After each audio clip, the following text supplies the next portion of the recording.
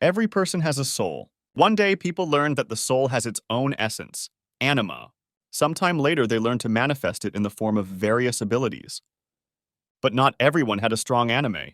Due to the emerging distribution of ranks, people whose anime was too weak began to be despised. Since E rank was the lowest stratum of society, such people were treated the worst. Schools became a tool for raising the status of the country. During military operations, people with the highest ranks were sent to the front lines. The school where our main character studies is no exception. Students with strong abilities often chose to be bullied to prove their superiority. But today, Michael and his friends were unlucky to choose a goal that was too tough for them.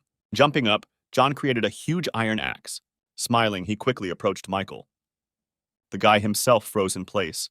He was amazed that his opponent was stronger than he had expected. Coming to his senses, he created a tanfei in each hand to hold off John's attack. The next moment, the iron axe collided with the iron tanfas, making a characteristic sound. Due to the oppressive force of the enemy, it was difficult for Michael to remain in this position for too long. He turned to Ethan, standing to the side, wondering why in such a situation he was just watching everything. Our hero was in no hurry to answer Michael. However, a couple of seconds later, scratching the back of his head, he said that he could not help him in any way. These words angered Michael even more, and he promised that he would definitely deal with him later. The next day, Michael, as promised, decided to deal with his unlucky classmate. He asked how long Ethan was going to continue causing problems for them. He hated even the thought of someone so weak being in their class. Our hero apologized, saying that one cannot expect anything from someone who is in last place. His words infuriated Michael. Gathering all the strength in his fist, he was about to hit Ethan, hoping that he would die and go to hell, but our hero managed to safely dodge. He said that wishing for death was too harsh, so he asked whether it would be enough to simply admit his guilt. Sean, who was standing behind Michael, began to roll up his sleeves, saying that Ethan should get 10 hits for each member of their team. Sighing, the hero realized that he would be beaten throughout the break. Therefore, he had no choice but to flee. Other classmates laughed as they watched this scene. However, Ethan failed to escape from his classmates. He was surrounded at the exit of the classroom. One of the guys said that using abilities at school is prohibited, so Ethan shouldn't even try to oppose them with anything. Immediately after this, our hero received a strong blow to the chest. Others watched Ethan being beaten, saying that F rank deserved only such treatment. They honestly didn't understand why someone like him would even come to school and disgrace their class. Slowly getting up from the floor, Ethan said that it wasn't his fault that Michael's team lost. Sean was about to hit our hero once again, wondering how Ethan dared to contradict them so brazenly. At that moment, the door opened and their class teacher, Mr. Thomas Reed, entered, announcing from the threshold that he had good news. Because of the teacher's arrival, Sean and Michael had to leave Eton and return to their places. Noticing that Mr. Reed was too joyful today, the students asked what was the reason for this. Someone shouted out the assumption that their teacher was finally getting married. Our main character managed to get up from the floor during this time and sit down in his place. Thomas could see that the hubbub in the classroom wasn't going to stop anytime soon and got everyone's attention by slamming his fist on the chalkboard, telling everyone to listen carefully. After that, everyone fell silent, and he said that their school had been awarded by the state. Glenn suggested that they had once again received some stupid offer from a dubious organization. When he asked how long they would continue to participate in something like this, the teacher came up to him and said that it was not he who decided this, and that they should just accept what was happening. Mr. Reed said it was all down to the achievements of the senior students. Afterwards, he returned to the board and said that from that day on, the school was becoming a site for combat exercises, so all students would be divided by military rank. Everyone listened carefully to their teacher, amazed that the school actually agreed to this. Meanwhile, Mr. Reed continued, saying that from this moment on, his charges become comrades in arms. He also said that all the teachers had been given a rank, so now he should be called the commander of the 10th platoon. Glenn asked what would happen to the students in the future.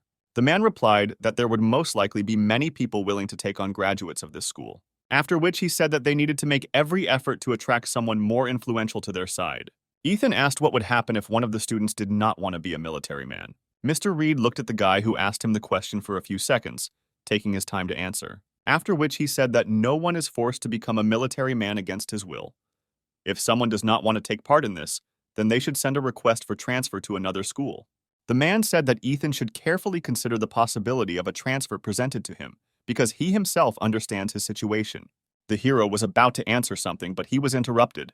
Classmates sitting in front demanded from Mr. Reed an explanation of the reason why their school was turned into a military school so suddenly. Taking a box from the table, the teacher replied that he had mentioned earlier that the 11th graders had performed well. Emptying the contents onto the desk, Mr. Reed explained that they were the ones who helped give the school military status and all received the rank of sergeant. The next moment, everyone saw on one of the desks a lot of student tickets where the rank was indicated. Patting one of his students on the shoulder, Mr. Reed said that 11th graders are the hope for a bright future for their country. Handing out a ticket to everyone, the teacher said that only the best of his charges would receive the rank of corporal, all the rest, the rank of lance corporal. After handing out tickets to everyone except Ethan, he announced that the platoon leader could re-evaluate rank at any time. Our hero turned to Mr. Reed to ask a question, but the man ignored him, continuing his speech. Ethan made another attempt to ask why he was not given a ticket. With his back to him, Mr. Reed said that in the entire school, there was only one student who could not achieve the rank of private. What we heard greatly surprised our main character. Turning to him, the teacher said that Ethan would just be a loser. The hero was not at all happy with his new title, which foreshadowed even more bullying from his classmates. After class, Mr. Reed called Ethan to his staff room. Looking through the documents, the man said that they should discuss Ethan's future. He admitted that he would not be able to pull out such a hopeless student and suggested that the hero change schools. The guy was shocked that he was offered to change schools. Looking at the documents, the teacher explained that even ordinary studies were not easy for Ethan, and if we talk about military training, he simply could not withstand the load. Ethan said that if Mr. Reed helps him unlock his potential, then there is a chance that he will succeed. After his words, the man looked at the guy in surprise. The next moment he laughed, saying that Ethan had a good sense of humor. The hero was unpleasant to realize that the teacher first paid attention to him only to laugh. After calming down, Mr. Reed said that the rank system would make it even more difficult for Ethan to survive in this school, and as a teacher, he couldn't help everyone. After these words, the hero's assumption that Mr. Reed was aware of all the bullying was confirmed, and it became obvious that he simply did not want to have an F-rank student. It was also not difficult to understand that the man secretly hoped that the constant insults would force Ethan to give up. He asked the teacher his opinion about whether souls could be divided by rank. The man was amused by his question, the answer to which was too obvious, of course. Souls are also divided by rank. After receiving the teacher's answer, Ethan clenched his fist. Looking at Mr. Reed, he said that he did not agree with this statement. As soon as the break was over, the teacher and our hero returned to the classroom, where he said that since the classes were now divided into squads, each sergeant must report attendance. Turning around, Anna counted everyone who was in her squad and reported that there were 10 people in the first squad and there were no absentees. Next was Michael. He said that there were 11 people in his squad with no absentees. Watching them, Ethan could not understand what all these army games were for. Mr. Reed asked the remaining third squad to report. Raising his hand, Glenn asked if that was all, to which the man said that he needed to follow the orders of his superior. Sighing, the guy replied that the total number of people was 10, 2 were missing, and 1 was a loser. Leaning back in his chair, he summarized that there were 8 people in his squad, which caused laughter from his classmates. All eyes were turned to Ethan, who was now not even considered human. The hero was already accustomed to various kinds of bullying, so he simply ignored all the ridicule in his direction. The teacher also did not attach any importance to this and announced that today, instead of lessons, there would be an event on the field. He said that government intelligence officers are hiding in the school, but even the teachers don't know where exactly.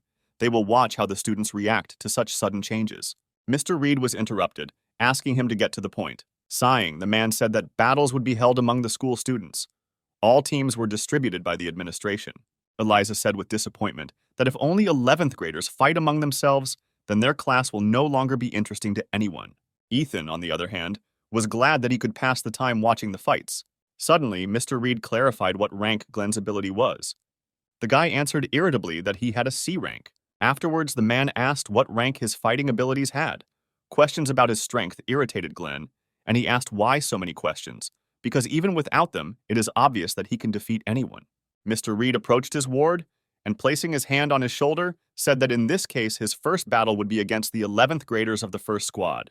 Realizing who he had to fight with, the stunned Glenn jumped up from his seat. Mr. Reed, meanwhile, told everyone except the third squad to go to the field, after which he said that Glenn's squad had 20 minutes to prepare. Everyone began to leave the classroom, wishing the third squad good luck. Glenn did not know what to do, because it was obvious that they would not be able to stand against high school students, who all received a high rank. Besides this, there was another factor that irritated him greatly, namely the fact that there was an F rank on his team. Rising from his seat, he walked towards Ethan, who was calmly lying on his desk. A couple of seconds later, Glenn stopped next to him. Rising from his desk, our hero asked what Sergeant Glenn needed. Glenn grabbed Ethan by the hair, saying that this manner of communication infuriates him. As he approached, he said that if the hero did not want to get punches in advance, then he should change his manner of speaking. Glenn then tosses Ethan aside, saying that the team they will be fighting has a real monster, Antonio. He said that it was difficult to defeat him even with joint efforts, but this time Ethan takes the place of a normal warrior, so the result of this battle is already obvious.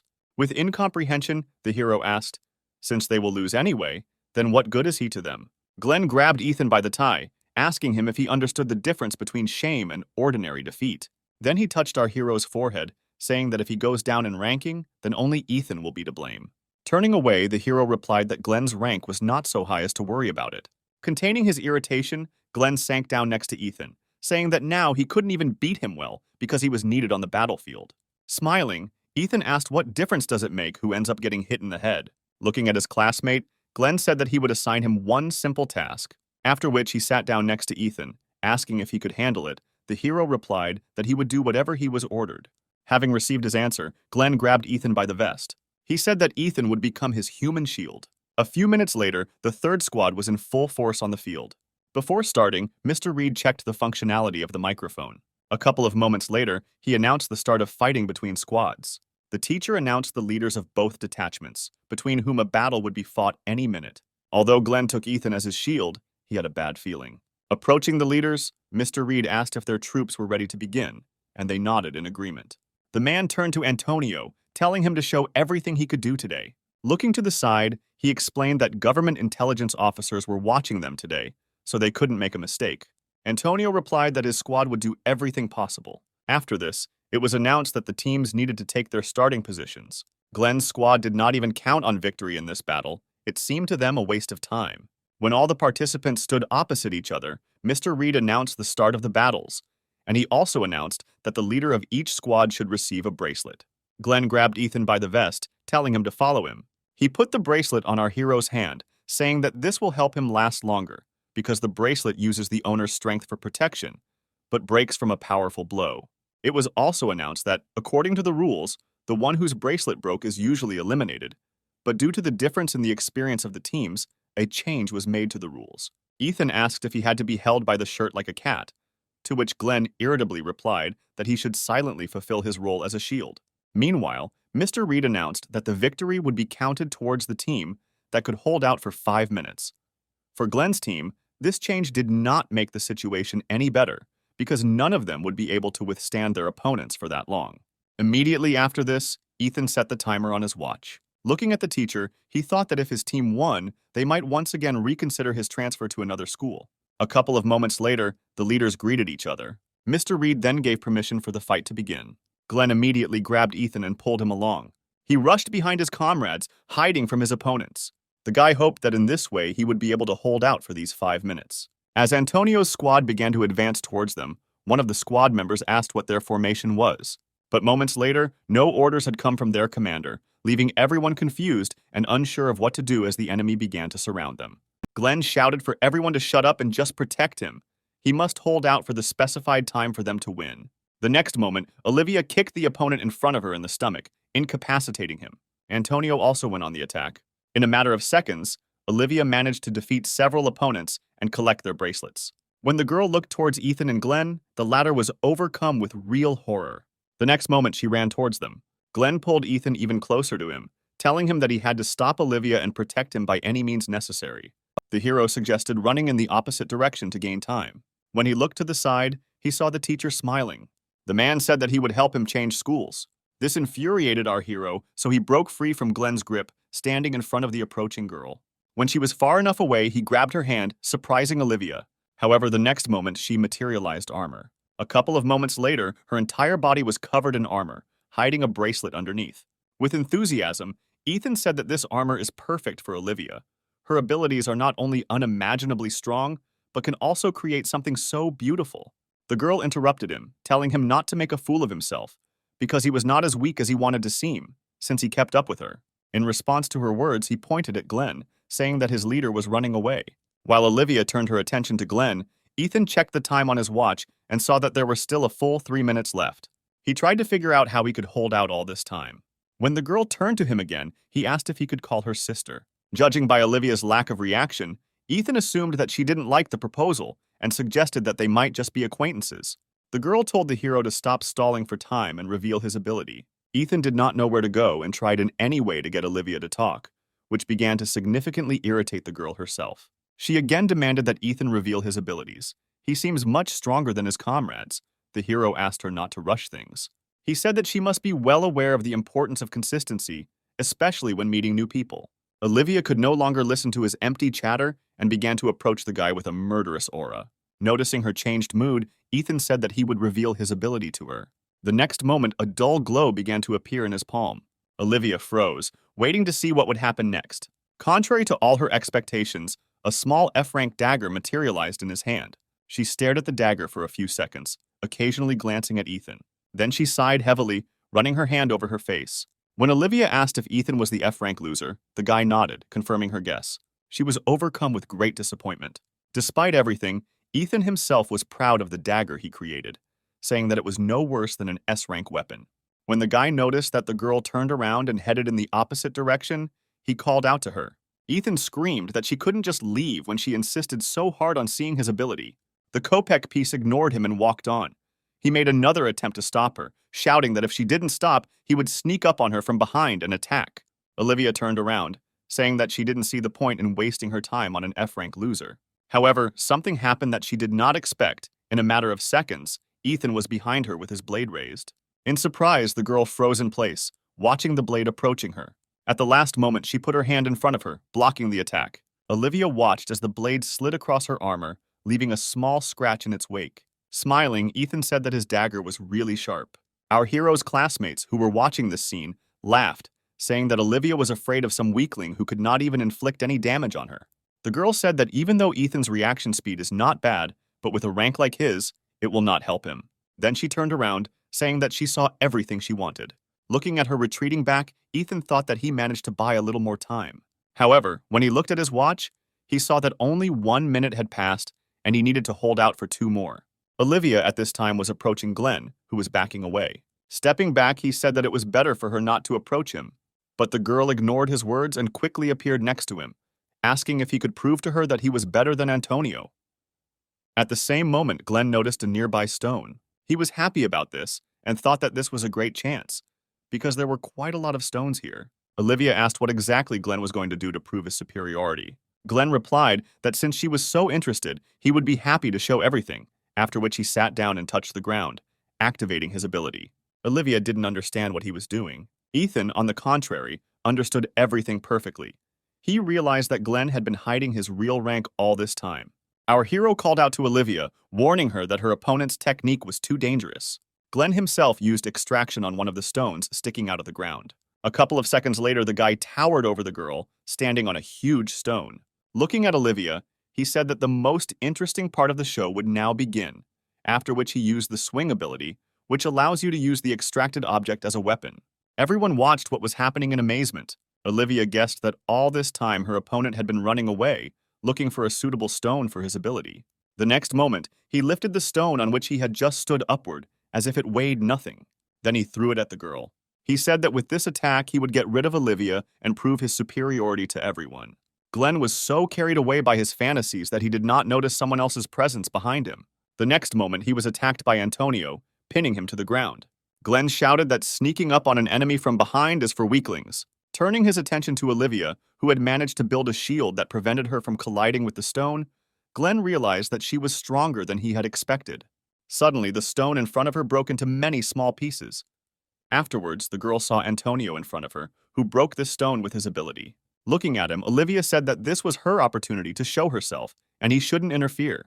The guy replied that it was too dangerous, and his duty was to protect his subordinates. Looking at him with displeasure, Olivia asked if he really thought that she herself could not cope with this situation. Antonio replied that he was firmly convinced that the girl would have done a great job herself. But the problem was different. Looking behind him, he nodded towards Glenn, who was rushing at him with a club, and said that this guy would not calm down so easily. Using his ability, Antonio instantly found himself behind Glenn and attacked him, throwing him over himself onto his back. Ethan, standing to the side, watched what was happening with interest. Suddenly, Antonio turned his attention to him, which made the hero tremble. Ethan shouted that he was giving up. He really didn't want to fight someone like Antonio. The guy who approached asked why Ethan warned Olivia about the danger before Glenn attacked. The hero replied that their sergeant can sometimes overdo it without thinking about the consequences. Continuing to approach, Antonio said that Ethan did not know how to lie at all. He, in turn, retreated back, recalling that a couple of seconds ago he had given up. However, Antonio ignored him and stood next to Ethan, intercepting his hand with the blade. The hero of the hands, due to such an unexpected attack, released the weapon from his hands, pointing it upward. But the next moment the dagger was already on the right, and he grabbed it with his free hand. Ethan swung it at his opponent. Antonio had no choice but to let our hero go. After that, he jumped back to a safe distance. He stared at Ethan, studying him. Taking a defensive stance, Antonio asked who he really was. Ethan replied that he was an ordinary warrior from the 3rd Squad of the 10th Platoon, with an F-rank ability. Antonio wanted to say something, however. At that moment, our hero's attention switched from the enemy to the wristwatch, which showed that he could hold out for only 1 minute. The guy asked what Ethan was looking for there. Instead of answering, our hero scratched the back of his head and laughed awkwardly. Then he pointed towards the stands, saying that there was a crowd there that was just waiting for Ethan to make another mistake. Antonio realized that his opponent was simply playing for time and said that he hated people like him most of all. When he asked why Ethan didn't at least try to win, the hero backed away from the guy, asking what he could do on his own. Antonio said that it was advice, not a warning. Ethan asked if there was any point in that, since he was only an F rank. Antonio said that at the end of the battle, the scouts would choose the worst ones and send them to other schools. After his words, the hero began to approach his opponent, saying that he did not want to go to another school. When Ethan stopped, he said that he could not guarantee Antonio that he would remain alive, since he had become his opponent. Immediately after this, a red aura began to surround our hero. It seeped out of his body, filling the surrounding space. The system reported that Ethan's physical indicators had tripled, and he could also see not only the level of someone else's ability, but how it worked, as well as its weaknesses. Ethan's condition will only return to normal if the opponent dies, or his soul essence is completely destroyed. The true ability of our hero is the skill of perfect execution with the enemy, which has an S rank. All this time, Antonio remained in place, observing the changes that were happening to the guy opposite. He assumed that the low-grade dagger was just a part of the manifestation of his true ability. Turning his attention to Antonio, Ethan saw that the opponent's ability was only a B rank, which was that he could catch any target. Antonio was shocked when our hero said that his ability was not as outstanding as he previously thought. The guy realized that he needed to be careful with Ethan, since he was able to see the abilities of other people. Meanwhile, the hero, surrounded by an aura of murder, pointed a dagger at the enemy, saying that he could no longer endure and hold back. He asked if Antonio could stop him. Without waiting for an answer from the enemy, he again asked whether he could cope with this task. Feeling completely superior to his opponent, Ethan changed his position. Rotating towards in one hand, he waited for Antonio to make his move. Classmates watching this did not understand why those two were just standing there. Michael, who was starting to get annoyed by this, shouted at Antonio to go on the offensive because he had come to watch Ethan being beaten. Antonio himself tried to determine how best to approach his opponent. Although our hero was not in a protected stance, he did not have any open areas to strike. Olivia also felt this strange aura coming from Ethan. This guy no longer looked like the loser he seemed to her at first. Looking at him, she felt fear. She tried to get her emotions under control, realizing that they had to help Antonio, and ordered everyone to attack Ethan. The next moment, everyone ran to carry out her order, attacking the enemy, but he deftly avoided them. Surrounding the hero from all sides, Olivia finally managed to reach Ethan. The next moment, our hero found himself pinned to the ground by Olivia. Dissatisfied with what happened, Antonio asked the girl why she did it. She replied that she was also obliged to protect all members of the squad in which she was a member. Antonio said that he did not need anyone's protection. Olivia's words about whether he was sure of this made him think. When the girl attacked him, the guy quickly left the line of attack. He also avoided a trap set by other members of the squad. It all looked more like a cat playing with its prey. Adjusting his tie, he replied that he wasn't sure he could really handle Ethan on his own. Noticing the shadow of a smile on Antonio's face, Olivia was shocked and did not hear his words that she had better dispel her ability before she got hurt. The next moment, her armor collapsed and began to disappear, causing the girl to fall into bewilderment. The others also didn't understand what was happening as they watched as their bracelets began to break without any reason. When Ethan noticed Antonio's gaze on him, he said that they had great teamwork. However, the guy still continued to gaze intently at the hero, causing him to be wary. Sighing, Antonio asked if Ethan had come to his senses. Ignoring this question, our hero turned to Olivia, saying that 5 minutes had already passed and they should get off him. Turning around, Antonio said that next time no one would bother them. Ethan replied wearily that once was enough for him. However, Antonio ignored him, advising him to practice a little before their next meeting. With doom in his voice, Ethan shouted after the departing guy that this time was enough for him, and there was no point in them meeting again, but he was again ignored. Following their sergeant, the rest of the squad members hastened to leave the field. Left alone, our hero tiredly sank to the ground. The shocked Mr. Reed announced the result of the battle, which was hard to believe. Glenn's squad won. At the same time, an important conversation took place in the director's office. Director Roger handed over to his guest the documents that he had previously requested. Taking in his hands a stack of documents containing students' personal files, he came across a recently revealed 11th grade student, Antonio. Patrick noted that in middle school, he did not have a single award, but in high school, all the victories were his. After reviewing all his data, he concluded that he was only able to get this far thanks to his rank. While studying the affairs of other students, his attention was drawn to the fact that one of the students had an F rank. He asked Principal Roger for details about this student. The man replied that Ethan had the lowest rank. After much discussion, they had to place this student in the combat class. Patrick was interested in this student. Turning the sheet over, he saw that there was a more detailed description, but the director said that it was not worth reading. In the special circumstances footnote, it was stated that Ethan lost his parents at age 8 and was unable to awaken his abilities due to shock, then suffered bullying from other relatives, and at age 10, he awakened his ability when the family was burgled. Something about this alarmed Patrick, because usually all children awaken their abilities at the age of 8. Previously, he had not encountered other cases where the awakening of a child's ability manifested itself later due to any circumstances. Patrick asked if Ethan's fighting abilities had changed since Ethan's awakening, and the headmaster replied that when he arrived at school, he still had an F rank. Something about this guy's case haunted him, and Patrick began to suspect that Ethan might be deliberately hiding his power. Putting the stack of documents aside, he said that he would like to meet the student in person. The director was surprised by such a request, and he hastened to say that Ethan would soon change schools due to his low rank. Afterwards, the man asked why it was decided to introduce military training into this particular school. Hearing this question, Patrick froze. Faced with his guest's warning glance, the director became frightened, thinking that he had asked a question regarding a secret government project that was not supposed to be discussed. He apologized, saying he shouldn't have asked that question. Looking at the affairs of the two students who caught his attention, Patrick replied that they were preparing for attacks from the north, and the system he introduced will help students change and become stronger. Every morning of our hero began the same way. He woke up exactly at 6 in the morning, after which he begins to get ready for school. In front of the mirror, he tells himself that today will be a good day, and at 6:30 he leaves the house. Because he was given cleaning duties, he has to go to school so early. This morning at the entrance, he met other students who had come to school at such an early hour. Rumors about what happened yesterday spread throughout the school, so Ethan's name became on everyone's lips. Grinning, the girl said that most likely Antonio's team simply lost their vigilance yesterday, since they lost to someone like that. They couldn't believe that some loser had defeated the 11th graders with an ordinary dagger. Upon arriving at his class, Ethan washed the board, then brushed the chalk off the brushes, thinking that it would be better if they hung regular marker boards. Having finished with this, the hero moved on to washing the floors not only in the classroom, but not in the entire corridor. A little later, Michael and Sean approached him, the latter saying that Ethan's attempts to do at least something had benefited their team. Putting his hand on the hero's shoulder, he said that he managed to greatly surprise everyone that day. Sean admitted that they didn't expect anything from Ethan back then, but somehow they all managed to come out on top. After that, he left the class. At the next break, Glenn approached him. Ethan thought that now they would start beating him again. However, contrary to his expectations, a classmate asked our hero to get him some math handouts. Ethan was surprised that they weren't going to beat him up.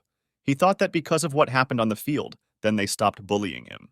The next day, students from parallel classes also began to approach him with various requests, such as doing their homework for them. Even though the bullying against him stopped, they began to use him for their own purposes, which exhausted our hero much more.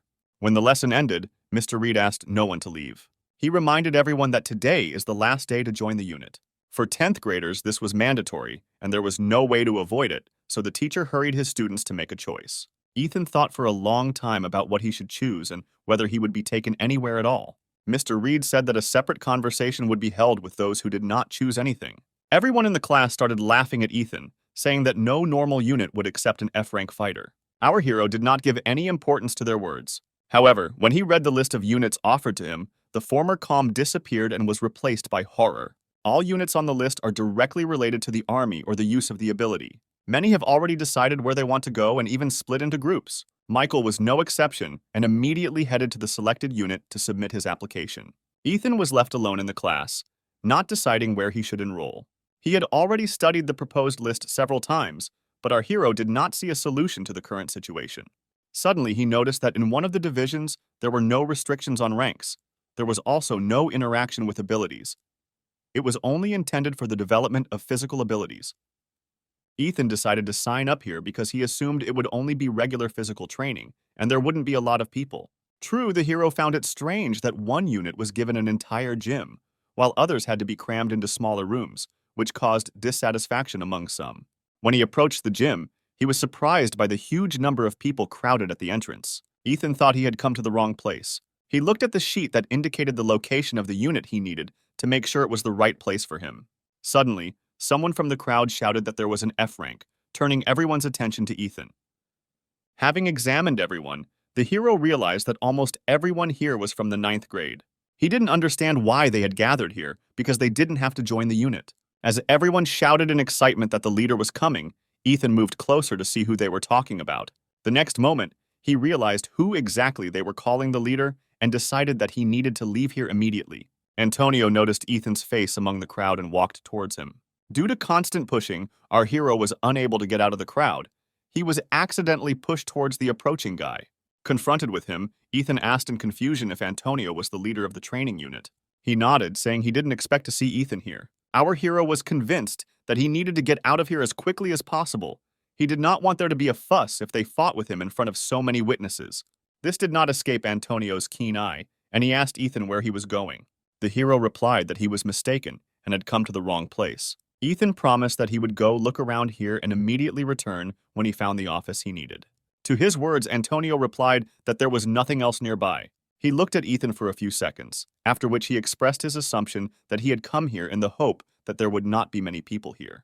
The hero admitted that this was indeed the case, but too large a crowd had gathered here, so he changed his mind about entering here. Antonio replied that it was not so easy to get into his unit, so Ethan need not worry about a large number of participants. But even with these arguments, our hero refused, recalling that his abilities are too insignificant. The unit leader had no choice but to force our hero inside. Heading to the middle of the hall, Antonio said that he would now conduct an entrance test, which Ethan would take along with everyone else. Taking a quick glance at everyone who wanted to join here, he was surprised that more people than usual had gathered today.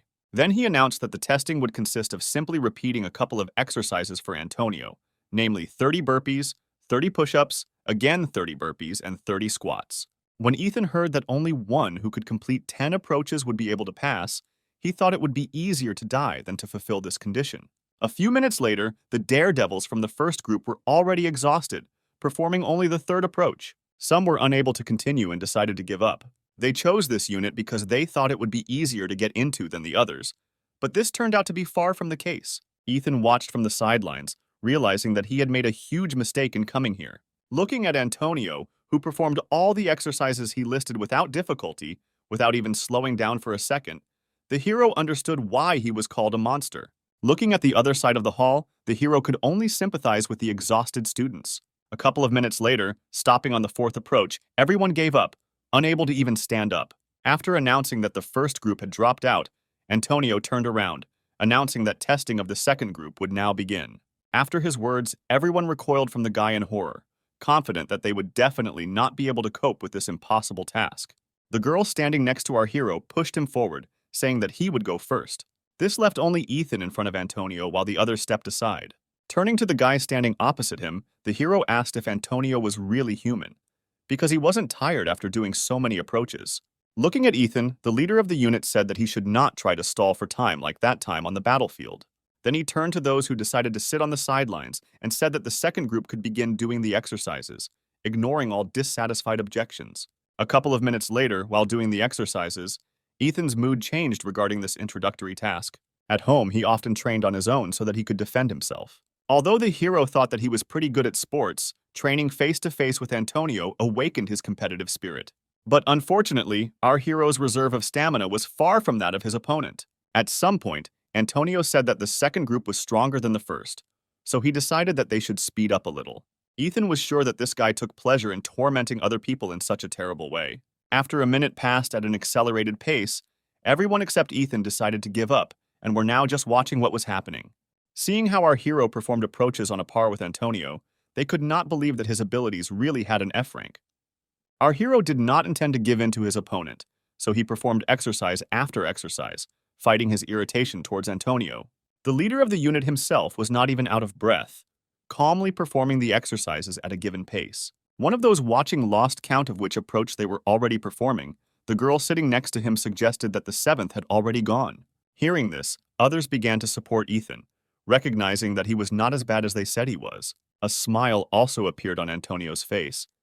He thought that it was not in vain that he had noticed this guy on the day of the battle. Ethan himself was already at the limit of his strength.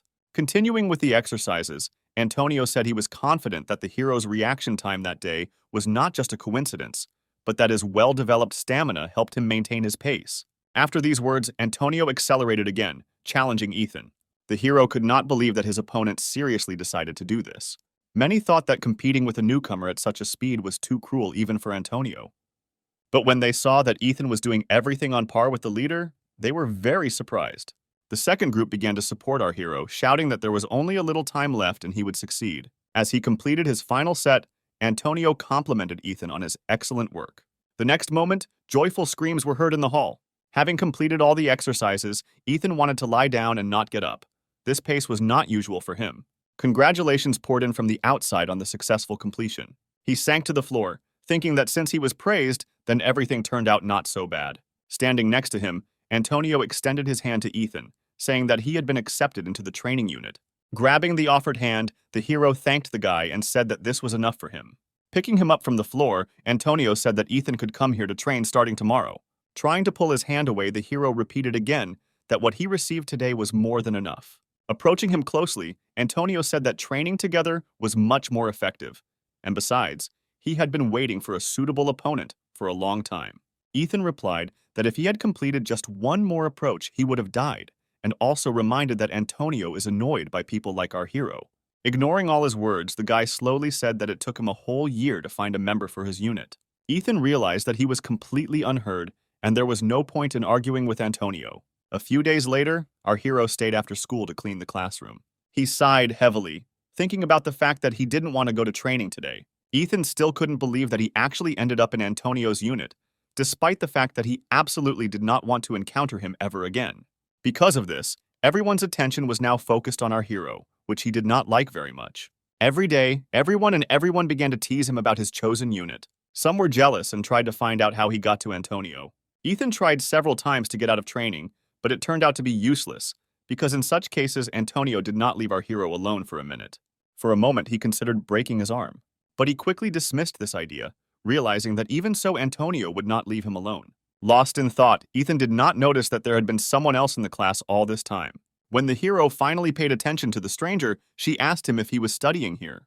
Ethan nodded and asked what was wrong. The next moment, she took out her student card with a title, saying that if she was not mistaken, then in this school it is customary to greet her this way. Ethan was surprised when he learned that this girl already had the rank of corporal.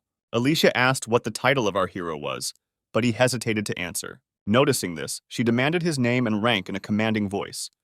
Ethan immediately reported that he had been awarded the rank of Rookie of the 3rd Detachment of the 10th Platoon. Only then did he realize that he had answered her without thinking, because they had been forced to memorize it many times. Looking at Ethan, Alicia was surprised that he was just a newbie. After she extended her hand, saying that she was glad to meet him, the hero returned her handshake and asked what she was doing here. Alicia replied that starting tomorrow she would join the ranks of the 10th Platoon. After receiving her answer, Ethan smiled, saying that he hoped they would get along in the future, and then headed out. He said he still had work to do, so he had to go. Before Ethan could open the classroom door, Alicia grabbed his backpack and pulled him back. Then she pushed him against the wall. Ethan watched in surprise as the girl approached him and blocked his escape route. The hero said that he really needed to go. Looking into his eyes, Alicia said that first he should show her the school. Ethan had no idea what to do in such a situation, especially since Antonio could come here at any moment and then he would not be able to escape. The hero made another attempt, saying that he was in a hurry and she should look for someone else, but the girl stood her ground, answering that Ethan suited her perfectly. He realized that today was an extremely unlucky day, and he would not be able to get away from either Alicia or Antonio. Approaching Ethan a little more, the girl said that he should show her the school immediately. Sighing, the hero asked where she wanted. Alicia asked him to take her to Sergeant Antonio.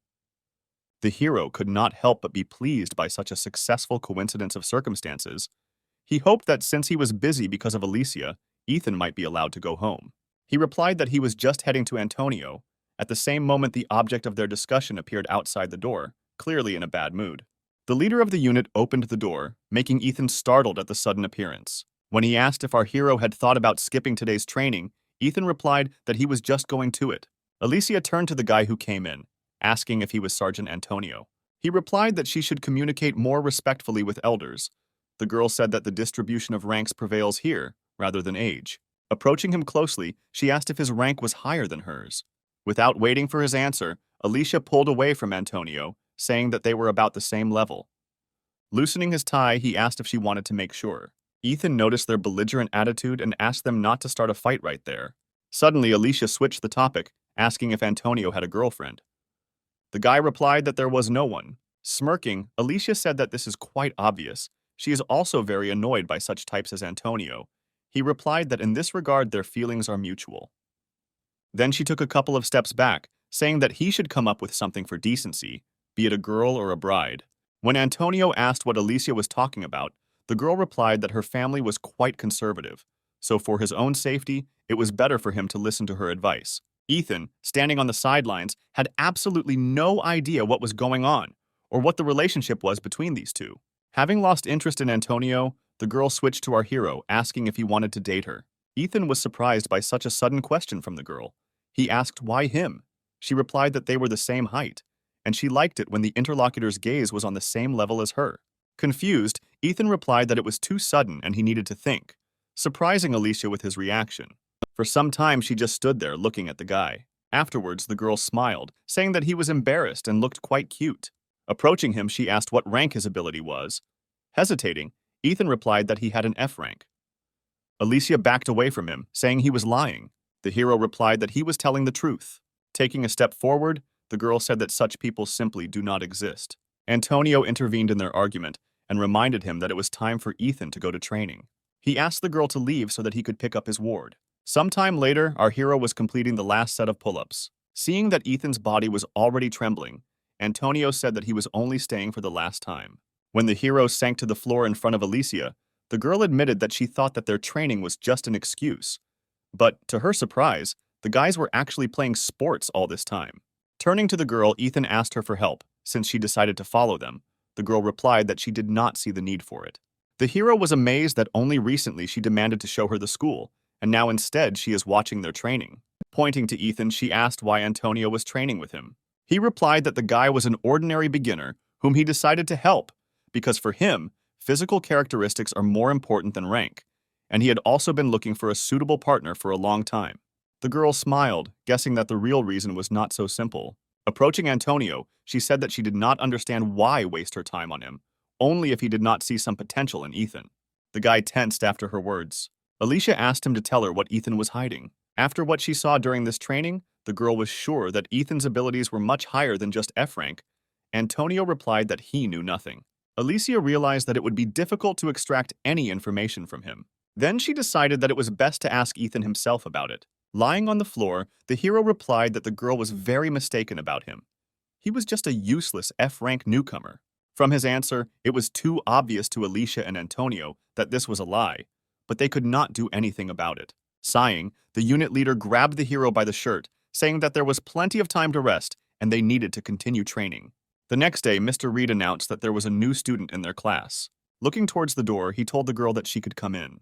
A couple of seconds later, a smiling Alicia stood in front of the whole class. Everyone looked at her with interest, because it was the first time someone had been transferred to them. Alicia turned to the teacher, asking where her place was. The man replied that she was sitting on the horse with the first squad, but first she needed to introduce herself. Having determined where Ethan was sitting, the girl replied that she liked the third squad and headed in his direction, ignoring the teacher's objections. Walking past the rows, Alicia asked to be placed in the third squad. Ethan and his seatmate watched the new girl in bewilderment. Pointing to her neighbor Ethan, Alicia said she wanted to sit there and asked to switch seats. The guy replied that this was his place and he did not intend to give it up.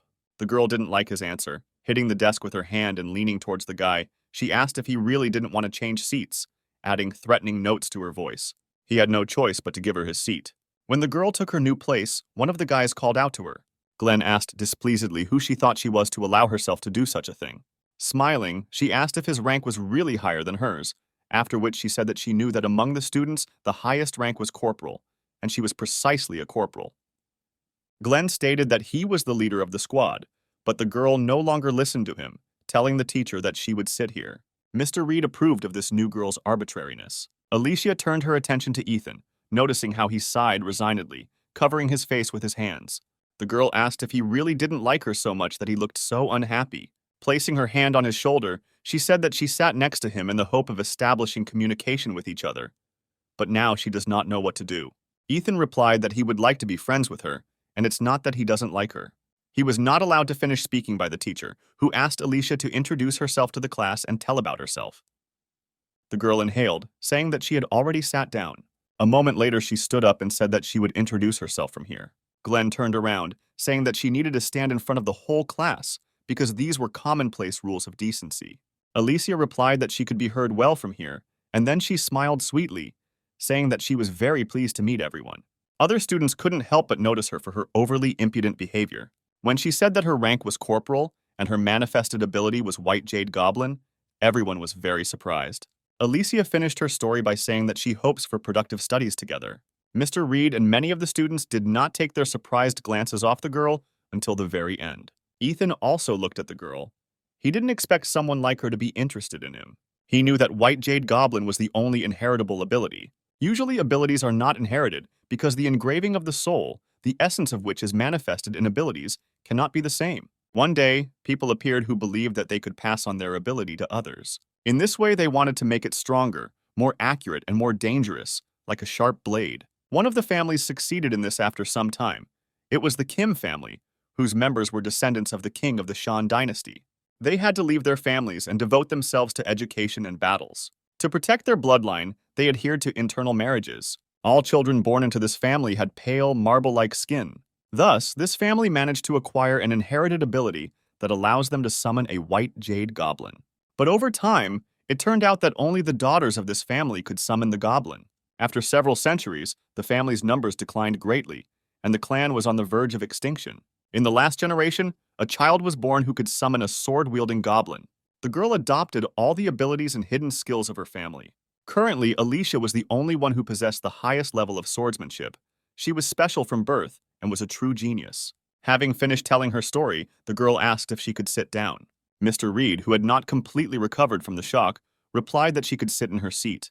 After which he announced that from today, Alicia is the deputy leader of the 3rd Detachment.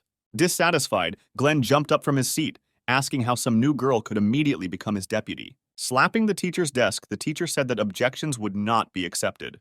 Glenn understood that his place as leader was under threat, and he did not like it very much. Meanwhile, Ethan said that Alicia turns out to be quite famous. The girl, in turn, replied that she was just pretty, that's all. Looking into his eyes, she said that not only she was special here, but he was too, because it was not often that you met someone with an F rank. Ethan had never heard anyone of his rank being called special before. Sighing, he asked Alicia to stop looking for something in him that was not there. Laughing, the girl replied that she would definitely reveal all his secrets. Glenn couldn't think about anything other than the emerging threat in the person of the new student. He was determined to show this impudent girl his place at all costs. After the lesson ended, a big break began, during which everyone rushed to the dining room. Some have discussed how Alicia would be much better as the leader of the 3rd Division than Glenn, who is inferior to her in many ways. Sean remembered that on the day of the battles between the squads, Glenn gave strange orders, hiding behind other people's backs all the time. Walking past Glenn, Sean's interlocutor admitted that at first she thought of Alicia as a simple, arrogant girl, but after watching videos of her fights, she realized that she was great at giving orders. Elena still can't forget how cool Alicia was in that battle in the video. The girl had no doubt that Alicia would soon remove Glenn from his position. Listening to all this, the anger inside their current leader began to boil more and more. He realized that if he did not immediately do anything about the new girl, she would immediately take his place. Alicia herself was in the classroom with Ethan. Rising from her seat, she invited him to have lunch together. Our hero refused her offer, saying that he still had cleaning to do. Grabbing him by the vest, the girl said that she had no one to be with, to which Ethan objected that she was currently the most popular student in school. After letting him go, Alicia replied that she hated those who communicate with her only because of her merits. Ethan apologized to the front, saying that he would not be able to join her at lunch because he was really very busy. When he listed to her everything that he had to do for the period, Alicia said that this was too much for one person, and even the leader of the squad could not do it all alone. Ethan looked away and agreed that it was really difficult to do this alone. Leaning closer to him, Alicia asked if he ran errands for the other leaders for an hour. Her look became wild when she suggested that Ethan could carry out the assignments assigned to him by the whole class. Moving away from the girl, the hero replied that he helps everyone else from time to time. It seemed to him that if you start dividing responsibilities, complete confusion will begin, and asked that Alicia not misunderstand this situation. The girl listened to her friend in surprise. When he finished his explanation, Alicia pursed her lips in irritation. The next moment, she again grabbed Ethan by the vest and dragged him along with her. When he asked where they were going, the girl replied that she needed to deal with those who were irresponsible about their responsibilities, shifting them to others. Walking into the cafeteria where all her classmates were, Alicia easily found Michael and approached him. He looked at her in surprise, asking what she needed. The girl asked if he was not appointed responsible for cleaning the office. If this is so, then why does he shift his responsibilities onto the shoulders of someone else? Spreading his arms to the sides, Michael replied that this should be a given, since Ethan was only an F rank who could only be entrusted with this kind of task. With her hand over his mouth, Alicia told him she wasn't interested in his pathetic excuses. Smiling, she said that everyone must mind their own business. Alicia considered bullying the weak to be a very low act. She said that she would not stoop to something like that, and hoped that Michael understood perfectly what she was driving at. After her words, the guy turned very pale. When the girl removed her hand, he apologized, saying that he would not behave like that again. Pointing to Ethan, Alicia said that Michael should apologize to him, not her. Having received the apology due to our hero, they then went to the teacher. Alicia told him about the current situation. The man said that he was not aware of what was happening with Ethan and appointed the girl responsible for the distribution of responsibilities. The girl was happy with the powers given to her and thanked Mr. Reed. Ethan himself did not share her joy because she literally turned his entire habitual way of life upside down. Meeting Sean in the hallway talking to Nicholas, Alicia said that she was now dividing up the duties and handed one of them a mop, putting him in charge of the floors and the other in charge of cleaning the boards. The guys looked at the girl in bewilderment, asking why they should do frills. When Sean said that F rank should handle this, Alicia silenced him by hitting both of them in the throat with a mop. She said that shifting responsibilities to one person does not add honor to them. At that moment, a disgruntled Glenn called out to her. Alicia turned her attention to him, asking if he wanted to help with cleaning. The guy ignored her question, saying that she should call him leader. The girl nodded, then asked what he needed. He asked in bewilderment whether a leader really needs to approach his subordinate only on business. The girl didn't answer anything, silently looking at Glenn. Then she shrugged, saying that it would be better if she became the leader of the squad instead of him. The guy was infuriated by her words. Turning around, she said that since the leader of the squad did not need anything, she would go. Glenn stopped her, telling her to come to the school roof after school because they needed to discuss something about the squad. Ethan heard Alicia being called to the roof. To hear her answer, he got up from his seat and sat by the door so as not to be noticed. When the lessons were over, the girl went to the roof. Our hero followed her, keeping his distance so as not to be noticed. Rising to the very top, the girl opened the door and walked out through it without the slightest hesitation. Ethan was in no hurry to climb higher, expecting that Alicia might change her mind and come back. He waited a minute, making sure that no one was going to come down from the roof. Only then did he rise higher, thinking that Glenn had made a big mistake by challenging someone like Alicia. The hero stopped near the slightly open door, carefully listening to the conversation. Alicia asked what exactly Glenn wanted to discuss with her, to which the guy replied that by coming here, she herself had to realize everything. Then he pointed to a group of his people standing behind him. Smiling, the girl said that their leader was far from a failure and was quite popular at school. Several dozen students from different classes stood in front of Alicia. Glenn said that since she is a member of his squad, he does not intend to give up in the future after today's conversation. Alicia wondered if the leader of her squad was so weak that he couldn't talk calmly without a crowd of his friends behind him. Her words made Glenn laugh. Trying to hold back the gusts of laughter, he said that it was time to teach his deputy a lesson. The surprised girl pointed to herself, asking what exactly they were going to do. Then she looked at Glenn, asking what exactly he was going to teach her. Kneading his hands, the guy answered, explaining in a more understandable language that he would make Alicia regret her behavior. The girl asked what was wrong with her behavior. Glenn replied that she must obey her leader's orders. His words made her laugh a lot. She asked why on earth she should do this. Alicia said that Glenn must either be stronger than her or smarter for her to obey him. But the guy standing in front of her did not fit any of these points, so she said that she did not recognize him as a leader. Glenn couldn't believe that Alicia actually dared to say something like that. He commanded those behind him to activate their abilities. The girl watched her opponents, assessing their strength. She replied that they had quite a few melee weapons, but they were completely ordinary, without any additional enhancements. Glenn was sure that so many opponents must have shaken Alicia's confidence. He asked if she felt insignificant when looking at his team. The girl replied that this should apply more to themselves than to her. Glenn replied that she should stop talking nonsense, because it would not be difficult for his people to deal with her in a matter of minutes. He reminded her that using powers in the school was prohibited, especially ones as strong as hers, so if she activated it, she would be severely punished. At the same moment, several fighters stepped forward. He was confident in himself, because he selected only those who could calmly use their abilities without fear of being noticed. He knew that in order to maximize her strength, Alicia needed a sword, which the girl did not have. Comparing a professional without the opportunity to use his ability and losers, but with abilities, it was obvious to him that the latter would win. Glenn said that the girl had better give up from the very beginning, because she would not be able to cope with such a crowd. If she changed her mind about him, he promised that she would be treated a little more gently. Suddenly, Alicia asked if Glenn had any thoughts when looking at Antonio, who is quite famous in this school. The guy didn't understand what she was trying to say. Alicia said that everyone knew the rank of her normal ability, and then asked if they knew the rank of her combat ability. When she took a step forward, the guys who had come forward began to back away in fear. Glenn didn't understand what they were doing, because a swordsman without his sword poses no threat against a whole crowd with abilities. Sighing, Alicia said that he should have tried so hard during the battle of the squads. Then she pointed to her forehead, asking if he had forgotten what they were taught. She recalled that according to statistics, one A-rank fighter can easily defeat 100 less powerful opponents, after which one horn grew from her forehead and her hair began to turn lighter. Alicia said that the first thing a fighter must learn to get an A rank is to go alone against the crowd. After her words, everyone froze in horror, realizing that such an opponent was too tough for them. Noticing that everyone began to hesitantly retreat back, Glenn shouted that it was stupid to be afraid of an enemy who didn't even have a weapon. Then he pointed at the girl, ordering everyone to attack her together. The guy holding the bat decided to trust Glenn's words. The next moment, he attacked her first, swinging the bat at Alicia. Contrary to his expectations, the girl simply stood there, not reacting in any way to his attack. Alicia watched the bat approach her face, wondering if this guy had overestimated himself. The next moment, the bat froze a couple of centimeters from her. The guy looked at her in surprise. The girl grabbed his hand, holding the bat at a distance. Then she threw the enemy aside and he flew into his comrades who were standing nearby.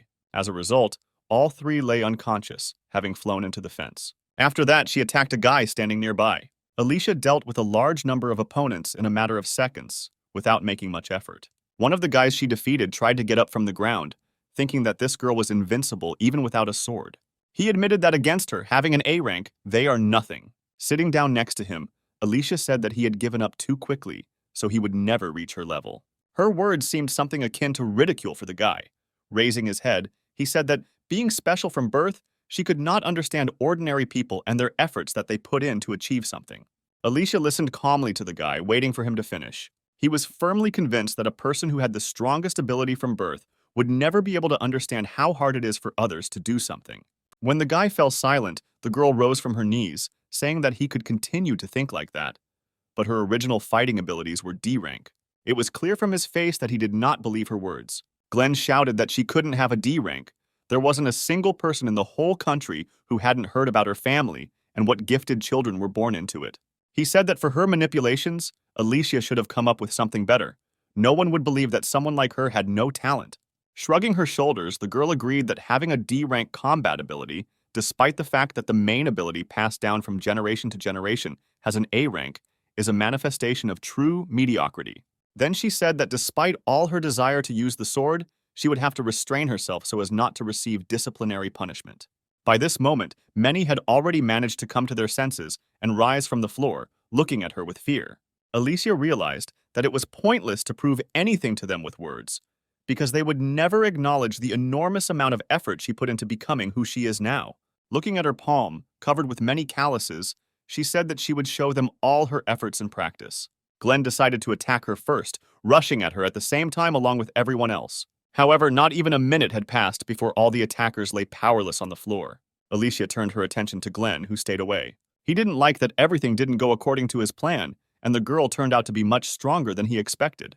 Stretching her neck, Alicia said that everything would end as soon as she dealt with him.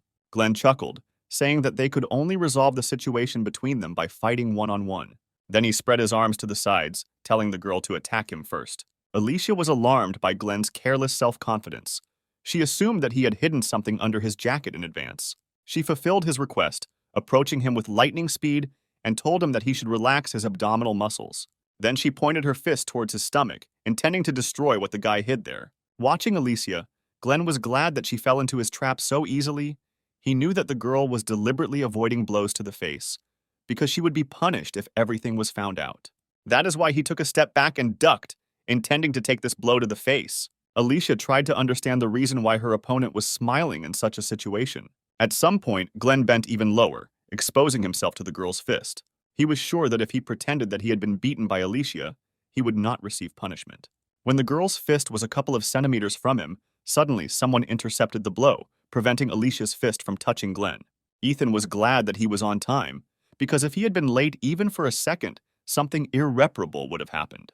Gurren was surprised that F-Rank decided to interfere in their fight. Ethan stood up, throwing out fragments of plastic, which took the entire blow upon himself, ignoring the questions of the surprised guy about what he forgot here. The hero stepped on Glenn's hand, silencing him, after which he apologized for such a grave mistake in relation to his leader and asked if he had suffered much. Holding his bad arm, Glenn looked at Alicia, asking if she called this non-entity here. Pointing to our hero, the girl replied that he himself followed her. The notes of dissatisfaction in her voice touched Ethan to the core. He said that this life was too cruel to him, because he was not welcome anywhere. A few moments later, Alicia's ability dissipated. Looking at the distance from where they were to the front door, she didn't understand how Ethan managed to cover this distance in such a short time. It would have taken him at least 10 seconds to make it in time. Somehow he managed to get to them before her fist touched Glenn's face. He was also able to completely absorb her blow without getting hurt. The girl clenched her fist, realizing that this guy might be stronger than she originally thought. Feeling that something was digging into her palm, she unclenched her fist and was surprised to find pieces of plastic there. Our hero pointed to the sky, saying that the sun was already setting and invited everyone to go home, forgetting about what happened here. Rising to his feet, Glenn asked who Ethan thought he was that he dared to decide for others. He said that our hero and Alicia would be in big trouble if he complained to the teacher. Making the most innocent face that Ethan was capable of, he asked in surprise what he had done. He just protected his comrade in the squad, for which, on the contrary, he was entitled to praise. Alicia agreed with him, saying that their junior did protect Glenn's face. Because of this, there would not be enough arguments to accuse them of anything. The guy laughed at her words, saying that she shouldn't be so self-confident. Pointing towards the door near which he had previously hidden the camera, Glenn said that everything that happened was recorded. The guy admitted that he was going to show this video to the teacher, proving that Alicia and Ethan, in conspiracy, not only violated the school rules, but also brutally beat other students. When the guy finished his enthusiastic speech, the hero pointed down, asking if this was the camera he was talking about. Glenn looked down in bewilderment and saw the wreckage of his camera, which would be very difficult to restore in this condition. Ethan apologized to the leader, saying that he didn't know it was a camera and he mistook it for a regular decorative item. Awkwardly scratching the back of his head, the hero said that this was the first thing that came to his hand, that he could find here to soften the blow. Kicking one of the fragments of the camera, Olivia said that Glenn's plans were not destined to come true, but there is something that worries her more at the moment. Grabbing Ethan by the vest, she asked how he managed to stop her blow. Raising his hands in a gesture of surrender, the hero asked why she was treating him like that, since he had just helped her. The students who came to their senses watched in surprise what was happening. One of them said that A-rank fighters have not only good skills, but good luck. Alicia heard these words spoken and froze for a couple of seconds. Then she headed towards them, dragging Ethan along with her. The guys watched the girl, wondering what she was going to do. She suddenly told them to stop whining about their low rank and advised them to learn a lot from Ethan. Alicia said that they should seriously think about her words and what happened today, and then turned towards the door. Everyone just watched in surprise at the retreating girl, who was dragging our hero along with her. Glenn never moved from his place, even when the door slammed shut, leaving him and his defeated team on the roof. He lowered his head, clenching his fists. Glenn really lost today. That same night, Ethan had a dream about events that happened many years ago. In an apartment covered in splashes of blood, screaming heart-rendingly, a woman with severed limbs tried to crawl away from a little boy with a knife, calling him a monster. Blood covered the boy's entire body, strewn with countless bruises from beatings, which gave him a terrifying appearance. Standing in front of the man's corpse, the boy said that he was no different from his uncle and aunt, who raised him this way. At this moment, Ethan woke up, jumping up sharply in bed. The next moment, the alarm clock, set for 6 in the morning, rang. But the hero did not pay attention to this annoying ringing, being overwhelmed by memories from the past that haunt him in nightmares. He exhaled heavily for a few moments, returning to reality. He had stopped having this dream since entering high school, but recent events had caused his nightmare to return.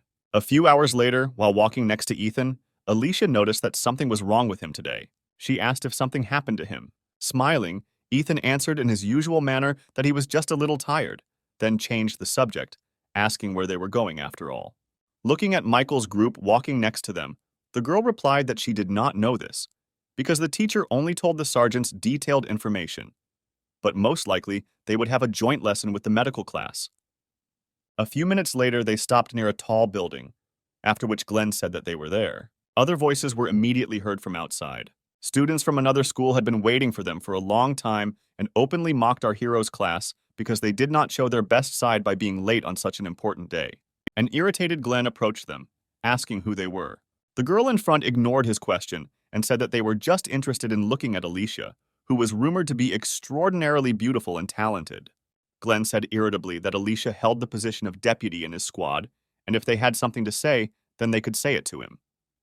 After his words, the students of the other school laughed, saying that their attempts to appear military looked stupidly funny. Glenn could not listen to this any longer, so he said that he was the sergeant of the 3rd Detachment of the 10th Platoon of the High School of Special Training, and then demanded that they tell him who they were. One of the girls asked who he thought they looked like. He replied irritably that they were the dregs of society. A man suddenly appeared and put his hand on the shoulder of one of the girls, saying that they should not quarrel with other schools. Lewis apologized for his classmates' behavior, saying they were a little worried. Then he extended his hand to Glenn, saying that he was very pleased to meet you. Glenn pushed away the hand extended to him, answering that Lewis should not waste his time and explain what was happening here. The guy suggested that Glenn calm down first so that they could have a normal dialogue. Alicia came out in front and said that he really should calm down and pay close attention to what he says, because their training rating has dropped a lot lately and they need to restore it. Afterwards, the girl turned her attention to Lewis and asked for forgiveness for Glenn's behavior. Lewis replied that everything was fine and then said that he was very glad to meet her. Alicia ignored his outstretched hand in greeting, saying that their squad had come for a joint lesson with the medical class. Then she asked what students from another school were doing here. Smiling, Lewis replied that they were the very class that should work together with them today. The guy also said that they had been waiting for this day for a long time. Afterwards, the students from the 2 schools headed to the bank building, where their assignment would most likely take place. Lewis said both schools have a relationship with the bank and felt it would be a great location for their practice. Noting the absence of people on this street and the presence of a security guard at the entrance, the guy assumed that the bank was closed for today on the occasion of their arrival. When they went inside, a man greeted them, saying that they had arrived on time. Some of the students had heard that security officers would be assigned to them, so they were not very surprised by the appearance of men in uniform. She took a few steps forward and introduced herself, saying that she was really looking forward to this day. The men laughed and replied that she was brave beyond her years. Alicia asked what they would do today. After her question, Jack, who met them, laughed even more, saying that he was starting to like her and would gladly take her into his unit when she grows up. Sometime later, they were led inside the bank. Taking off her sword, Alicia thought that their fighting abilities were completely ignored and treated like little children, and she would have to try hard to prove her worth. Suddenly, she clicked on Lewis, who was standing next to her. He immediately approached her, asking what business she had with him. Alicia asked him to split his class into 4 temporary squads because they needed to appear in a good light in front of the bank. Then I looked at my classmates, who were talking with the employees at full speed. Sighing, the girl said that they were acting too carelessly and no one was taking the whole situation seriously. An employee passing by said that he and other guys would go for coffee and asked if they would drink something. When Alicia heard that the cafeteria had a coffee machine and other drinks were also available for purchase, all her seriousness disappeared. Leaving her sword behind, she ran after the man, figuring that it wouldn't hurt to relax a little. Besides, there were people from the security department here. Ethan decided not to join the others in the cafeteria, remaining in the room. He believed that everyone had relaxed too much. Lewis suddenly walked up to him. The hero did not expect such an unexpected appearance of the guy, so he could not hide his surprise, wondering what he needed.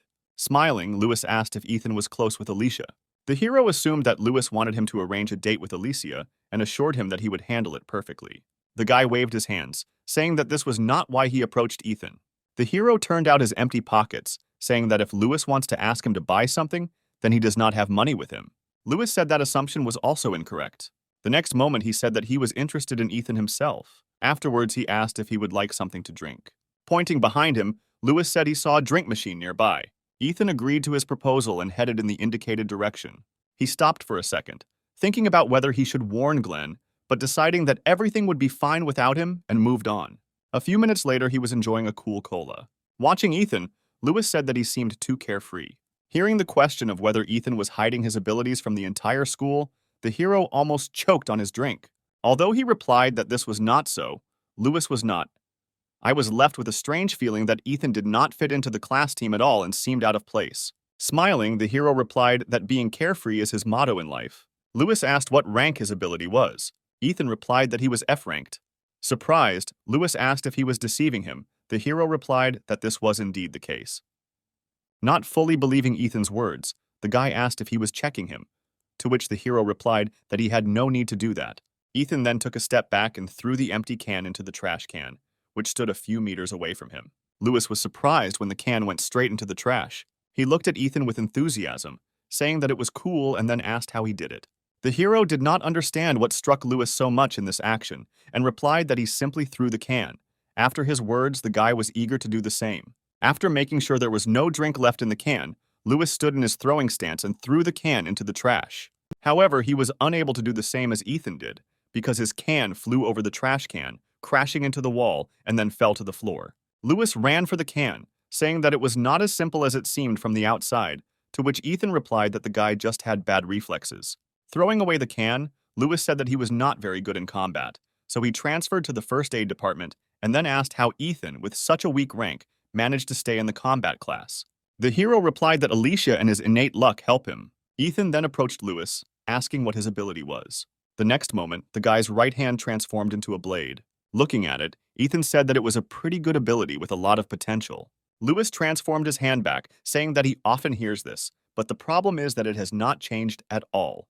The hero guessed what thoughts were spinning in Lewis's head and assumed that he was interested in Ethan's rank because he was thinking about transferring to the combat class. The guy smiled awkwardly, answering that it was indeed so. Ethan had absolutely no understanding of the man standing in front of him. He said that in his opinion, providing medical care is much better, because this way he can save the people dear to him. Rubbing his neck, Lewis admitted that he hadn't thought about it that way, and maybe he really just needed to reconsider his attitude. Listening to him, Ethan bit his lip painfully, trying to suppress his emotions. A few moments later, he put on his usual smile and put his hand on Lewis's shoulder and encouraged him, telling him that he needed to be more confident and take things easier. Deep down, Ethan was terribly jealous of him and thought that it would be much better if he too could use his ability to save people rather than kill. Then the hero turned around, saying that they had stayed too long here and they should hurry back. At the same time, Mr. Reed met with the organizers of the assignment for his students near the bank building. One of the men pulled out grading forms with a list of students from the envelope, suggesting that they begin grading. The teacher looked at Pavel in surprise, saying that the main task had not even begun, to which the man replied that improvisation saves such people. He advised Reed to first evaluate his best students by imagining what grade they could get, because this is a common task for consolidating theory. The teacher liked the proposed approach and agreed. He quickly assigned grades based on the students' ranks. The only one teacher Reed gave the lowest grade to was Ethan. After he handed the documents back to Pavel, he suggested they go and have coffee. He had just recently learned about a new coffee shop nearby. Returning from the cafeteria, 2 people were placed at the entrance as security, which was very exhausting if you had to stand around for a long time. Sometime later, Sean invited the girl standing next to him to play rock, paper, scissors. The one who loses goes for drinks. Lisa agreed, and they started the game, not noticing that men dressed in military equipment were approaching the entrance of the building. At the same moment, Michael approached them with an open bag of chips, saying that someone was coming this way. A few moments later, a group of unfamiliar men stopped at the front door of the building. Hearing the students talking about the appearance of some strange people, Jake stopped with a mug of hot coffee in his hand and looked towards the entrance. The next moment, he threw away the half-drunk coffee and ran there, cursing. Approaching the students, the man shouted for them to immediately move aside. But they stood still, not understanding what was happening. Jack moved behind them with lightning speed and pushed them aside, after which he created a tunfei blocking the enemy's attack. Having difficulty holding back the onslaught of the attacker, John shouted to all the students present to run to the emergency exit. The students themselves did not understand what was happening and were dumbfounded with fear, ignoring John's order. Noticing that everyone remained standing in their places, the man asked what they were doing, because they were ordered to run away from here as quickly as possible. At the same moment, his weapon began to become covered with deep cracks, unable to withstand the strength of the enemy. A couple of moments later, everyone saw how John was cut into two by an enemy unknown to them. Throwing the blood-stained sword over his shoulder, Douglas said that he was glad to meet with his comrades from South Korea. A terrifying aura emanated from this man, and the scar on half his face made him even more dangerous. A few moments later, two more guards came running here, and one of them asked Douglas who he was and what he needed here. The man ignored the question, telling the guard that he looked pretty tough and that he might be able to at least cheer Douglas up a little. Paul's partner said that the unknown person's accent was similar to North Korean. Based on these words, Paul asked the attackers if they were spies sent from the north. Douglas replied that today they are playing the role not of spies, but of beggars. After that, he threw a large bag on the floor, saying that if they did not want to lose their heads, then they had better hurry up and fill this bag with money. Paul was at a loss. He could not fulfill this request, but he was in no hurry to part with his life. A few moments later, reinforcements arrived.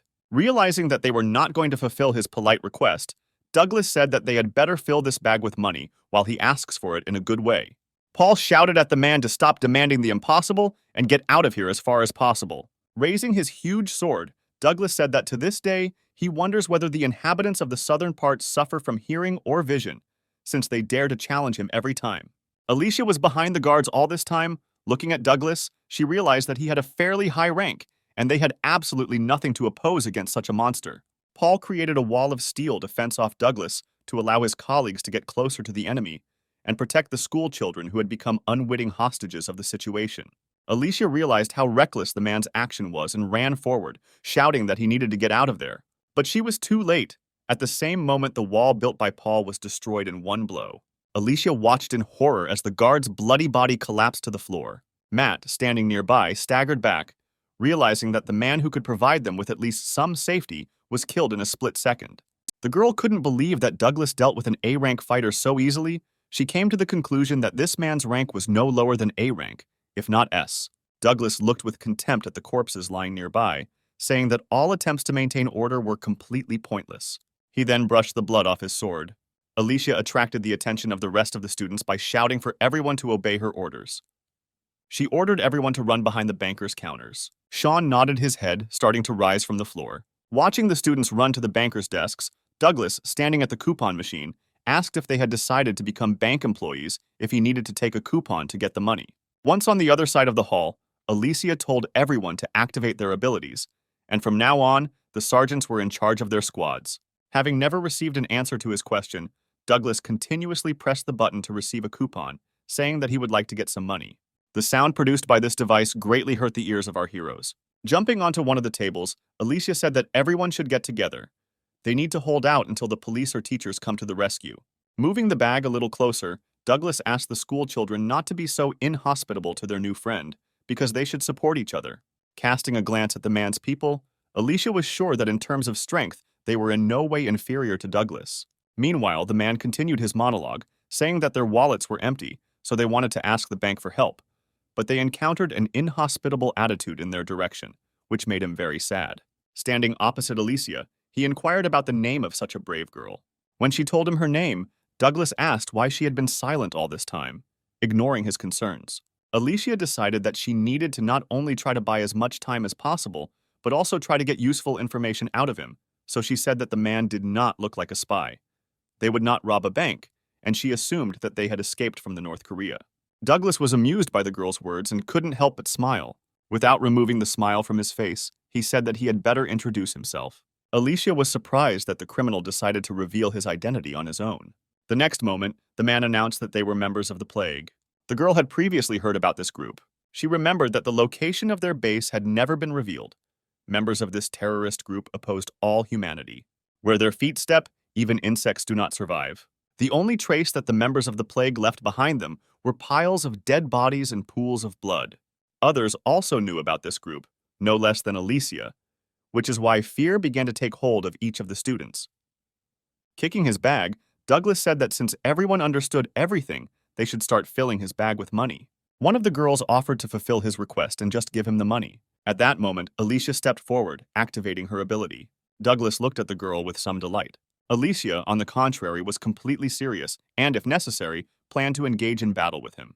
She told her classmates that they should calm down and pull themselves together. Alicia also said that no one said that they would be left alive after Douglas took his money. Examining the appearance of the girl standing in front of him, he remembered that he had heard about this ability before, but he was able to see its bearer live for the first time in his life. From his face, Alicia realized that he already knew about her family and invited the man to fight. She decided to use the chance given to her and convince Duke to fight one-on-one. The man grinned, guessing about the girl's plans. He said that she was quite smart, but he would not fall for such a pathetic trick. Spreading her arms to the sides, Alicia asked if Douglas wouldn't swarm over one student.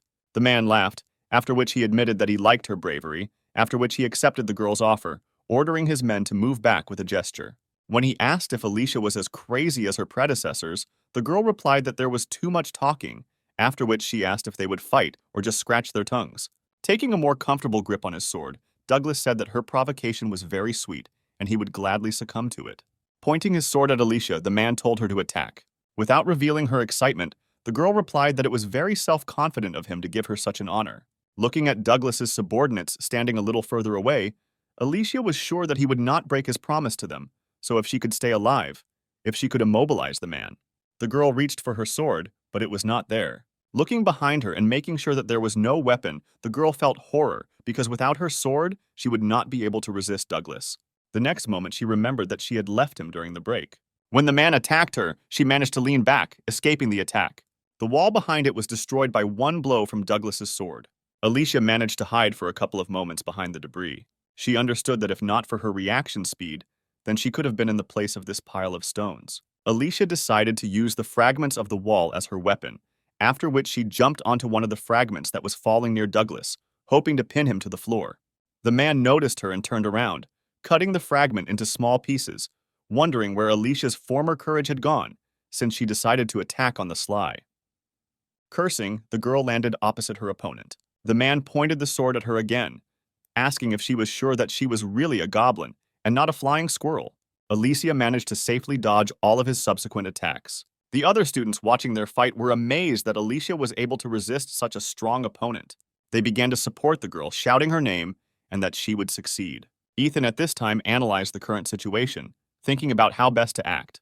Lewis, who was sitting next to her, said with delight that Alicia was simply incredible to withstand the onslaught of such a monster as Douglas.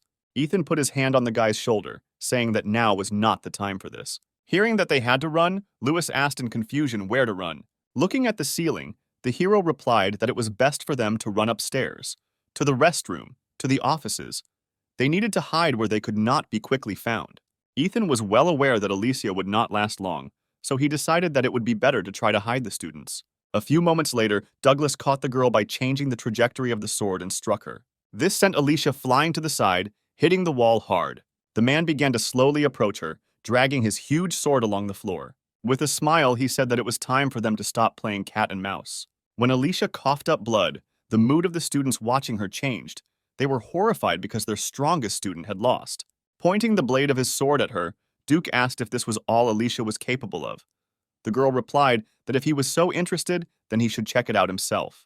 After her words, the man smiled bloodthirstily. At that moment, Ethan shouted for everyone to run towards the stairs. Douglas was about to finish off Alicia, raising his sword above her head, but the cry of our hero made the man freeze in surprise. Immediately after this, Ethan grabbed Lewis by the collar of his jacket and dragged him along. Everyone else ran after him. Michael was one of the first to run in the row. He was no less gripped by fear than the others. Looking back, he shouted to those lagging behind that they should not get caught if they wanted to live on, so everyone should hurry up. At the same time, Douglas scratched the back of his head, saying that the kids were smart and got caught. The subordinates who approached asked him if there would be an order about this. The man gave up, giving the order to catch all the children. His subordinates saluted, simultaneously replying that this order would be carried out. After that, they went up the stairs and divided into groups, several people per floor. Alicia suggested that since Douglas gave the order to just catch everyone, then he was not going to kill them. The girl decided to hold out for as long as she could, again standing opposite her opponent. Smiling, Douglas said he liked her tenacity. He asked if she wanted to join him. Alicia replied that she had no reason to switch sides. Grinning, the man advised her to think carefully about his proposal, because the girls were lining up for him. Alicia asked with confusion why she should believe some robber. Douglas realized that he had completely forgotten to introduce himself. Then he said his full name, Douglas Taylor. Alicia knew this name very well. The man in front of her was not only an outstanding politician in North Korea, but also the best military commander. Douglas said he's excited about rising to the top at such a young age, so he needs a talented woman by his side. Alicia was at a loss. She could not give a single compelling reason to explain why such an influential person came here in person. Noticing that the girl began to back away, Douglas sighed, sadly saying that it was for this reason that he usually did not reveal his identity. A slight trembling began to penetrate the girl's body, trying not to betray her fear in her voice. She said that such a person must have a good fortune and a lot of money. Smiling, Alicia said that with his money, she could treat all her friends to dinner at an expensive restaurant. Her words made Douglas laugh. He found the girl standing in front of him quite interesting. Looking at her, the man thought that meeting her was worth it to come here, carrying out an order to rob a bank with students inside. Pointing to himself, Douglas said that the winner of their fight had long been a foregone conclusion, and she had better be a little more polite to him while he was being kind. At this moment, Alicia had just reached the place where she had previously left her sword. Throwing her weapon with her foot, the girl said that she almost died trying to get it. When the sword was in her hand, the girl said that in future, she should take better care of her things. Afterwards, she began to slowly remove the inter from the sheath, releasing all her strength. Smiling, Alicia said that in order for Douglas to see what she was truly capable of, she would need a sword. At the same time, the students tried to escape from their pursuers. However, the military still managed to catch up and capture the terror-stricken students. They returned to the first floor, dragging the found children behind them. At the same time, Ethan and Lewis managed to successfully hide in one of the restroom stalls. He looked around and said with surprise that the banks were pretty good at keeping clean. Lewis asked excitedly if they should go even higher, since they were only on the 5th floor, while the others had gone higher. Sitting down on the toilet, Ethan replied that he needed some time to catch his breath. Looking at the hero, Lewis asked if he was okay. Ethan looked at him in surprise, replying that he was fine. Lewis remembered what happened to the guards on the 1st floor and was sure that if they were caught, they would suffer the same fate. He looked away, deciding not to voice his concerns, and simply said that it was better for them not to stay here for long, because they would be caught quickly. So Lewis took Ethan's hand, helping him up. Our hero thought that Alicia would be able to hold out for some more time. His assumptions about what would happen when Douglas finally had enough of playing were not rosy. Ethan pushed the guy's hand away, saying there was no point in running. He said that they needed to fight, which caused confusion in Lewis. The guy tried to reason with the hero, saying that it was better for them not to catch the eye of the military, because even the teachers could not oppose anything to these people, not to mention themselves, who have C and F ranks. Suddenly, Ethan asked Lewis if it was possible to divide souls by rank. Faced with a face full of incomprehension, the hero said that he once heard an entertaining story. He said that previously Alicia's fighting ability was only D rank, but now she has risen to A rank. Ethan explained that you shouldn't focus on just ranks, which can be improved through hard training. At the same time, one of Douglas's subordinates went up to the 5th floor, finding no one on the lower floors. Lewis asked why Ethan brought up the topic so suddenly. Hearing footsteps approaching, the guy panicked, saying that they had already been discovered. The man intended to check every room on the floor, but due to the noise coming from the toilet, most likely he would limit himself to only this room. Lewis said now is not the time to talk because they might be overheard. Ethan put his hand on his shoulder, asking him to listen to him. Approaching, the hero said that now Lewis should trust him and do what he says.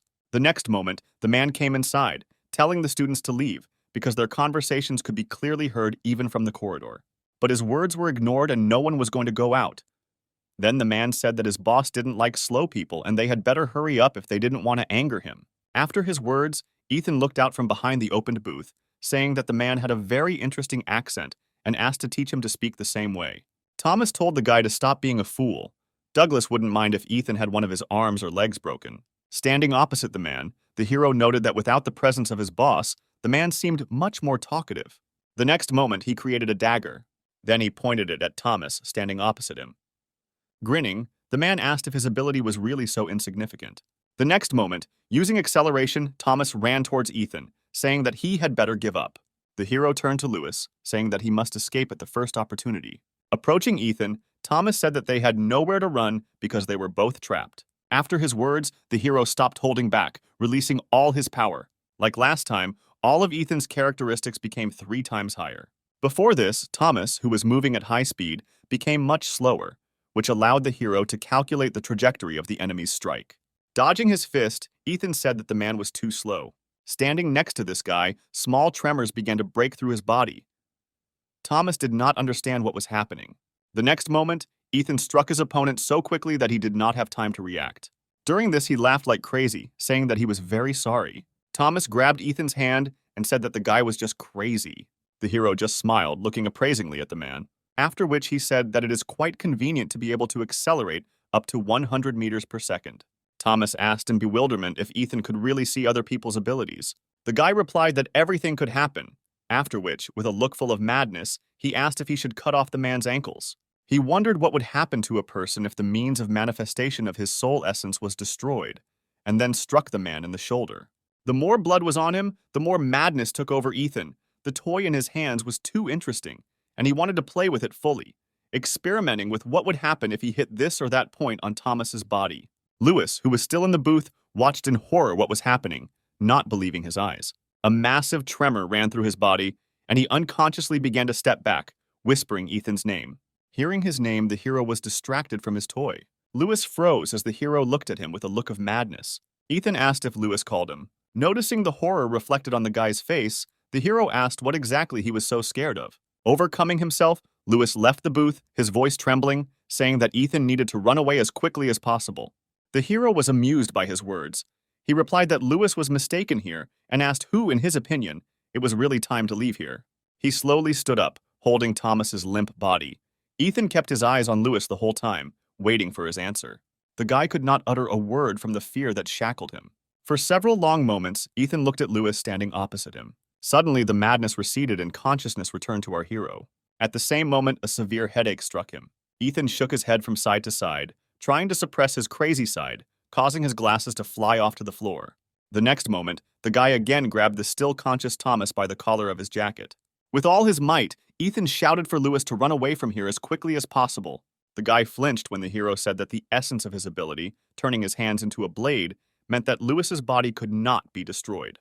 Ethan advised him to think about it. Swallowing, Lewis complied with Ethan's request and ran towards the exit. After this, the hero exhaled with relief, saying that now he does not need to worry about witnesses. Thomas laughed and twirled his finger at his temple, saying that the guy had definitely gone crazy. Looking up at the man again with eyes full of madness, Ethan said that he would still have to carry out plan number 13.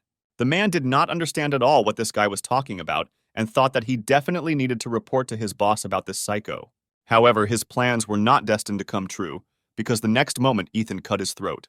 At the same time, Alicia felt much more confident when she finally had a sword in her hands. Douglas studied the girl's weapon with interest, saying that this sword matches her pretty face. Placing the sword in front of her, Alicia replied that he would change his mind after the first blow. Getting into a fighting position, Douglas asked if she was really so sure that she could defeat him. The next moment, he attacked the girl. Alicia blocked his blow with her sword. Douglas looked at her with eyes full of surprise. Smiling, the girl answered his question that her victory was already obvious. Alicia aroused more and more interest in him. Returning to the original stance, Douglas asked if she really did not recognize his abilities. Looking at her sword, he had a hunch that it was somehow weakening his ability. Douglas said that Alicia has a strange sword. The girl replied that many people told her that she robbed her family by taking this sword. She said that it was created specifically for fighting strong opponents. Thanks to the constellations printed on the blade, the sword has the power of stars, thanks to which the owner, having a high level of sword skills, can destroy an opponent of A rank and higher. Having finished her story, the girl attacked the man.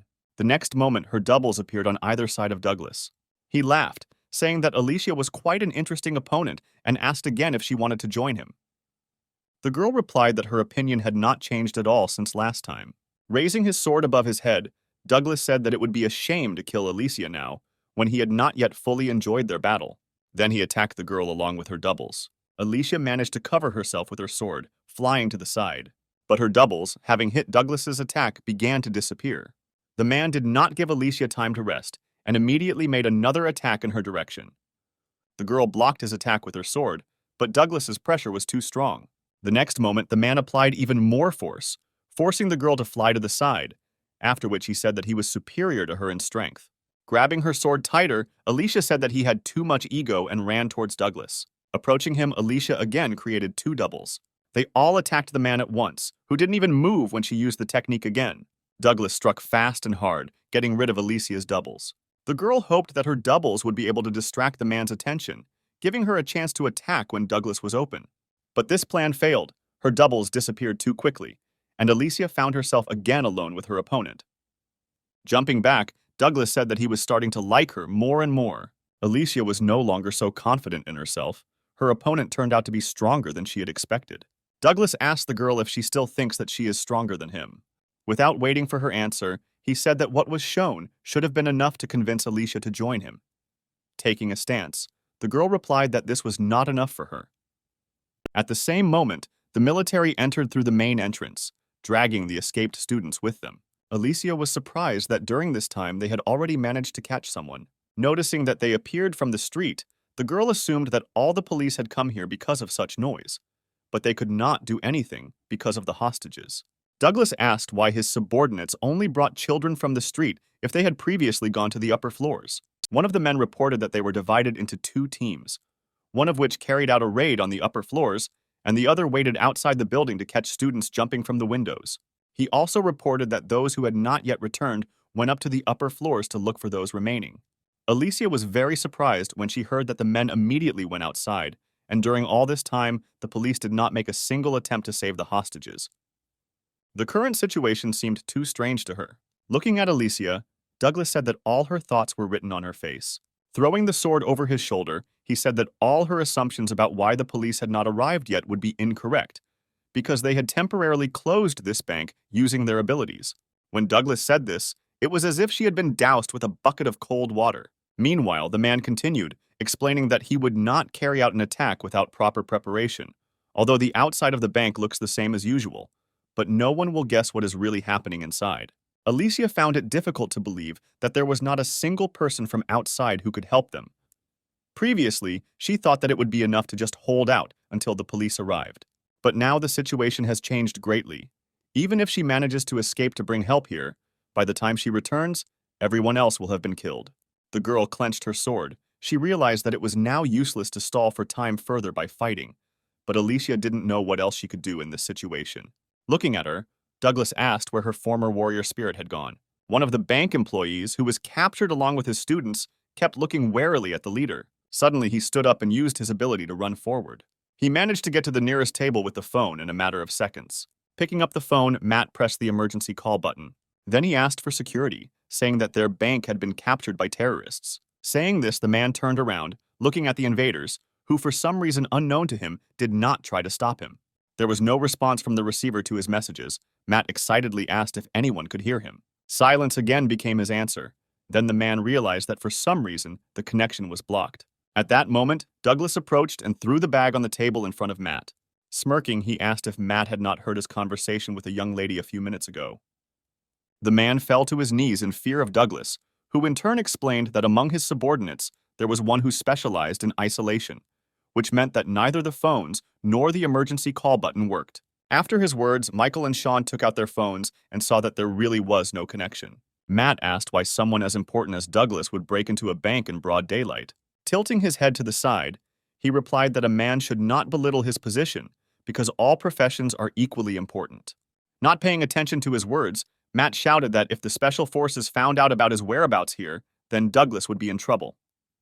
Smiling, Douglas replied that the fact of the matter was that no one would be able to find out anything because of the isolation, which he had already talked about twice. After this, the man's gaze became more bloodthirsty, and a terrifying aura began to emanate from him. Matt froze in horror, realizing that he was about to be killed. The next moment, the sharp blade of Douglas's sword was pointed at him. The man said it was time for Matt to learn an important lesson. after which Douglas raised his sword over his head. At that moment, Alicia shouted at him to stop, calling him a monster. The man froze in surprise at her words.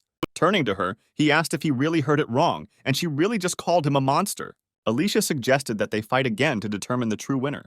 She sincerely hoped that Douglas would agree and leave the man alone. However, contrary to her expectations, he replied that the girl had already suggested this to him earlier, after which he asked if she understood the meaning of the words she had said earlier. Raising his sword above his head, Douglas said she didn't have to answer. The next moment, he cut off Matt's leg, causing him to start screaming in severe pain. Alicia took a step back, watching such a terrifying scene. Ignoring Matt's pleas for mercy, Douglas raised his hand for another blow and said that if she knew what her words meant, she would never have called him that. The next moment, Matt's screams stopped, and the floor and walls were stained with the man's blood. Alicia closed her eyes at the last moment, not wanting to witness such cruelty. A few moments later, Matt's severed head flew near the girl. She opened her eyes when she heard something fall and, holding back a scream, took a few steps back. Douglas pointed the sword at her, saying that since she decided to challenge him a second time, he would not be as courteous to her as before, but would simply cut off her legs and arms, after which he would carry them with him in a bag. He said that he would do Alicia great honor by giving her death by his hand. Suddenly, the door leading to the stairs opened, making a loud sound. Everyone in the room turned their gaze in that direction. The next moment, Lewis came out with his hands up. Douglas turned to him and asked who he was. One of the subordinates came forward saying that he would immediately grab the stranger, but Douglas stopped him. Lewis felt very uncomfortable being under so many eyes studying him. He thought that Ethan had been wrong in his assumptions, saying that it would be hell when he warned him about the situation on the first floor. Looking at the students trembling in fear and the pools of blood on the floor, Lewis was sure that this situation was much worse than just hell. In the bathroom stall before Thomas walked in, Ethan told Lewis to run to the first floor as soon as he activated his ability and tell everyone that he was here. The guy asked in bewilderment how he could leave Ethan alone in such a dangerous situation. Smiling, the hero asked Lewis to just trust him. Now he was on the first floor, and all he had to do was reveal Ethan's location in order to fulfill his request. When Douglas asked the guy to introduce himself, he gave his name and said that he was a 10th grader from medical school, after which he said that all the money was on the 5th floor. Grinning, Douglas asked if the safe was really located in such a strange place. Lewis explained that his friend had moved everything there earlier. The man was alarmed by the guy's words about this strange friend. Without turning around, he asked his subordinates why those who went upstairs to look for students had not yet returned. Looking at the fighters standing behind him, Douglas asked menacingly why they were standing here doing nothing while a child was walking around the floors of the building. One of the subordinates sat down on one knee in front of his commander, bowing his head. He said that he would check everything himself and bring the child here. As Douglas approached him, lowering his sword near his leg, Joshua began to beg the man for a chance to correct his mistake. Douglas laid his hand on the trembling subordinate and said that he was lucky that his hands were already stained today, after which he ordered the last student to be brought here, taking the money with him. Joshua immediately stood up and saluted, thanking his commander for the service rendered to him. Turning around, Douglas looked at the rest of his subordinates, saying that they too would go along with Joshua and warned that he would not be so merciful if another mistake was made. Then he turned his gaze to Lewis. The guy flinched when faced with Douglas's gaze, which did not bode well. The man asked if he was going to go up with the others or if he should do it himself. Sighing, Lewis replied that he would go up to the 5th floor, accompanied by Douglas's men. Having received his answer, the man smiled, praising the guy for making the right choice, after which he approached the students sitting on the floor, saying that while his subordinates were busy with his friend, he would also have a little fun here. The next moment, Douglas pointed at Alicia and asked if everyone could see her clearly. Without waiting for an answer, he said that he would leave alive the one who brought him her leg or arm. Douglas was interested to know what they would do next. After the man's words, the faces of Alicia's classmates became whiter than a sheet. Clenching her fists and lowering her head, Erica asked if they should really go against Alicia. Douglas smiled as he watched the seeds of doubt begin to form in the students' minds. Catherine, sitting nearby, asked how soon could Erica dare to think about something like that when Alicia had been fighting for them from the very beginning, risking her life. Erica looked at Douglas and replied that now the situation has changed and everyone has known the winner for a long time, and besides, it will depend on him who will be left alive. Suddenly, Douglas asked if anyone had a watch, saying he would start the timer because he was tired of waiting. After his words, the two guys said that they simply had no choice, and Alicia had a wealthy family that could provide her with a good life even without a pair of limbs. The girl herself was very unpleasant to listen to such words, but she perfectly understood that their lives were at stake. Lewis suddenly walked up to her. Alicia asked indifferently what he needed. The guy whispered that she shouldn't worry, she just needed to hold out a little longer. The girl looked at him in surprise, asking what this meant. But Lewis only smiled back at her. Alicia said that he should have stayed in his hiding place further, because now the opponents had one more hostage. The guy replied that he had come to help. Hearing his words, everyone else looked at Lewis as if he was crazy. One of the men, a former bank employee, scornfully asked if the guy wanted his hand in gratitude. Lewis ignored the question and turned to Alicia. He smiled and said that he and Ethan were now best friends. The next moment, Douglas destroyed one of the nearby tables, drawing attention to himself. Rubbing his neck, he said wearily that he would kill everyone here if he was kept waiting too long. The next moment, trembling with fear, everyone began to apologize to Alicia, saying that she should understand them. Without taking their eyes off the girl, they said that they simply had no other choice. Douglas turned to Lewis, asking whose side he was on. Smiling awkwardly, he replied that he would take Alicia's side. The man grinned and then said that in this case he would also need part of this guy's body as payment for saving one life. Everyone looked at each other excitedly when they heard that the number of those who could survive had increased to 10. Lewis smiled awkwardly, asking Alicia if she could protect both of them. The girl called out to Douglas, calling him a North Korean puppet. The man turned around, asking how long she would continue to address him so disrespectfully. Alicia ignored his question, asking what would happen if she simply killed all the hostages. Would he then leave her and Lewis alive? She argued that everyone should have a chance to survive. The next moment, Douglas's booming laughter was heard in the room. He said that Alicia was saying some pretty funny things. He accepted her offer, promising that he would leave them alive. Alicia clenched her sword, pointing it at the students standing opposite her. Seeing that she was serious, they cowered in fear. The girl said that she too had no other choice but to stay alive in this way. Catherine looked uncertainly from Alicia to Douglas. The man, smiling bloodthirstily, asked what everyone was waiting for. They just needed to choose, namely, a part of Alicia and Lewis's body or their own heads. Catherine turned back, saying that in such a situation, it would be fair to save the majority. She tried to convince Alicia, saying that it was too selfish of her to kill them all for 2 lives. Alicia replied that she had no other choice. Then she created clones and ran towards Catherine. The girl activated her ability, creating a shock glove. As she approached, Alicia told her to fight with all her might. The next moment, she pointed the blade of the sword at Catherine. She clenched her fist, gathering all her strength. The next moment, her fist collided with Alicia's sword. As soon as the double was dispelled, the real Alicia appeared in front of the girl. Catherine pulled back, not understanding what had just happened. Pulling her towards her, Alicia delivered a powerful blow to her opponent's stomach. The next moment, she whispered in Catherine's ear so that she would listen carefully. Then she asked the girl for a favor. Catherine's eyes widened in surprise. When she finished, Alicia threw the girl towards the other hostages. Catherine showed no signs of life, lying unconscious. Everyone began to discuss the fight they had just seen. After looking at Lewis, they decided that he would be easier to defeat than Alicia. Hearing their plan, the girl sighed heavily. The next moment, she stepped forward, telling Lewis to stay behind her. Watching this, Douglas could not hold back another burst of laughter, hiding his face with his hands. Raising his head, he said that this spectacle was becoming more and more exciting. Not everyone in this room shared his opinion. They had to desperately cling to life, playing by the rules of this crazy man.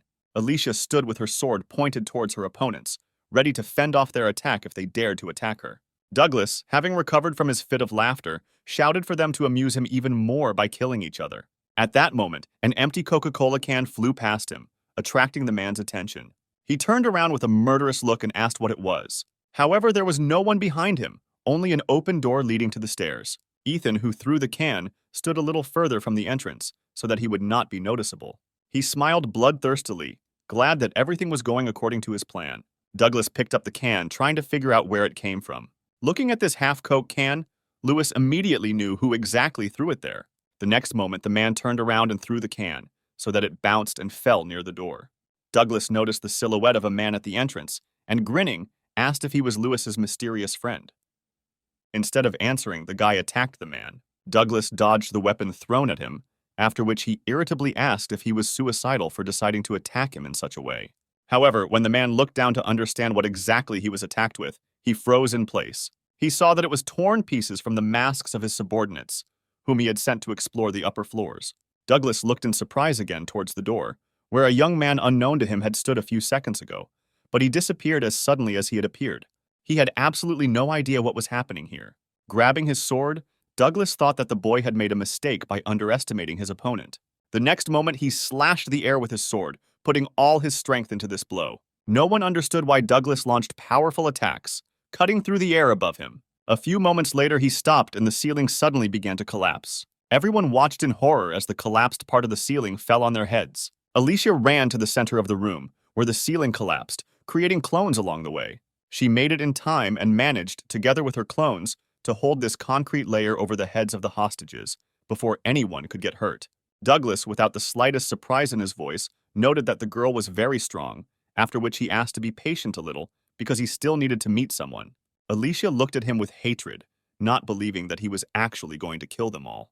Having come to his senses, he looked at the girl and said that if even one person moves, everyone will die. As soon as the hostages relaxed and were glad that everyone was saved, Douglas again knocked the air out of their lungs. Turning around, the man added that now is the perfect moment to cut off Alicia's limbs. He advised them to carefully consider his words. At that moment, the girl asked if he really thought that she would just stand there and wait until she was dismembered. With a mocking grin on his face, the man replied that if everything was different, she would not be standing now with a heavy canvas on her shoulders, after which he said that he needed to leave for a while. Immediately after this, he jumped into the passage he had made in the ceiling, flying through floor after floor.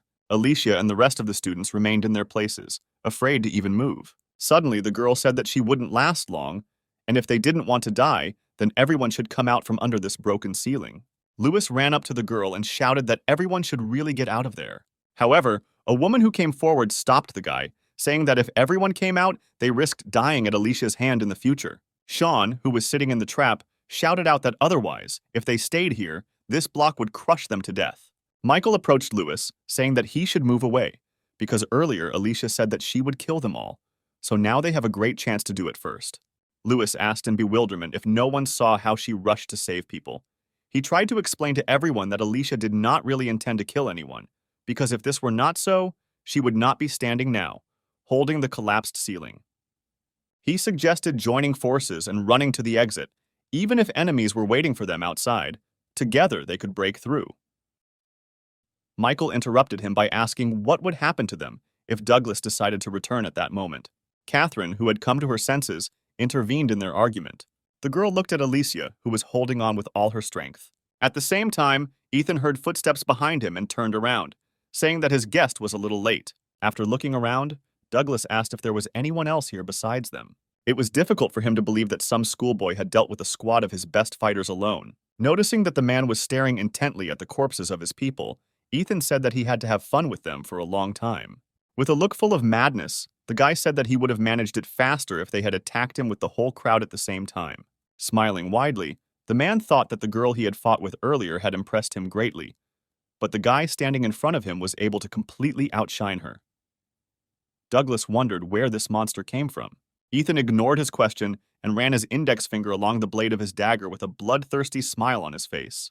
Douglas extended his hand to the guy, asking if he wanted to join him. He even promised Ethan a good position if he accepted his offer.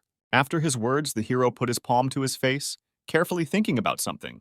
A few moments later, he broke into a happy smile, saying that it would be best to take the ninth path. Immediately after that, he took off, approaching Douglas in a zigzag pattern. The man stood up when the guy was close enough. Catching the right moment, Douglas attacked Ethan, but he dodged his sword.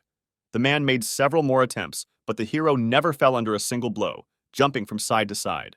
Then, Douglas decided to show the guy one of his trump cards, using one of the strongest attacks in his arsenal. However, this time our hero safely escaped the attack, moving behind his opponent. Douglas did not expect that he would catch the guy with his last attack, because it was made for a completely different purpose. Seeing Ethan running towards him, the man grinned, thinking that the boy had fallen into his trap. No one knew that his ability allowed the sword to pass through surfaces. When the man activated his ability, Ethan had the opportunity to study it, quickly approaching his opponent. Once at a sufficient distance, the smiling hero said that Douglas had a rather long name for his ability. The man froze for a couple of moments, not understanding how this brat knew about his ability. This hesitation was enough for Ethan to push off from the sword and jump behind Douglas, simultaneously asking why the name was so long. The man did not move, trying to understand what had just happened. Having landed not far from him, the hero did not stop bombarding the man with questions. With his back to him, Douglas lowered the sword raised above his head. He asked Ethan if he was able to see the abilities of other people, to which he received a positive answer. When the guy asked why he had several pluses near his rank, and what the gain factor was, the man shuddered. He asked what the annoying brat's name was. The hero, with a crazy expression on his face, said his name, drawing out the syllables. After this, Douglas asked whether his ability was related to vision, and said that if he really could see the ranks and abilities of people, then Ethan would have no equal in his squad. The hero interrupted the man, saying that Douglas was the strongest person he had met recently. The man did not understand why he suddenly started talking about this, and asked once again if the guy wanted to join him. Completely ignoring Douglas's words, after staring closely at the man, Ethan said with displeasure that he only saw 9. Not understanding what the guy meant, the man asked what else he could see. The hero replied that he saw only 9 ways to kill him. The man was surprised that this guy could even do such things. Covering his face with his palm, he said that he was jealous of Ethan. Taking the dagger more comfortably, the hero said that 1 way would be enough for him to kill his opponent. Grinning, the man said that he was very sorry that their negotiations ended so quickly, after which they rushed at each other with bloodthirsty smiles. At the same time, Glenn was hiding in the control room. He deliberately disabled the elevator so that he would not be found so quickly.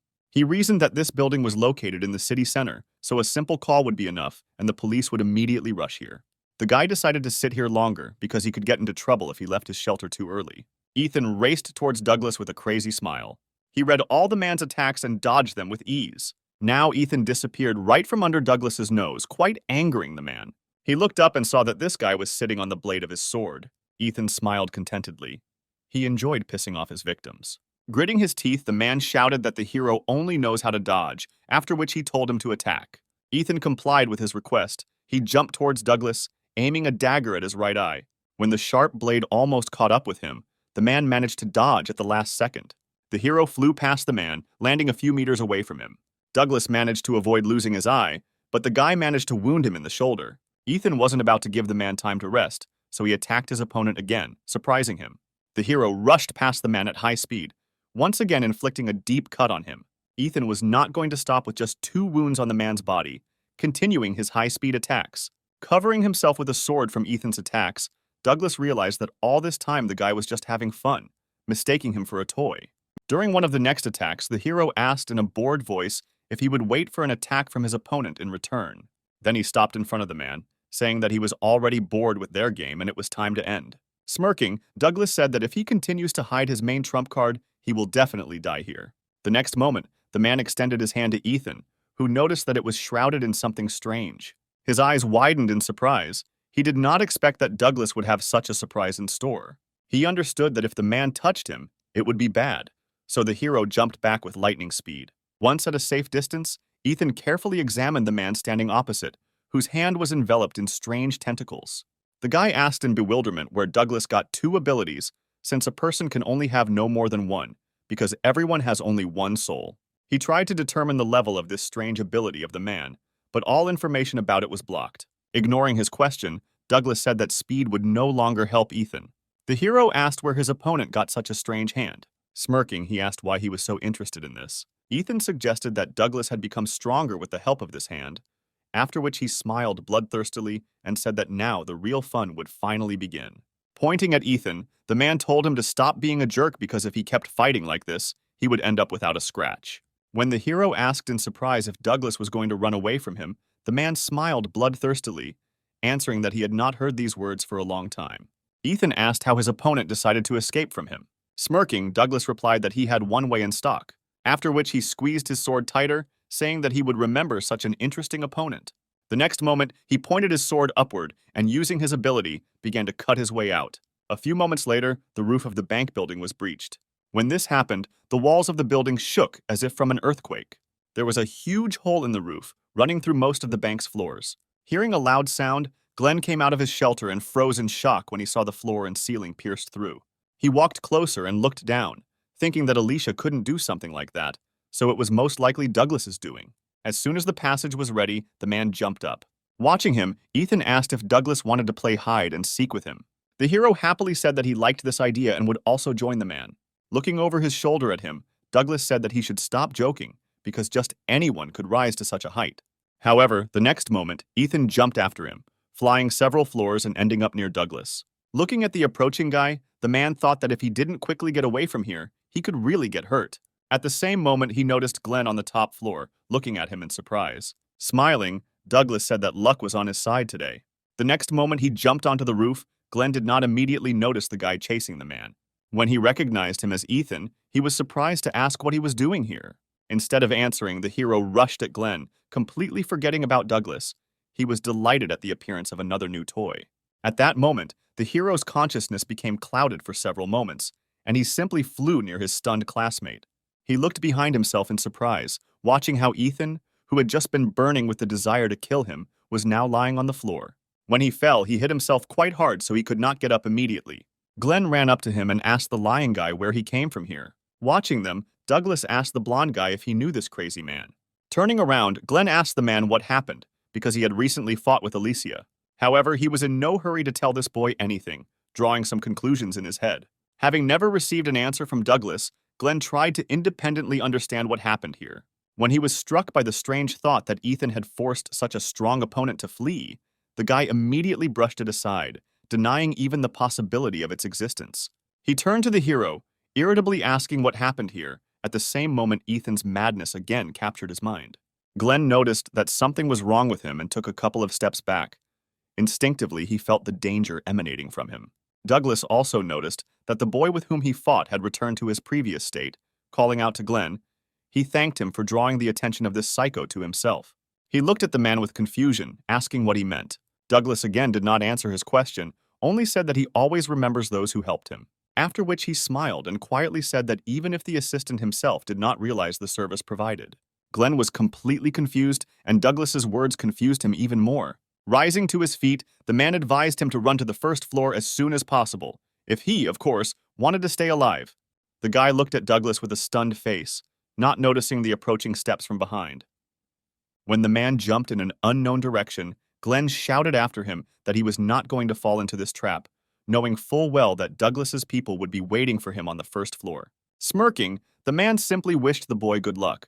He was glad that he followed his instinct and decided to go south. Still not understanding anything, Glenn looked at Ethan, whose behavior was too strange. The next moment, Ethan stood up straight and looked at Glenn with a manic expression on his face. Approaching him, the hero asked, drawing out the syllables, what the leader of the squad was doing here. Tilting his head to the side, Ethan said that Glenn had allowed his toy to escape, so he would have to take that role. The way Ethan looked at him made Glenn recoil, beginning to understand the meaning of Douglas's words. The guy turned around and looking at the hole made in the floor, thought that if he didn't run away now, then this wouldn't end well. The next moment, he used his ability to pull out one of the stones and jumped down. He glanced over his shoulder to make sure Ethan hadn't followed him. The hero stood near the hole watching the retreating guy. Smiling even wider, he said that he was again taking the role of water in this game. The next moment, he flew after his leader, moving in a zigzag motion. A few moments later, he managed to catch up with Glenn, saying that he was already tired of this game and suggested that he play something else. Turning around, Glenn tried to hit Ethan, yelling at him to get away from him, but he easily dodged. The hero stared at the guy for a couple of seconds. He had seen over 15 ways to kill Glenn and was trying to figure out which one would be the most fun. Having chosen the most suitable one, he smiled bloodthirstily, pronouncing the name of his squad leader. The next moment, he approached the guy, grabbing him by the throat. Glenn asked Ethan to let him go, while at the same time trying to unhook his hand from his neck. Ignoring his requests, the hero said that he had come up with a new game for them called Cut Off an Arm or Cut Off a Leg. Hearing Ethan's proposal, Glenn shouted that he was a complete nutcase. Then he waved his hand, which was holding a huge stone, forcing the hero to let go, after which he told him to play his own games. Pressing himself against the destroyed ceiling, Ethan replied that he did not really like this proposal. The next moment, he pushed off from the surface and flew after the leader. The guy watched in horror as Ethan approached him at breakneck speed. Suddenly, he felt someone else's arms grab him. Still with the same smile, Ethan said that it was quite difficult to keep up with the leader. But now he was not going anywhere. Glenn tried to unhook this psycho from himself, but all his attempts were unsuccessful. Not knowing what else he could do, the guy said that if Ethan didn't let him go, they would both fall to death. Pressing himself even closer to Glenn, the hero said that he would not die. Suddenly, the leader of our hero's squad heard a familiar voice calling out to him from below. Gritting his teeth, Glenn thought that preserving his pride was not the most important thing now when his life was at stake. The next moment, he clenched his fist, concentrating all his strength. Then he pointed his fist at Ethan's face, saying that he did not intend to die at his hands. Ethan dodged his blow, saying that Glenn was too slow. The next moment, he noticed a sword flying at him. When the blade was a few centimeters from his face, he smiled, saying that someone else wanted to play with them. The next moment, he threw the sword aside. Glenn looked at the guy in bewilderment, trying to understand how he managed it. A couple of seconds later, he looked ahead, shouting for the girl standing there to move aside. After waiting a little time, he threw the stone he was holding down. Glenn himself flew several metros to the side. Ethan landed after him. Rising to his feet, he looked in the direction where his next toy should have been. However, instead of a person, he found in this place the sword with which he had been attacked earlier. Grinning, he said that today all his toys like to play hide and seek. At the same time, Alicia was still standing, holding the collapsed ceiling. Although she tried to pretend that everything was in order, but from the girl's trembling hands, one could understand that she was at the limit. Alicia tried to come up with some way out, but all her ideas led to a tragic end for either her or those she was now protecting.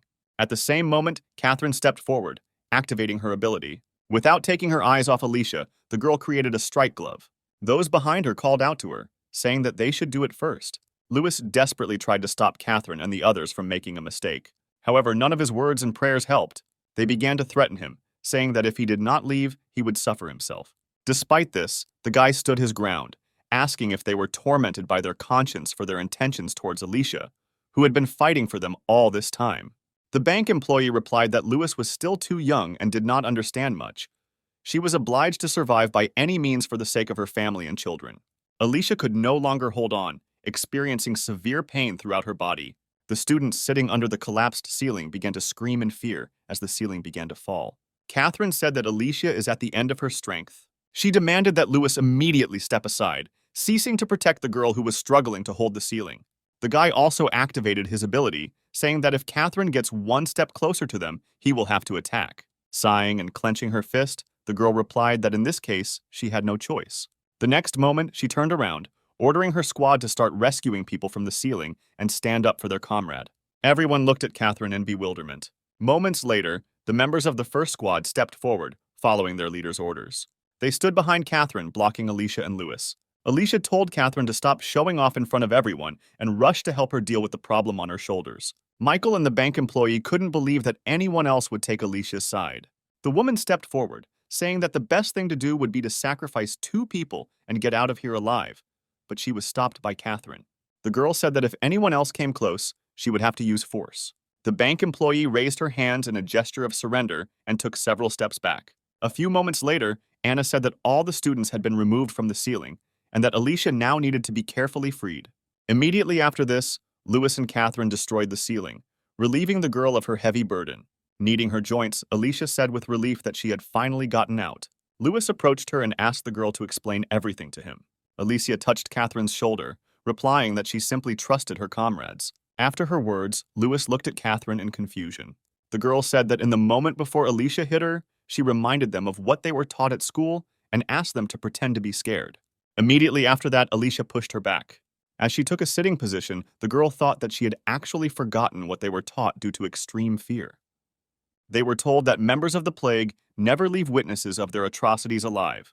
Remembering this, she realized that even if they killed Alicia or Lewis, Douglas still would not leave everyone else alive. Catherine approached her squad, saying that she had something to tell them. Having outlined the situation, the girl said that in the future, whatever she ordered, they must carry it out without question. When Catherine finished her explanation, Alicia said disgruntledly that she had asked her to just pretend that she was scared and not to start showing off. Suddenly, they heard a loud sound and then felt the building shake. Looking up, Alicia asked in bewilderment who Douglas was fighting there. At the same moment, Lewis, having come to his senses, shouted out Ethan's name, which is why the girl looked at him with incomprehension. Trying to explain to her what was happening, the guy asked if she remembered the reason why Douglas went upstairs. The girl replied that someone lured him there. Grabbing Alicia by the shoulders, he said that it was Ethan. When he said this, the girl looked at him as if he were crazy. Pushing the guy away from her, she said that Lewis shouldn't joke like that. Even though Ethan has good endurance and reaction speed, he is still F rank. Lewis asked with a serious face who else besides Ethan. It could be if everyone else except him and Glenn were here. But the leader of the third squad would not be able to fight back against Douglas. He then pointed towards the hole in the ceiling, saying that they should hurry up. Looking at the girl's shocked face and the lack of any reaction to his words that they needed to rush to Ethan's aid, Lewis turned around and ran towards the stairs alone. Alicia looked at the guys retreating back, not believing that Ethan had actually entered into a fight with Douglas, but judging by Lewis's face, he definitely wasn't joking.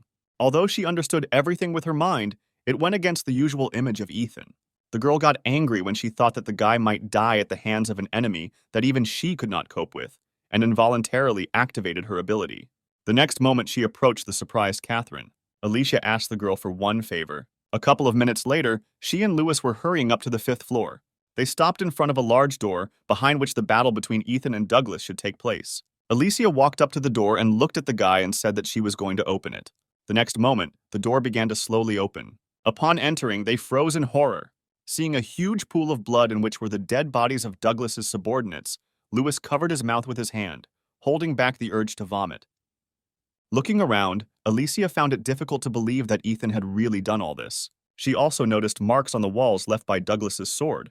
From their number, the girl realized that the two had been fighting for quite some time. The next moment, she looked up in surprise, thinking that the hole on the 1st floor was not even close to this huge tunnel. Without lowering her head, Alicia realized that in the battle with her, he was holding back. But for some reason, he decided to fight with all his might against Ethan. This seemed very strange to the girl. Lewis, who approached her, also looked up in surprise, not understanding where this huge hole came from. The next moment, Alicia noticed 2 people flying down. Taking a stance, she grabbed her sword and tried to see who exactly was there. A few moments later, she managed to recognize Glenn in one of the flying ones. But the girl could not see the face of the one who was chasing him because he was too far away. Her eyes widened in surprise when a couple of seconds later, she saw Ethan there, but he looked very different from his usual self. Lewis, standing next to him, asked in confusion what was going on. It seemed to Alicia that Glenn was in danger and took her sword out of its sheath.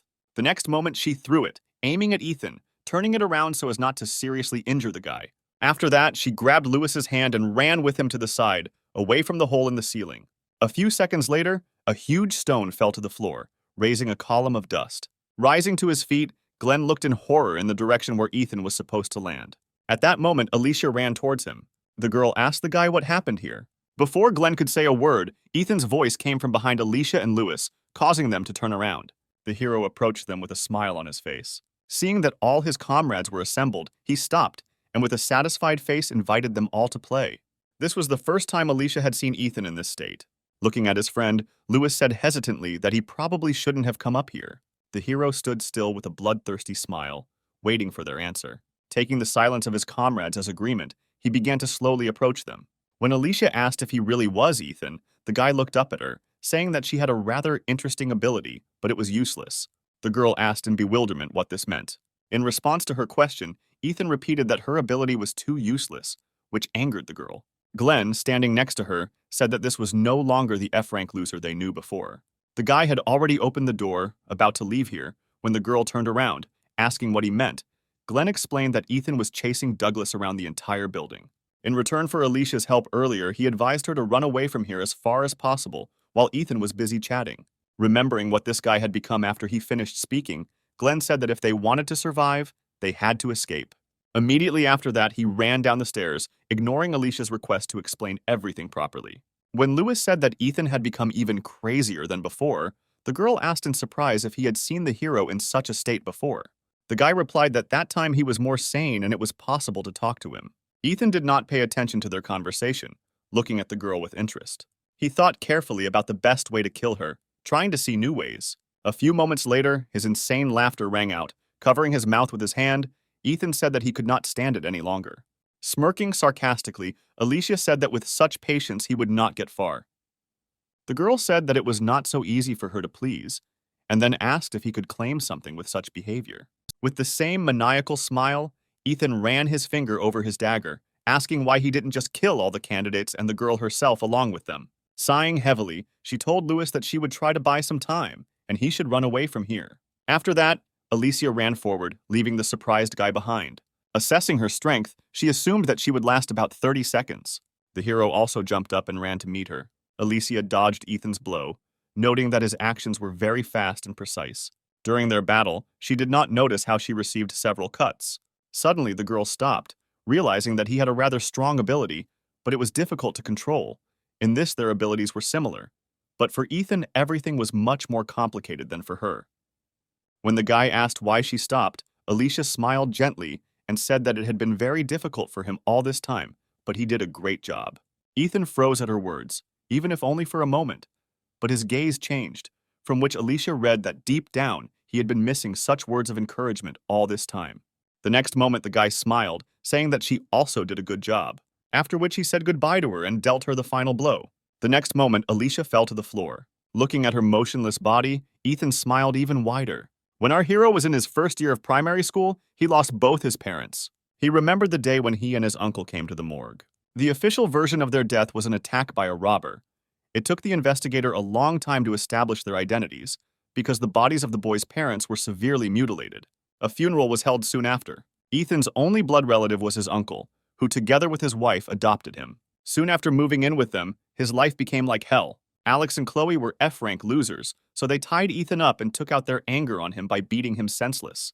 To hide the signs of beatings, he had to constantly wear a warm, shabby sweater with long sleeves. One day, during recess, a classmate approached him, asking if it was too hot for him to constantly wear a photo. Ethan did not have time to answer because a girl appeared at the door, hurrying her friend. A classmate invited the boy to go to the store with them.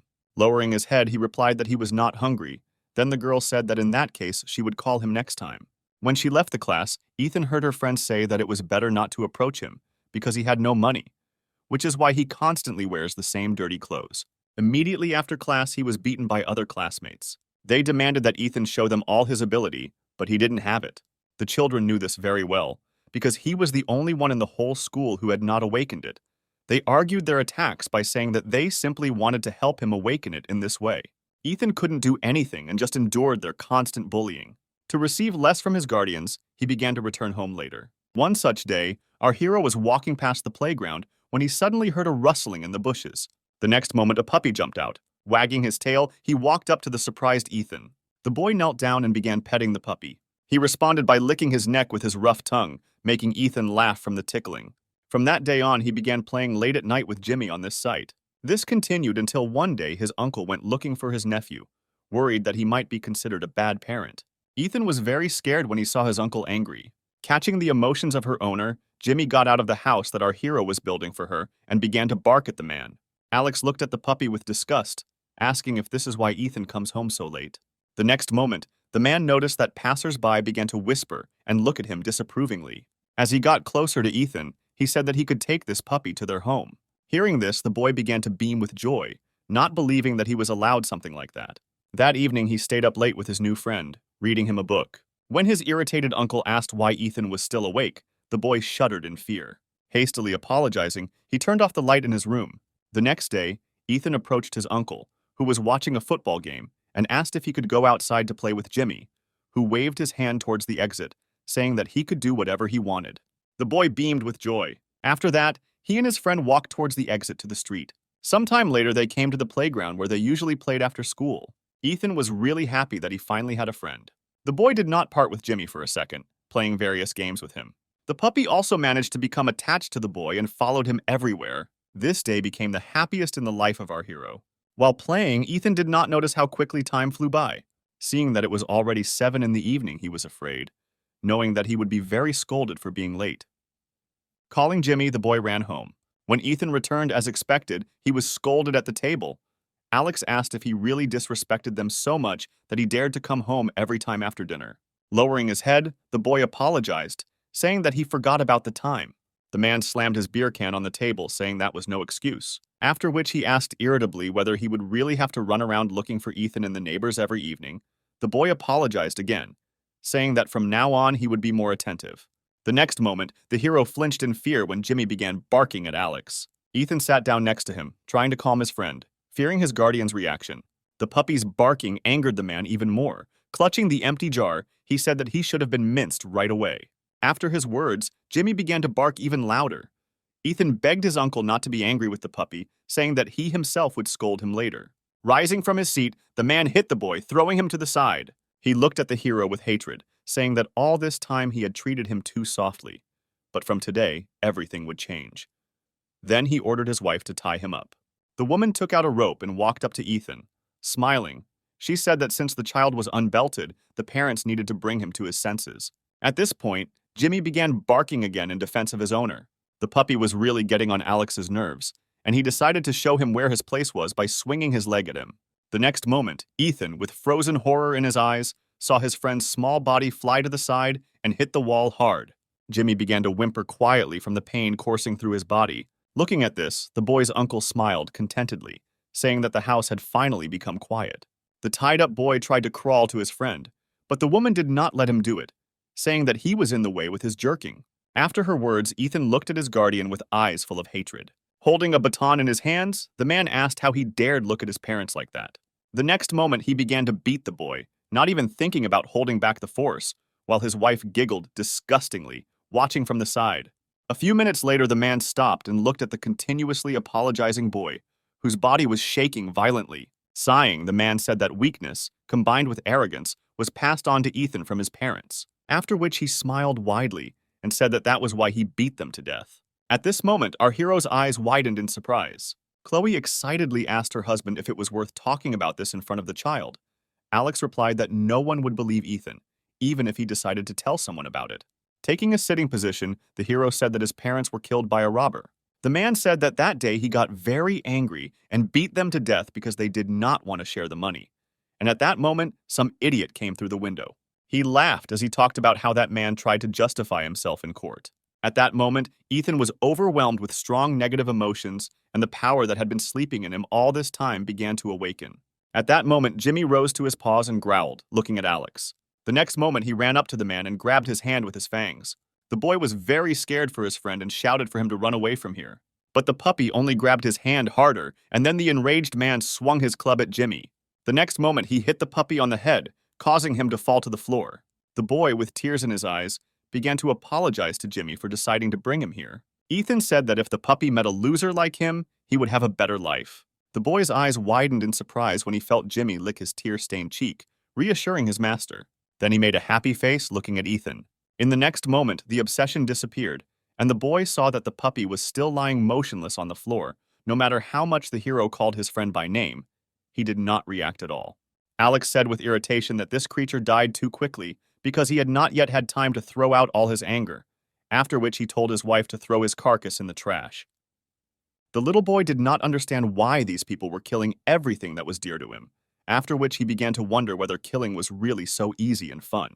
The next moment, a small dagger appeared in his hand, with which he cut the rope binding him. After that, smiling widely, he slowly approached his guardian. The man did not notice the changes in the boy, only looked with interest at the dagger in his hand and asked where Ethan got it from. Suddenly, he realized that the boy's abilities had finally awakened. Alex laughed, saying that he was such a loser F-rank like them. The next moment, the man poked his baton into Ethan's stomach, asking if he was going to be the same as his adoptive parents. Without saying a word, the hero broke into a smile. When Alex said that Ethan's parents would be proud of him, the hero swung a dagger at his face. The man sat on the floor, covering the deep wound with his palm, trying to stop the bleeding. The woman immediately rushed to her husband. The hero took advantage of this moment and cut off her hand. Ethan watched the guardians huddled on the floor with a sadistic smile. The man tried to escape through the front door, but the hero quickly caught up with him and struck the man one blow after another until he died. After that, the boy turned his attention to the woman who had huddled in a corner out of fear. Putting the blade to her eye, he said that he would not kill her because death would be too easy a punishment for her.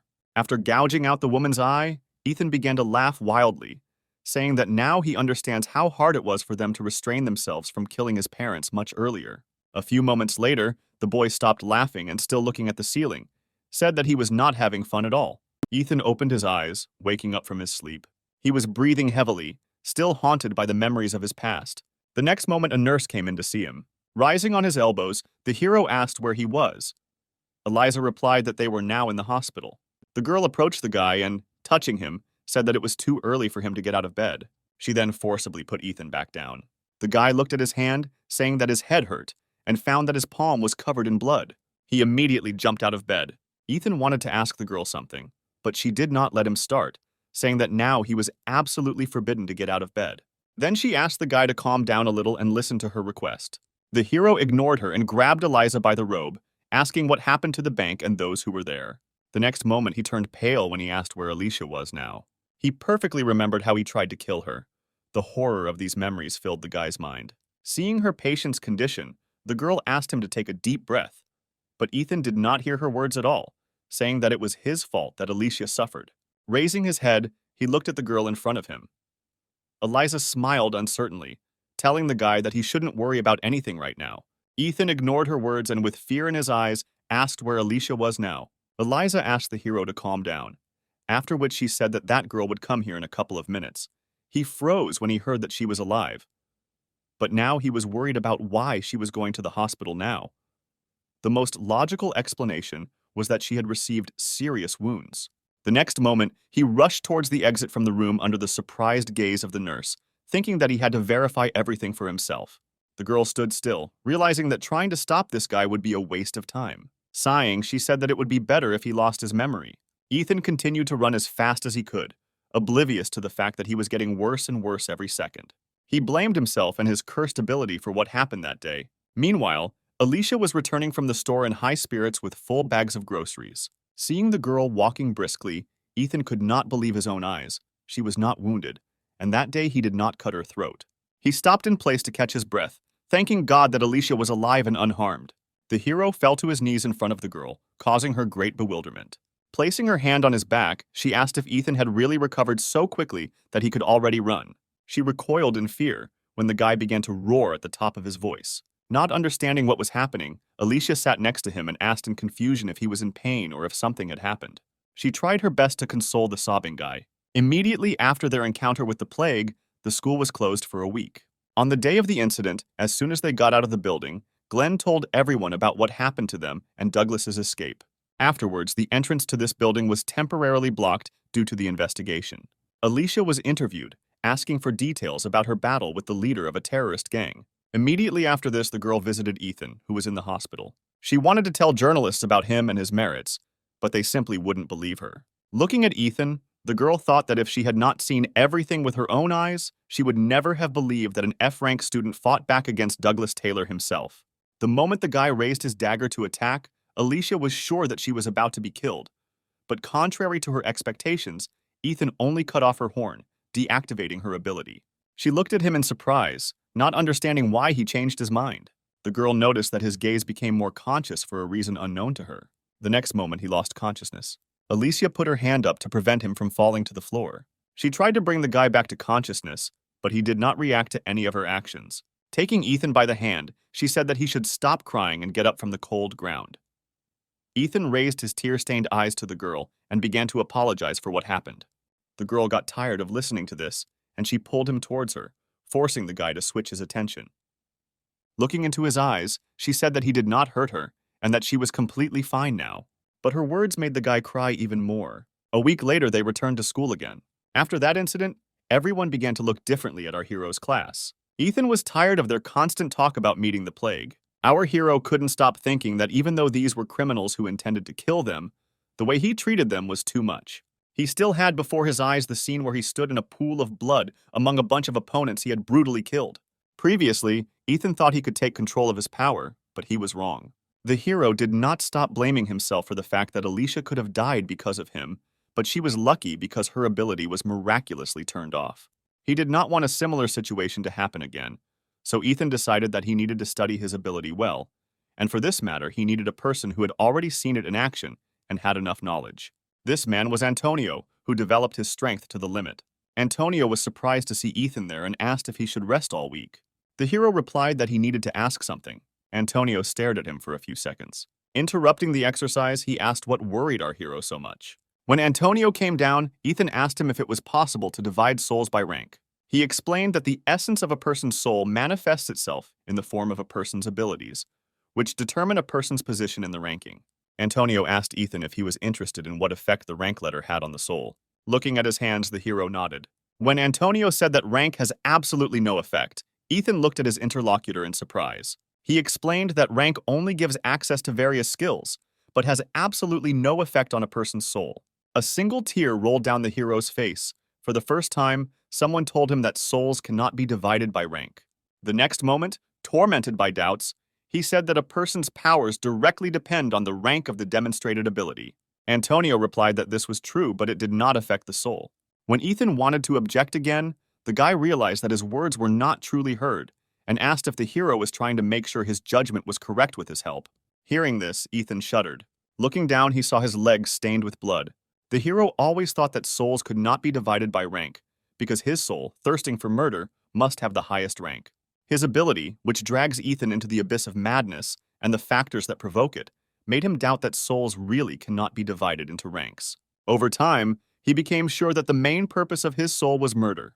The people he killed haunted his dreams, calling him a devil with a damned soul. They stood silently for several moments. Antonio sat on the floor and took one of the discs, saying that the first time he met Ethan, he advised him to start training. Looking at him, the guy admitted that at that time it seemed to him that the hero was not one of those who likes to work hard to achieve his goal. But to his surprise, even despite Ethan's constant nagging, he still came to their training. Antonio watched him carefully, realizing that not everyone could cope with his training. But Ethan succeeded. The hero, without raising his head, listened to his interlocutor. He clenched his fists, intending to explain everything to Antonio. But he didn't let him say anything, saying that the ranking system is designed in such a way that the higher the rank, the higher the overall combat abilities. Previously, he himself had wondered whether it was possible to obtain the highest level of combat abilities with a lower rank, because in this case, the meaning of the existence of ranks would lose its meaning. As he squatted the barbell, Antonio said that he was well aware of the fact that Ethan didn't come here because he was forced to. He was sure that the hero wanted to confirm his thoughts with him because the rank of his general combat abilities was higher than his main rank. Then he said that in reality there are no ranks. Ethan realized that he was simply denying his abilities. The hero was firmly convinced that such a dirty force could not be recognized as exceptional for its high rank. That's why he became interested in Antonio. Noticing Ethan's gaze on himself, the guy asked if he managed to answer the question that had been tormenting him all this time. Antonio was different from everyone he knew before because he managed to increase his combat abilities to A+ rank while his main rank was B. Looking at him, the hero said that there was one more thing that he would like to discuss. He told him about his real ability. Antonio listened to him without a drop of surprise on his face. Afterwards, he said that on the day of their meeting, his intuition did not fail him, and that time he really saw his true strength. Ethan asked in surprise if Antonio really believed his story. Returning the bar to its original position, the guy replied that there was no point in the hero lying to him. Lowering his head, Ethan thanked him for his trust. The next moment, Antonio asked if the hero wanted to learn to control his power. Ethan sat down on the bench next to the guy and said that earlier, he had hoped that he could at least resist her a little, but he was mistaken. After he hit one of the members of the enemy faction, sanity began to leave his body. With each new person he killed, madness seized him more and more. Ethan said he doesn't want to lose control of this power anymore. Looking at Antonio, he asked what he would do if he were in his place. Sighing, the guy replied that you need to create a healthy body and mind. This can only be achieved through hard training. Jumping up from his seat, Ethan said irritably that he had trained all his life, but nothing had changed. Antonio looked at him seriously and said that people who are unable to control their strength have a common distinguishing feature. Rising from the bench, he said that these people do not love themselves. Antonio pointed at Ethan, saying that anyone who doesn't love himself can't acknowledge his efforts and should start being proud of himself because he worked his hardest all along. The hero threw away his interlocutor's hand, saying that such things as love were not intended for him.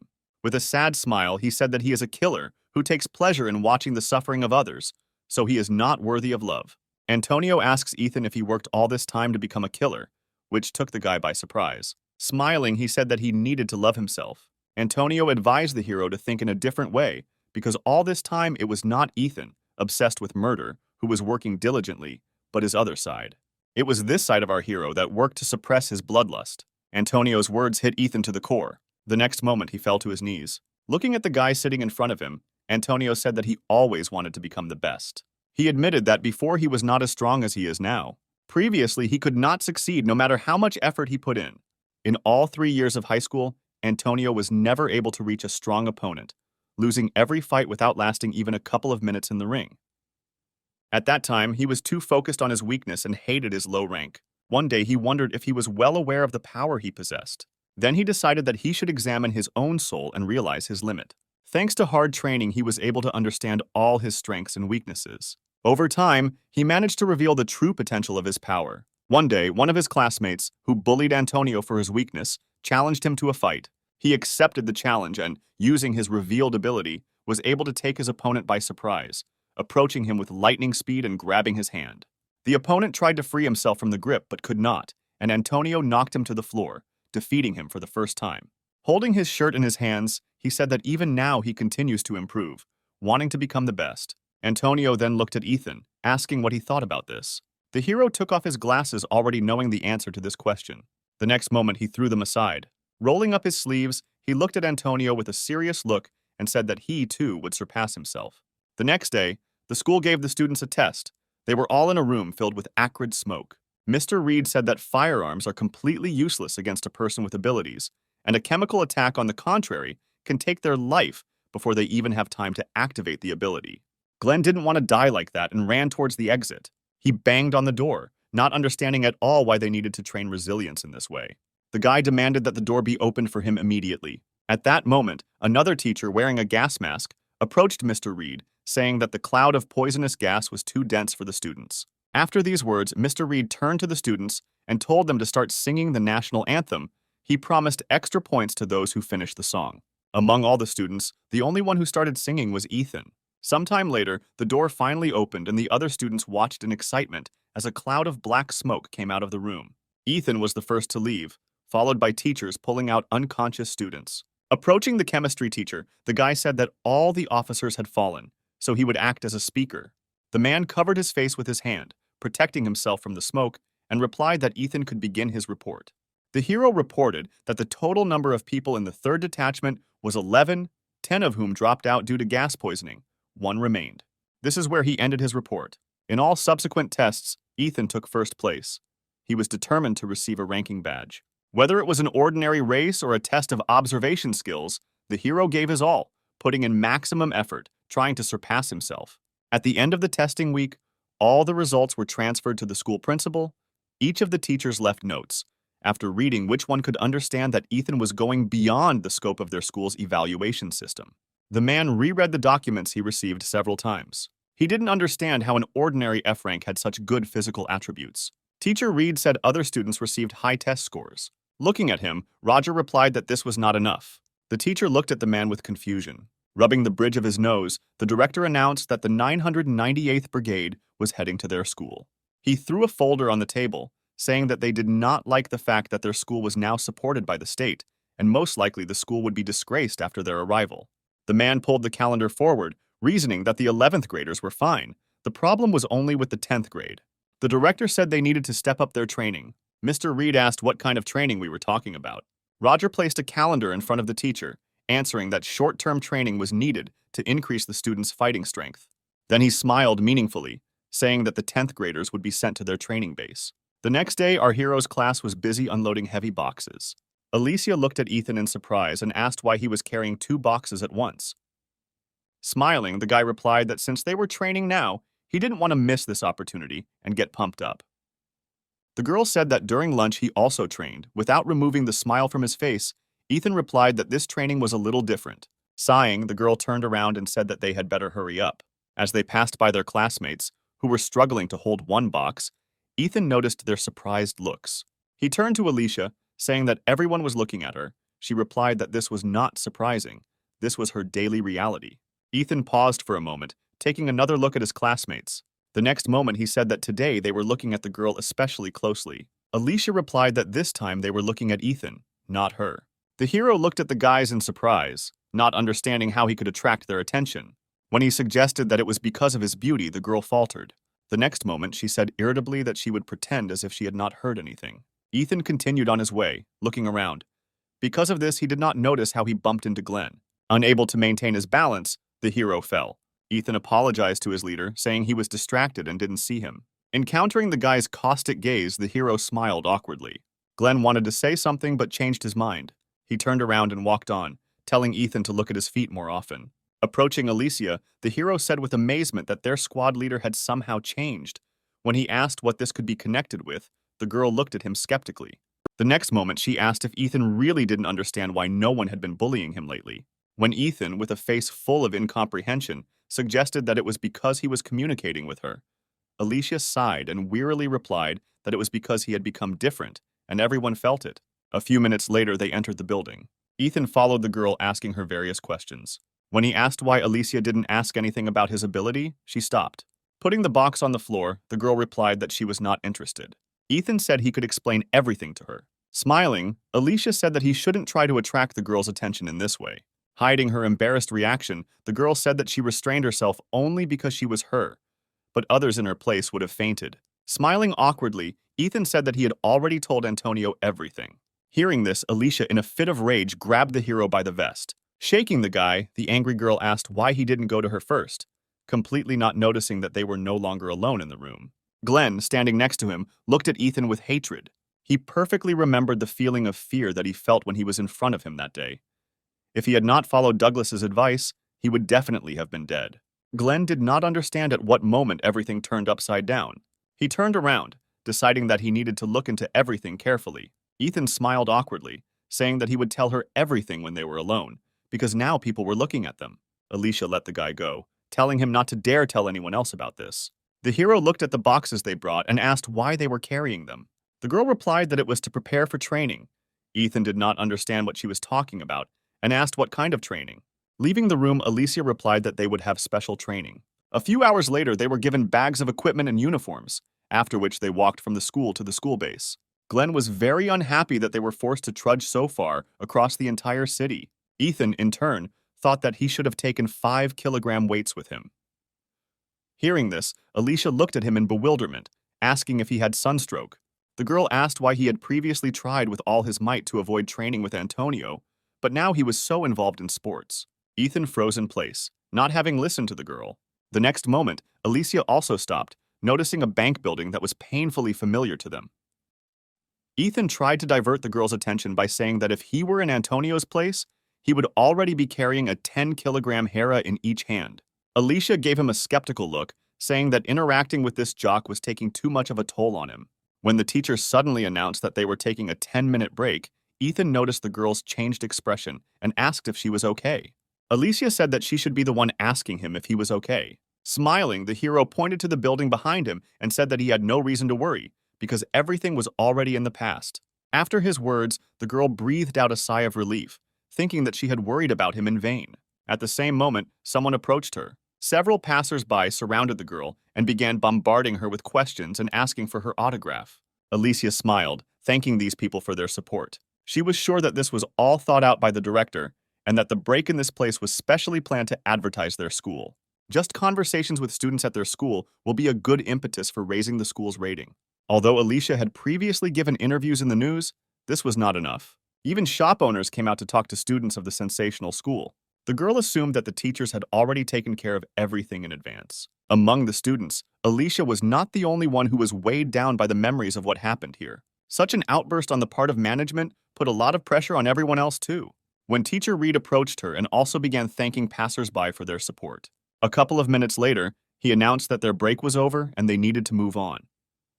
Ethan looked at the girl worriedly, asking if she was okay. Alicia asked him not to touch her for a while because she had a headache. Before moving on, the hero paused for a moment and looked at the bank building again. He lied when he said that he didn't feel anything when he came here. He was overwhelmed with many emotions. A few moments later, he pulled himself together and moved on. Ethan forever decided that he was above his own soul and there were no ranks for him. At this time, Teacher Reed contacted the principal. He informed him that as planned, they walked near the bank, giving good advertising for their school. The man went out into the street parking lot and said that he would soon join them. Once in the car, Roger said that it was his responsibility as a battalion commander to share words of encouragement with the students who were tired from training. After that, he hung up the call and went to the base. A few hours later, they left the city. Teacher Reed stopped, warning that the path further would be very steep, so they needed to take a long break. Alicia took off her bag and called Ethan over. When the girl asked if he would have some chocolate, the guy's eyes lit up and he thanked the girl for her care. Then she took out the chocolate and handed it to the guy. Ethan turned around when he heard the sound of an approaching car. The next moment, a white car stopped right in front of Alicia and our hero. When the door opened, a man came out and said that it was too hot in here. Teacher Reed ran up and greeted Principal Roger. He nodded to the man and then turned his attention to Alicia, asking if she was coping here. The girl replied that she did not have any problems. Hearing her answer, the man laughed contentedly, saying that this was not surprising and that he could rely on her. When he noticed the guy standing next to her, he immediately introduced himself, saluting the director. The man had heard Ethan's name too often lately, so he immediately remembered that this was the same F rank who had distinguished himself. He looked at the hero with dissatisfaction, saying that earlier it was said to address him not as the director, but as the battalion commander, after which Ethan apologized for his mistake. The girl watched this and saw that the director was too biased towards the hero. The next moment, he said that the guy looked somehow more cheerful. Unlike the other students, Ethan excitedly began to talk about his training, but the director interrupted him, telling him to open his bag. The expression on the hero's face at that moment gave way to surprise. The man explained that they were conducting an inspection and asked Teacher Reed to give him a list with all the necessary items. Alicia watched as Ethan took out the entire contents of his bag. She knew that this guy was not the type to forget something, but if he accidentally missed something, the director would jump at this opportunity to belittle him. After going through the entire list, the teacher said that everything was in place. The man meticulously examined the list. The next moment, he smiled maliciously, saying that Ethan had not taken everything out of the bag and asked to show him what was there. The hero smiled and replied that he took something with him to train during breaks. The next moment, he took out several bags of sand, weighing 5 kilograms. The surprised man asked if he knew why they had come here. Ethan replied that they would have partisan training, where they would train not only strength, but also endurance. When Roger wanted to ask the hero another question, the teacher decided to intervene, noticing how desperately he was trying to set this guy up. He said that their break was over and it was time for them to move on. After his words, the man got back into the car. Alicia looked at the teacher, not understanding why he decided to intervene. The coaches were already expecting their players and watched from above as they almost reached their base. Noticing Alicia in the crowd, Olivia said that among all of them, this girl was the most worthy and worth testing. Antonio kept his gaze on Ethan, saying that it would be best to focus on him. Olivia mockingly said that he was an ordinary loser with a low rank and not worth wasting time on. She didn't understand Antonio's strange obsession with this guy at all. The girl knew that Ethan had good endurance and speed, but that was all. His ability is too weak. Antonio said that she shouldn't be so prejudiced towards him. Sighing, the girl said that because they trained together, he thinks Ethan is cooler than their first squad. Antonio looked at the girl seriously, saying that this guy was not just better than the first squad, he was much cooler than their entire platoon. Olivia's eyes widened in surprise when she heard his words. The next moment, turning her head towards him, with a threat in her voice, she asked Antonio to repeat again who is cooler than whom. The guy said that her attitude towards Ethan is based only on the previous battle of the squads, and she does not take into account his recent successes at all. Chuckling, Olivia said that Ethan only joined his club 2 months ago. Returning his gaze to the hero, Antonio said that in these 2 months he had changed a lot. He was confident that the result of this week's preparation would turn into Ethan's solo performance. Once in the barracks, everyone split into rooms. Taking the bed closest to the exit, the guy began to sort out his things with a smile. Seeing his number on the uniform, Ethan concluded that there were only 300 students here. When everyone had finished changing clothes, it was announced that the students needed to hurry to the departmental center. Ethan recognized Antonio's voice, which meant that those rumors about the 11th grade being their trainers were true. The guys with whom the hero was placed in the same room sat down on the floor and began to say that they were completely useless and that the end would come for them all. Ethan cast a contemptuous glance at these guys. A few minutes later, all the students gathered at the indicated place. Standing on the dais, Antonio announced that he had been appointed responsible for partisan training.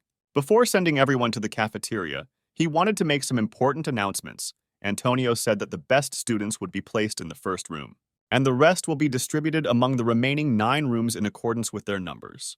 The guy explained that the numbers on their uniforms were their school-determined rank of overall combat ability. However, during training, students' performance will not depend on the number. This week of preparation will significantly affect their final grade. The disciples were surprised to hear something like this. Meanwhile, Antonio continued, explaining that depending on their efforts in training, one could greatly improve the rank of their combat abilities. Afterwards, he looked at his watch and said that it was now 12 o'clock. They had lunch until 1 o'clock and rest time until 2 o'clock. The instructors would tell us about the detailed schedule a little later. After lunch, the residents of the 10th room returned back, regretting that there was absolutely nothing left for them from lunch, because those who came before them had eaten everything. When one of them suggested that they intentionally get hurt in order to fly out of training, Pavel replied that there was a nurse here, so there was no point in it. Suddenly, Ethan burst into the room with 4 bags full of food. Approaching the bed, he poured all the contents onto it. The guys immediately surrounded him, sorting out the food. Opening a bag of chips, Ethan said that he didn't steal anything, so they shouldn't worry and eat in peace. A few minutes earlier, he approached Antonio, saying that he didn't have enough food. Smiling, the guy said that he heard that they decided to examine him during training. Afterwards, he went into the room reserved for the instructors and asked how much food he needed. When the hero replied that enough was needed for 15 people, Antonio froze in surprise. Then he laughed out loud. When his colleague saw Antonio taking all their supplies, he tried to stop him.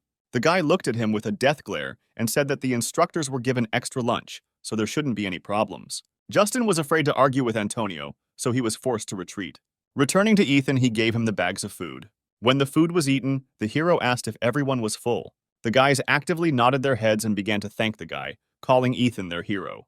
When one of them promised to repay him for this service in the future, the hero looked at him carefully. Afterwards, he said that if they really wanted to thank him, they should promise something. Facing their blank faces, Ethan asked that they all give their best in the upcoming training sessions. Nick and Ryan said in bewilderment, "What is the point of trying if they are all from the last room and are the worst students?" Ethan interrupted them, saying that he knew this very well. When Ryan asked if he realized that they all had terrible abilities, the hero smiled and asked if there was anyone here with a rank lower than F. After this question, everyone looked away. Alfred, who came forward, said that Ethan had changed a lot lately and he would like to become better too. Nick exchanged glances with Ryan, after which they nodded to each other. The next moment, Alfred nominated our hero for the role of their leader. Everyone supported him. Worried, Ethan rose from his bed, asking if anyone was sure no one was against the idea. An hour later, their training began. Smiling, Ethan easily performed all the exercises, giving it his all, and the guys from his room tried to keep up with their leader. The instructors noticed this group, which stood out from the rest. Olivia watched Ethan in bewilderment, not understanding how he had the strength to laugh during training. Antonio, standing next to him with a satisfied face, said that he did not expect anything else from a member of his club. The girl said that not only Ethan excelled, but also all the students from the last room. She was confused and did not understand at all what was happening here. A few hours later, Antonio announced the end of training. Immediately after this, the exhausted students sank to the ground. He also said that the schedule had already been posted, and they could look at it on the bulletin board. Then he turned to Ethan. Ethan stepped forward at the instructor's request. Antonio said that all residents of the 10th room receive additional points. Nick and Justin looked at each other happily, not believing that they had actually achieved something. Everyone else was no less happy. That evening, Ethan waited for the girl at the appointed place. Looking at his watch, he thought that he had arrived too early.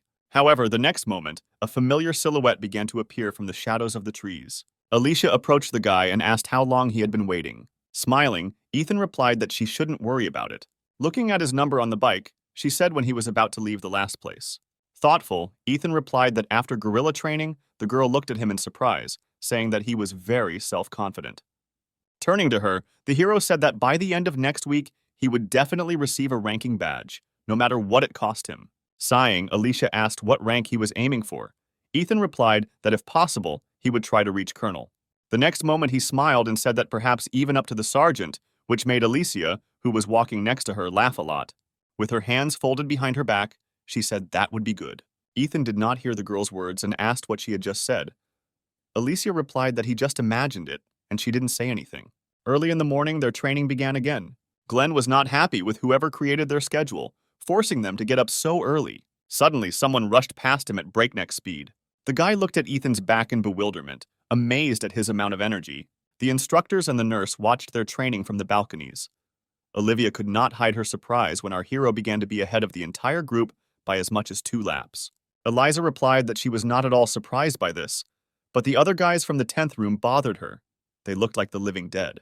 She asked Olivia if she remembered yesterday, and then said that no one dropped out of training yesterday. She also added that none of the guys benefited from medical assistance or restoration of stamina.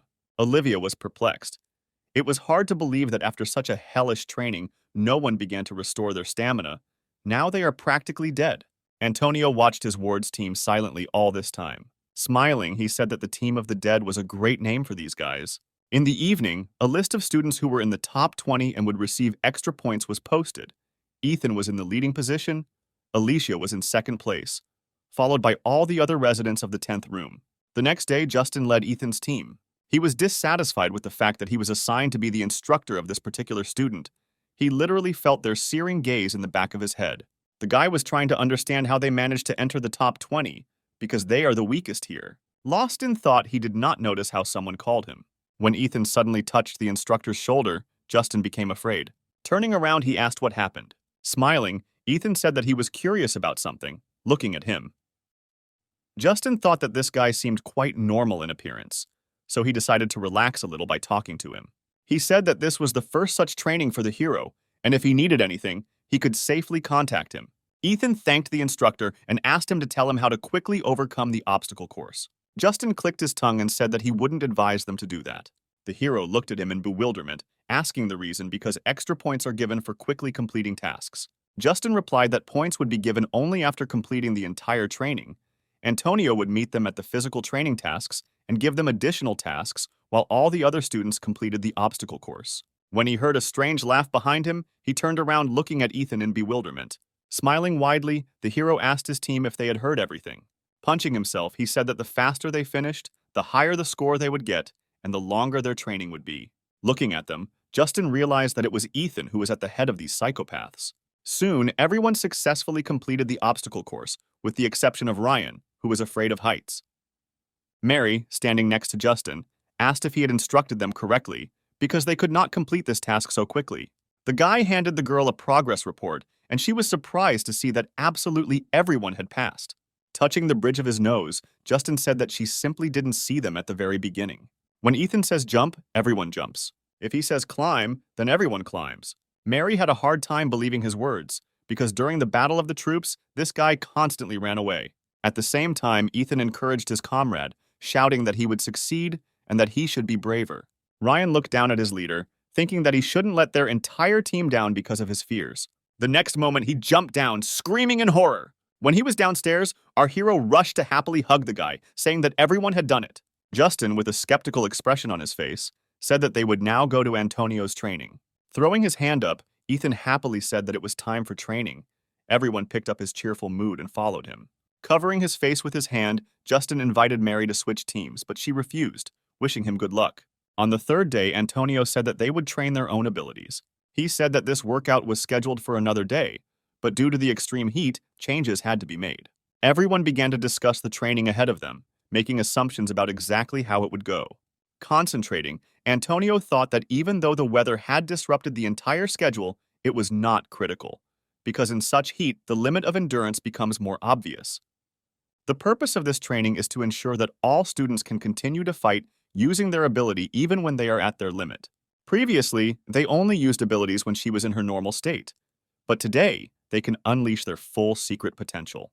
He was confident that at the end of this training, students with strong will would become even more interested in their abilities.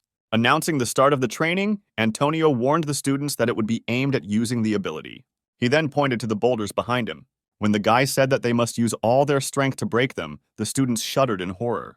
Meanwhile, Antonio continued, explaining that each of them will try their strength depending on the serial number. Those who fail to reveal their strength must give way to the next student. Many were confused because their abilities were too weak or unsuitable to break such a block. Overhearing their conversations, Antonio said that they should not draw any conclusions so early. Approaching one of the boulders, he said that many of them already knew his ability. Afterwards, the guy stood with his back to them, concentrating. Taking a stance, the guy activated his ability. The next moment, he moved with lightning speed to the boulder and squeezed it with all his might. The stone began to crack under his fingers. Ethan watched Antonio in amazement. A few seconds later, he managed to lift this huge stone with his bare hands. Suddenly, he tightened his grip and slammed the boulder onto the ground with all his might. The next moment, it split into pieces, raising a large column of dust.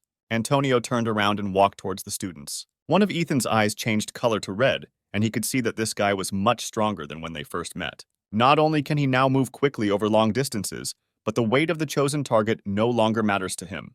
Looking at Antonio, the hero hesitantly scratched the back of his head.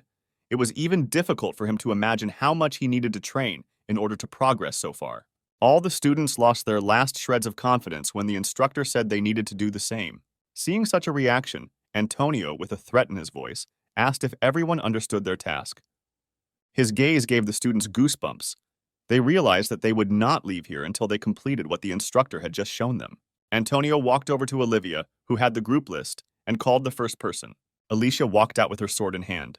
She ran her hand along the blade, calling upon the power of her weapon. She stood up for a few moments and Antonio gave permission to begin. At that moment, her clones appeared behind the girl.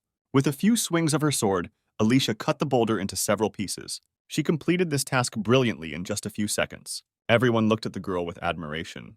Olivia also looked at Alicia's retreating back, thinking that her abilities were on a completely different level than the others.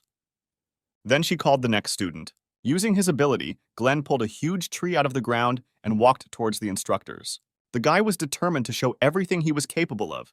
He didn't want to be inferior in strength to Alicia, or even that loser with an F rank. He stood in front of the boulder and raised the tree trunk above his head. The next moment, he hit the stone with all his might.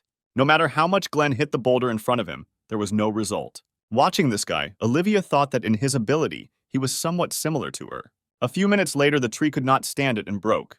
When Glenn irritably threw him aside, Antonio said that he didn't have to worry, because when evaluating him, he would take into account the guy's ability itself. Then he called the next person.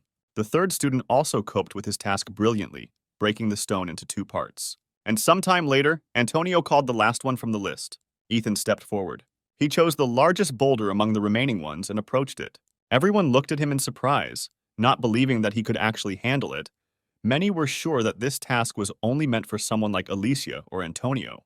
The next moment, they remembered that this guy is the leader of the 10th team, whose members seemed to have broken free and did not give up until the last breaking boulders. Meanwhile, Ethan activated his power and created a dagger. The students looked at him in bewilderment, trying to understand how this guy was going to destroy such a block with such a small weapon. The next moment, the hero looked at Antonio with a silent question in his gaze. The guy understood what exactly Ethan was asking permission for and silently nodded his head. Having received permission, the hero closed his eyes and carefully began to release his dark side. He concentrated all the energy in his right hand, preventing it from getting out of control and taking over him completely. Perceiving the change in Ethan, Glenn stepped back in horror, afraid that he would turn into a psycho again, like that day.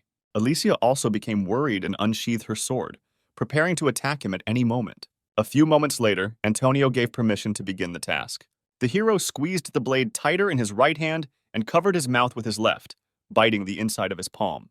The next moment, he made a series of quick and precise swings with his blade, causing the boulder to crumble into small pieces. Ethan threw blow after blow, concentrating on his movements. At one point, the control of his power weakened and his madness tried to break out. Ethan bit his palm painfully, regaining control. Olivia watched the guy's actions in a stupor, not understanding where the F rank got such strength.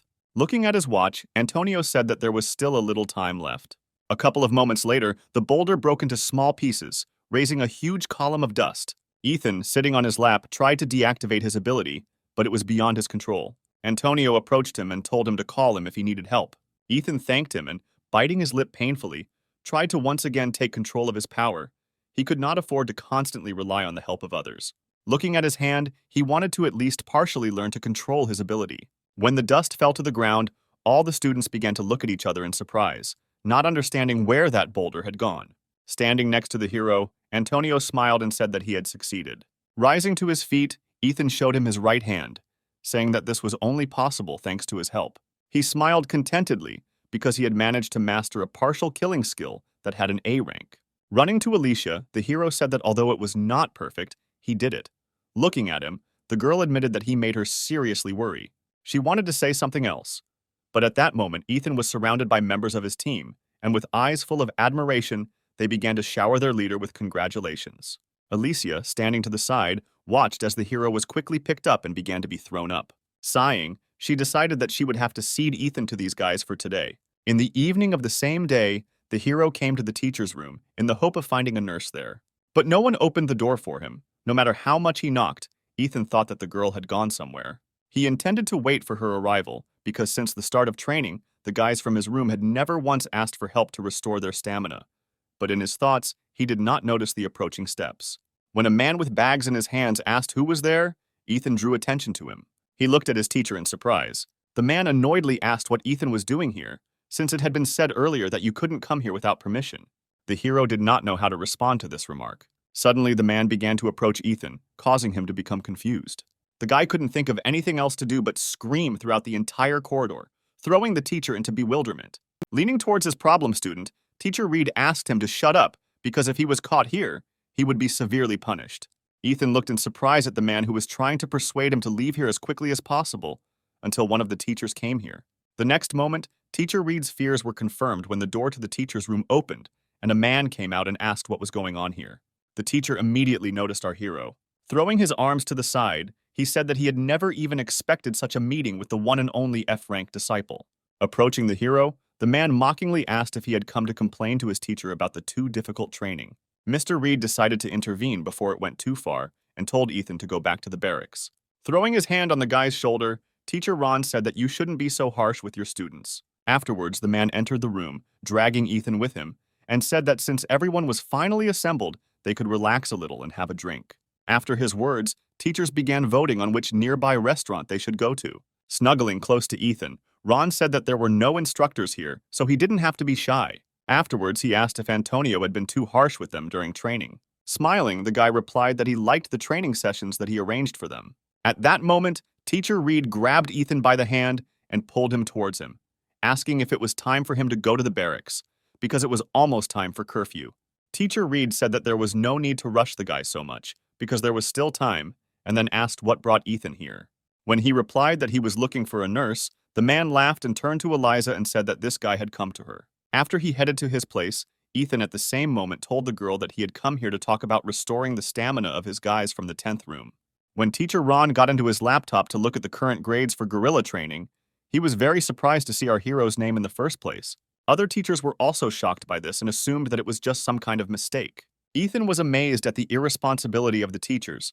For the past 3 days, they had not bothered to look at their students' grades even once. Teacher Ron looked at the guy contemptuously, asking if he had given Antonio a bribe so that he would give him and all the other students from the 10th school high scores. Ethan was struck to the core by such arguments. He replied that Antonio was not one of those who would buy money.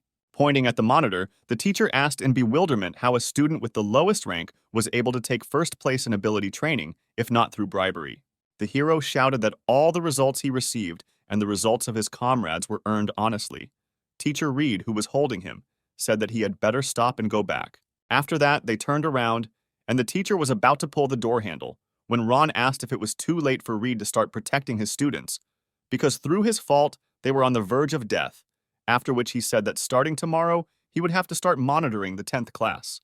Teacher Reed ignored his words and pushed Ethan towards the exit, saying that they had to go. However, our hero could not just allow the teachers to devalue the work he and his team had put in. Suddenly, he shouted out that he had a question. Teacher Ron looked at the guy in bewilderment, wondering what he would say. Without turning around, Ethan asked what would happen if, in front of all the teachers, the entire 10th room entered the top 30. The next moment, he turned to the teachers and asked with a smile what they would do then. For a few moments, the teachers fell out of reality. After recovering from the shock, they all began to laugh. Ron said that Ethan had a great sense of humor. Still smiling, the hero said that he was completely serious. The next moment, Teacher Ron said that if this really happened, he would promote the entire 10th room to corporals at once. The other teachers supported this proposal and immediately began to place bets. After that, Ethan headed for the exit, saying one last time that the teachers be sure to keep their promise. Eliza rose from her seat and followed the guy. When she caught up with him outside, Ethan apologized to her for causing a commotion in the staff room. The girl said that she should have apologized for not getting him out in the first place. Looking at her, the hero replied that everything was fine, after which he said that he would need her help as a nurse. He explained that if the 10th room was restored, they would easily enter the top 20. Eliza said with a smile that he was very confident in his abilities, and then asked to show her the way to their room. Ethan replied that it would be best if she came in after he cleaned up their room a little. At the same time, students from other rooms were beating Ethan's team, trying to find out where he was now. Looking at the beaten guys, Casper said that the rumors that their F-rank leader had conspired with the instructor turned out to be true. Alfred objected, saying there was no collusion. However, Caper did not let him finish, kicking the guy in the face. Bringing Alfred to his knees in front of him, he said that the 10th room had too much ego, since someone dared to challenge his words. Ethan sat around the corner, watching from the side. He was very angry with Casper. But the hero understood that now was not the right time to run into problems. It was too obvious that they were deliberately trying to provoke him into a fight. He was thinking about who would be best to call for help in this situation, the teacher or Antonio. Ethan emerged from his thoughts when someone fell near him. The next moment, the hero's face changed. Nick was lying in front of him, shuddering in pain. When the guy told Ethan that he better not get involved in this, his common sense left his body as our hero. Turning around, Casper said with satisfaction that Mr. Liar had finally decided to honor them with his presence. Approaching him, Ethan asked what Casper needed from his team. The bully ignored the question addressed to him, after which he asked if the hero was taking on too much, deciding to try on the role of the main one. Ethan was not going to listen to all this and said that if Casper left now, he would keep silent about what had happened. Bending down, the bully asked what he was going to do otherwise. Casper said that most likely the hero will run to complain to Antonio, who is covering him, or to the teachers. Turning to his friends, he declared that their number one was losing ground and was not capable of anything without cheating. Listening to these annoying taunts, Ethan's crazy side began to surface, and he had to bite his palm again to come to his senses. At that moment, Glenn appeared in the corridor. Calling out to Casper, he said that if he wanted to fight so badly, then he should try his hand at training tomorrow rather than show off now. Then he slammed the door to his room. However, Casper and his comrades ignored his words. They began shouting for their leader to show this loser the power of the 7th rank. Ethan was still standing, covering his mouth with his hand, trying not to lose control of himself. He thought that if he got into a fight now, he might lose too much later. The hero could not afford to just miss the chance for him and his team to be noticed. Standing opposite him, Casper tried to get at least some reaction out of Ethan, goading him in various ways. But the hero did not react in any way to his words. Then Casper assumed that he was so frightened of him that he could not utter a word.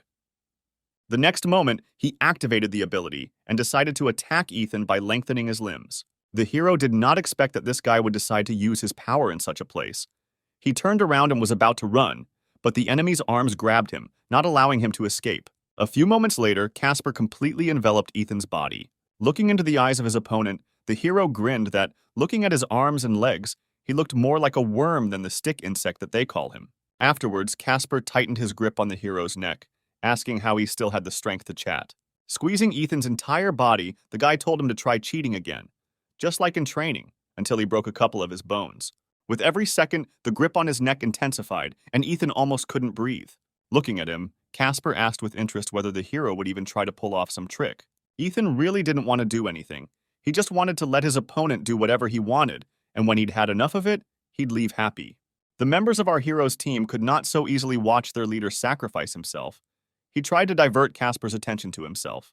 Looking in their direction, the guy asked with a grin whether they would really dare to attack him. After his words, the guys from the 10th room really got up from the floor and ran towards him. Ethan watched this in horror, reminding himself that he just needed to be patient for a little while, and then the nurse would come. The next moment, Casper attacked the guys running towards him, throwing them back. When everyone was on the floor again, he said that if they were weak, they should sit below the grass and not stick out. Shaking in pain, Nick stood up, saying that they had lived their whole lives like this, but their leader was different. Ethan looked at him in confusion. Meanwhile, Nick continued, saying that day he was also there when Glenn called Alicia to the roof. At that time, he was too stupid and full of strange beliefs. Even when Ethan stopped Alicia's strike, they still continued to consider him inferior to them, because he was only an F rank. Hanging his head, Ryan admitted that he too was there that day. Nick turned his gaze to the hero, saying that he was mistaken all this time, because unlike them, who only supported Glenn's cruelty, Ethan was the only one who tried to stop the fight, which is why he is much more amazing than them. These words affected our hero. The next moment, the guys got up from the floor and again ran towards their offender. Casper again threw them aside with one blow. He said with irritation that since his words did not reach them, he would have to show everything with a concrete example. Ethan, looking at his guys, realized that he was very mistaken in thinking that everything could end so easily. After all, it was he who taught them not to give up. The hero remembered that he promised Alicia that he could get his rank badge this week. It was because of his selfish desire that he argued with the teachers, saying that his team could get into the top 30. Just his desire does not mean that other guys want it too. Ethan realized that today they would fight to the last, even knowing that their opponent was much stronger than themselves, because it was he who taught them this. The next moment, he created a dagger. Noticing this, Casper said with a grin that this was not the first time he had seen his pathetic ability. Ethan ignored his words and turned to his team members, telling them to listen carefully. Looking at Casper, he said that if they fight only with the help of their strength, they will not be able to defeat even such a pathetic insect. Having loosened control over his power, Ethan said that Casper was too presumptuous, relying only on his ability. The next moment, he threw off his opponent. Taking a stance, the hero said that to win it is not at all necessary to have a strong ability. Casper looked at the guy in front of him in bewilderment, trying to understand how he managed to free himself from his grip. The next moment, Ethan approached him. Having been wounded in the leg, Casper fell to the floor with a loud scream. The hero looked at him with confusion, asking how, with his inability to endure pain, he managed to get 7th place in the ranking. Looking at Ethan standing in front of him, Casper began to beg him for mercy, saying that he was very sorry. The hero dispelled his ability and looked at him arrogantly, saying that he was too pathetic. Casper began to crawl back, seeing how the look of the guy opposite him had changed. But he didn't manage to get far. Ethan quickly caught up with him, and the next moment, Casper's cry of pain was heard throughout the entire floor. Tying his hands in a tight knot, Ethan looked at his team, saying that they too could handle him without using their powers. He then looked at Casper and asked with a smile if this was the specific example he wanted to show. The guy screamed in fear, afraid that he would be hit again. The next moment, he could not stand it and lost consciousness. Rising from the floor, Ethan said that Casper was wastedly boasting of his strength, and when it came down to it, he immediately passed out. All this time, his friends watched from the sidelines and recoiled in horror when the hero remembered their existence. Turning to them, Ethan asked with a smile that he had to deal with all the garbage. Their next morning began again with an exhausting run. Glenn is still amazed at how fast Ethan rushes past him. He really didn't understand what kind of monster he had to be to not even be out of breath after 10 laps around the training field. The next moment, he noticed something strange. Looking around, the guy noted that the guys from the 10th room, unlike in previous days, were barely trudged today. The instructors watched the students closely from their seats. Olivia looked at Eliza, asking about student number 7's condition. The girl answered wearily that, although with difficulty, she managed to restore his condition. But he suffered a strong emotional shock, so it would take some time before he could return to training. Rubbing the bridge of her nose, she added that she also managed to patch up the guys from the 10th room a little after the fight, but they were unable to restore their stamina, so today they will have a hard time. Antonio sighed sadly after the girl's words, looking at Ethan's team. When the run was completed, he called our hero over and asked if the guy could guess why he was called. Having received his answer in the form of a nod of his head, Antonio said that because of what happened yesterday, Ethan was given demerit points. His eyes widened in surprise when he heard that he had been demoted to 300th place again. He expected the punishment to be severe, but he didn't think it would be that much. Afterwards, the instructor turned around and said that everyone could be free and go to breakfast. Ethan had no choice but to resign himself. He was lucky that the hall was not talking about his expulsion. Then everything would have been many times worse. But his team could not calmly accept such news. The guys called out to Antonio, saying that it was too unfair, because the students from the first room were the first to start a fight, and they were only defending themselves. Turning around, the guy told them to stop appearing and hurry to the dining room before all the food was taken away. Ryan came forward and asked why their leader was being punished for only protecting them. Sighing, Antonio shouted that everyone gets penalty points for refusing to carry out the order of the elder. After that, Ryan tore the number off his uniform, saying that he's had enough. No matter how much effort they put in, they always remain litter for everyone else. Turning to them, Antonio asked them with a threat in his voice if they wanted more penalty points. At that moment, Ethan stepped forward, shouting that they were ready to accept their punishment. Antonio looked at him in surprise. The members of our hero's team fell silent, casting puzzled glances at him. Ethan began doing exercises as punishment for his group's behavior. Ryan and Alfred looked at their leader sadly, thinking that he must be very angry right now. The next moment, they joined him and began doing push-ups under the close supervision of the instructor. At some point, Antonio announced that on Friday afternoon, there would be a skill competition between the best guerrilla fighters. He said that this is where the guys will be able to show everyone else everything they are capable of and prove that they are something more than just litter. After his words, Ethan lit up, realizing that this was his last chance to make up for everything he had lost. Antonio looked at his watch and saw that there were 20 minutes left until the end of breakfast. He told Ethan's team that they could be on their way up. The exhausted guys followed the instructor's order and got up from the ground. Smiling, Antonio said that they should hurry to the dining room. After such an exhausting morning workout, the guys barely ate and trudged to breakfast, wondering if they had anything left. At the same time, Teacher Ron came out of the cafeteria. He immediately noticed Ethan and his team approaching. Approaching the teacher, the hero greeted him and asked how breakfast was. The man replied that the food here was not to his taste and it would be better to eat ramen. After the man's words, the guys from Ethan's team glanced displeasedly at the teacher. He noticed that their team was the last to arrive this morning, making it more obvious that they had been using dirty tricks in the previous days. Smiling, Ethan replied that they simply did not have any strength left due to hunger. At that moment, the teacher approached him, saying that strange information had reached him, that one of the best students had been knocked out yesterday. The hero realized with horror that Casper was in Teacher Ron's class. Meanwhile, the man continued by saying that witnesses reported that Ethan was the one who beat his student. The next moment he laughed, patting the hero on the shoulder.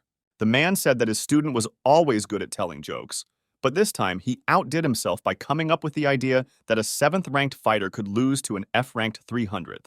Ethan couldn't believe that this teacher didn't value him so much that he didn't even believe his own students, who were participants in yesterday's incident. Ron said that starting tomorrow, the teachers will train with them. Although this is problematic, It is the only way to prevent cheating. Teacher Reed and an exhausted Eliza approached them and intervened in the conversation, saying that breakfast was about to end and everyone should hurry up. A few moments later, Ron's teacher was led towards the exit of the building. After that, all the guys ran to the dining room, praying to God that there would be at least something left there. Ethan remained in place. He had a bad feeling. The next day, as promised, the teachers joined the students in training. Teacher Ron noticed that Teacher Reed wasn't even out of breath as he performed the fourth set of squats, 50 times each. Approaching him, Ron said that he would not have expected anything else from the physical education teacher. He was doing an excellent job with the exercises. Olivia, who was observing the students, noted that the students were not in the best condition today.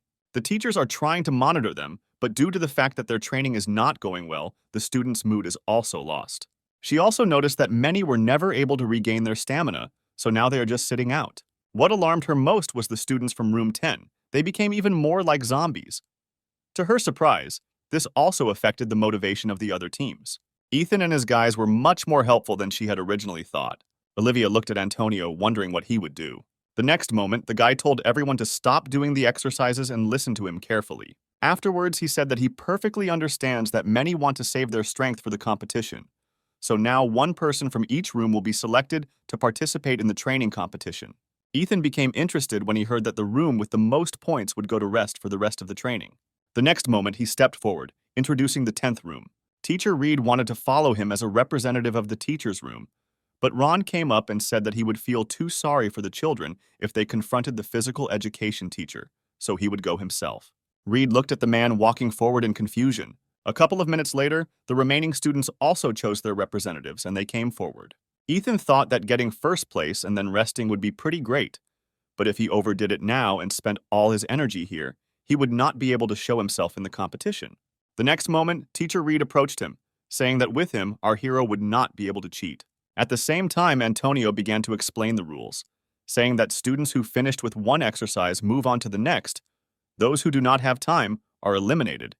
Then he added that everyone else, except team representatives, should return to training. The time Antonio spent explaining the rules was enough for our hero to decide that for the sake of the guys on his team, he should no longer hold back. A couple of minutes later, they started doing the exercises. The teacher, who was full of energy, unlike the students, completed the exercises with ease. Looking at him, the other students were afraid that they might fly out too quickly. A few moments later, their fears were confirmed, and Antonio said that students from rooms 4, 7, and 2 had dropped out. Looking at them, Teacher Ron grinned contentedly. However, when Ethan, standing next to him, said that he had already completed the 9th exercise, the man looked at him in surprise, thinking that this guy was much faster than he thought. At the same moment, Antonio announced the elimination of several more students. Ron remembered that this Ethan was just an F rank, and it would not be difficult for him to bypass such a weakling with a little effort. A few minutes later, the hero announced that he had completed the 11th exercise, causing the man to freeze in shock. Looking at their confrontation, Alicia realized that it would not end so quickly and had absolutely no desire to take part in it. When she got up and walked towards the rest of the guys, Antonio said that the first room was eliminated. Meanwhile, the hero continued his competition with the teacher, ahead of him by several exercises. The man could not overtake him, which greatly infuriated him. When Ethan began to perform the 3rd set of exercises, Teacher Ron could hardly keep up with him, every now and then glancing irritably in the guy's direction. The man was already on the verge of fainting when the hero announced the completion of the 9th task of the 4th approach. The next moment, the teacher looked at Ethan furiously and said that he could not sit and watch the hero's team get an undeserved rest. On the 7th approach, the man could not stand it. Under Ethan's surprised gaze, he gave in, saying that this guy was a real monster. After that, Antonio said that the teacher's room would leave, and the students from the 10th room could go to the shade and rest until the end of the training. Coming out of the field, Ethan's comrades with worried faces inquired about his condition. The hero smiled tiredly and said that the teacher lasted much longer than he expected. Afterwards, he sat under a tree, telling the guys that they could relax and recuperate while there was time. Ethan had overexerted himself while competing with his teacher, and now all his muscles were aching in pain. A couple of hours later, they all moved to a specially prepared hall, where Antonio announced that they would now begin the last stage of guerrilla training, the competition of abilities. Standing waist-deep in mud, Glenn clicked his tongue when the instructor said some people might be unhappy about it because they don't have anything special. Antonio advised them not to write themselves off prematurely because there would be surprises in this competition. Clenching his fist, He said that he believed that students could find the strength to get rid of their shortcomings, turning them into their strengths. Just as he was about to go on to explain the details, a joyful voice came from behind Antonio. Director Roger, who came in with the teachers, said that the guy had done a good job over all these days. Without taking his eyes off Antonio, the man said that as a battalion commander, he considered his presence necessary at such an important event as a competition of the abilities of his precious soldiers. Antonio bowed to greet the director. Afterwards, he hesitantly said that it was to him that the man left partisan training. The director replied that the competition was the last part of the preparation, so he must attend it. Antonio sighed and took the folder with documents from Olivia's hands. Afterwards, he handed it to the director, saying that this was the competition plan. The man took the papers handed to him, and looking through them, he said that he was not mistaken in entrusting this matter to Antonio. Having studied only the very beginning, he closed the folder and handed it to Teacher Ron, saying that it was all too confusing, so he would make everything simpler. The next moment, his voice rang out from the speakers mounted on the wall. Ethan felt that Roger's appearance here did not bode well for him. Looking at the students, the man said that he would now explain to them the rules of the competition. He said that the competition will be held both with and without the use of the ability. Anyone who ends up outside the field is immediately eliminated. Those who raise both hands are also considered losers. The same applies to those who lose consciousness during the battle. After this, the director announced that the briefing was over. Antonio approached him and asked how the man was going to separate the students. The next moment, Roger came to his senses, saying that he had forgotten to tell about the most important thing. All 300 students would take part in this competition at the same time. The students looked at him in confusion when he said that in this royal battle, each of them would be assigned a certain rank. Meanwhile, the man continued, saying that the longer they last, the more points they will receive. If they contribute to the elimination of other participants, they will also receive points. At that moment, Eliza approached him, reminding him about the safety bracelet and the rule regarding those who break it. Showing everyone his hand with a bracelet, Roger said that each of the participants should receive a protective bracelet from the nurse. It is designed exactly the same as the one used in previous competitions. It absorbs the damage received and breaks. Usually breaking a bracelet means defeat, but if someone wants to continue the battle, Roger will accept their persistence and allow them to continue participating. Eliza was horrified by the man's words, and Olivia couldn't believe that he had pushed back all of Antonio's plans for such a stupid idea. Ethan looked at his watch, thinking that he had no choice. He needed to try to last as long as possible and score more points. Although he was able to control his strength yesterday, in his current state it might be too difficult for him. Looking at the surprised reaction of the students, the principal said that they must learn to remain calm in any situation. The next moment, he looked at the wall clock and saw that it was 2 minutes past 2 o'clock in the afternoon. Then he said that they would start at exactly 2 o'clock. Alfred said in disappointment that they wouldn't even be given time to get used to the mud in which they were standing. Ethan looked at Antonio. He looked at the students sympathetically. The director announced that the conditions for this competition were too harsh, which went against what they had been practicing throughout this entire week. A couple of moments later, when the clock was exactly 2, the director announced the start. Michael immediately chose his target and told his guys that they should focus on the unarmed Glenn. Hearing this, the guy shuddered. He understood that he could not cope with all of them without the necessary strength. He began to run away from a group of opponents who had turned against him. A few moments later, Glenn was pinned against the wall, creating a taufe in his hand. Michael said that he would deal with him before he had time to find an object to use his ability. Grinning, the guy said that none of his opponents looked around at all. The next moment, he touched an iron beam on the wall next to him. After that, Glenn removed the beam, making it his weapon. Michael looked at this in horror and tried to run away as far as possible through the thick mud. But he didn't have time, and the next moment Glenn attacked him. Surrounded, Alicia looked towards the fighting Michael and his guys, telling the guys around her that everyone there was fighting so hard that they should join in too. Then she turned her gaze to them and asked if they were really going to continue keeping her trapped until the end of the competition. The next moment, she activated her ability, telling them to try and catch her. Immediately after this, the girl ran forward. Ethan's team stood aside all this time. The guys asked him what they should do because the director loves people with unusual abilities. The hero was in no hurry to answer. He thought that Antonio would first let them get used to it, and, based on the results of the battle, would assign each student his own rank depending on their abilities. But due to the rules introduced by the director, students with stronger abilities will draw all the attention to themselves, and it will be quite difficult for other students to achieve high ranks. Ethan was pulled out of his thoughts by Ryan's call, asking him to pay attention to what was happening. The next moment, a guy stepped forward, saying that our hero's team would have to disappear before the competition without abilities began. Ethan created a dagger and shouted to his boys to prepare for battle. The next moment, the two teams ran at each other. Dodging the enemy's attacks, the hero shouted to his team to try to hold out until the start of the competition without abilities. Roger, who was watching the battles, said with satisfaction that the kids were doing a good job, but Antonio did not share this opinion. He said that the disciples had not even warmed up yet, and those with strong abilities would gain too much of an advantage. After his words, Teacher Ron approached him, and placing his hand on his shoulder, whispered that although Antonio was an instructor, he was a battalion commander, so he should refrain from such comments. The man heard his words and, laughing, said that everything is in order. The teacher needs to take into account the fact that this boy put a lot of effort into preparing for the competition. Approaching the director, the teacher said that he was absolutely right. Rubbing his chin, Roger said that the students should take extra time. After that, he picked up the microphone and announced that in 30 seconds, they would move on to the no-ability competition. Ethan began to strike more actively after the director's words. He shouted to his guys that they only had 30 seconds left to hold out. All this time, another part of the students was chasing Alicia, trying to catch her in various ways. She smiled, saying that she was already tired of playing catch-up with them, so it was time to finish.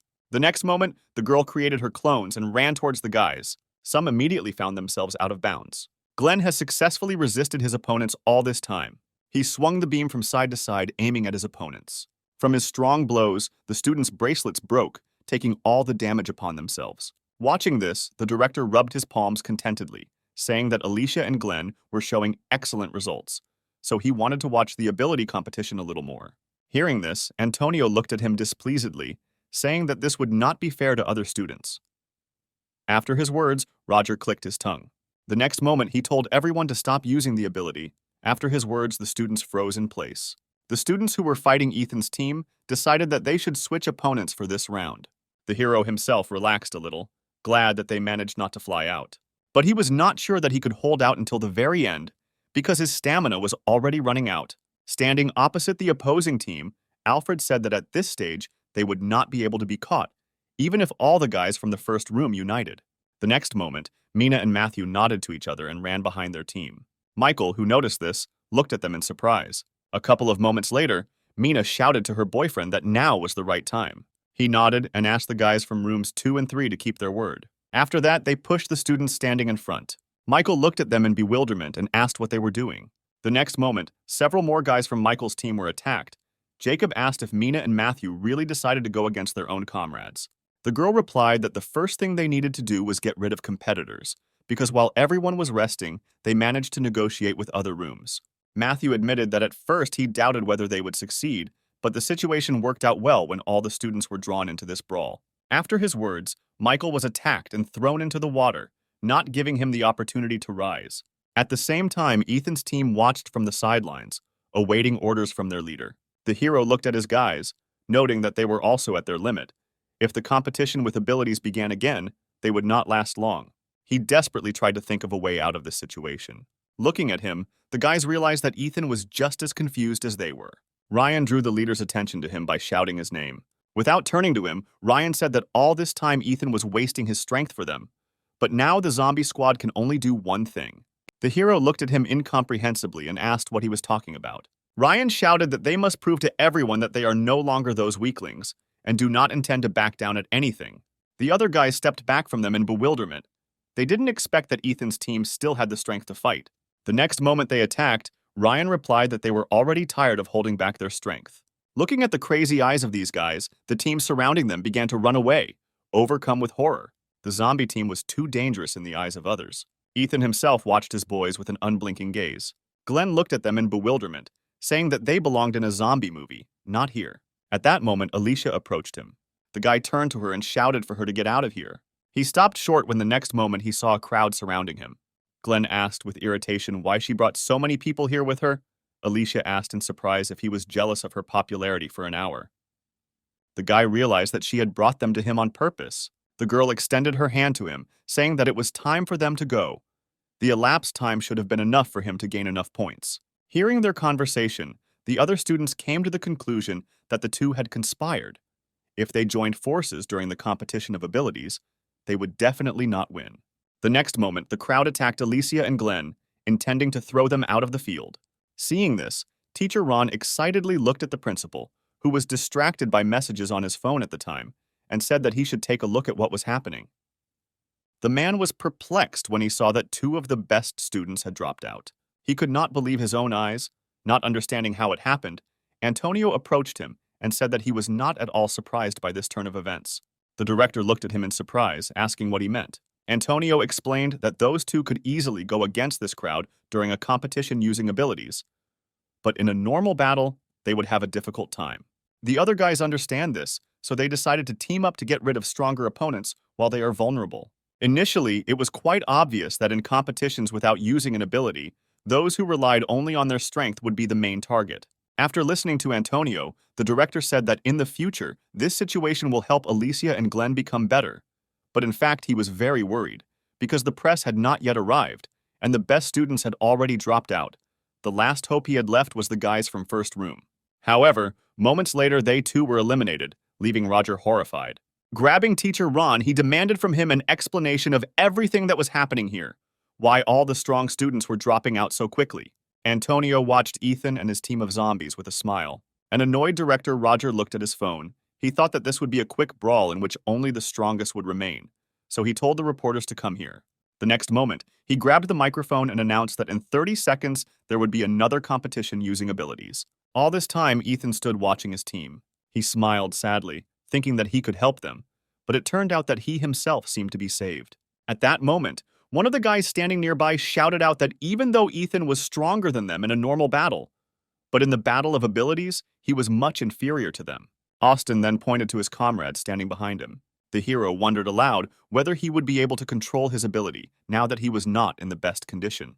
Coming closer to him, Austin mocked him and asked what he was muttering to himself. Suddenly, Matthew called out to him and said that they should move away from Ethan now, which caused bewilderment among the others.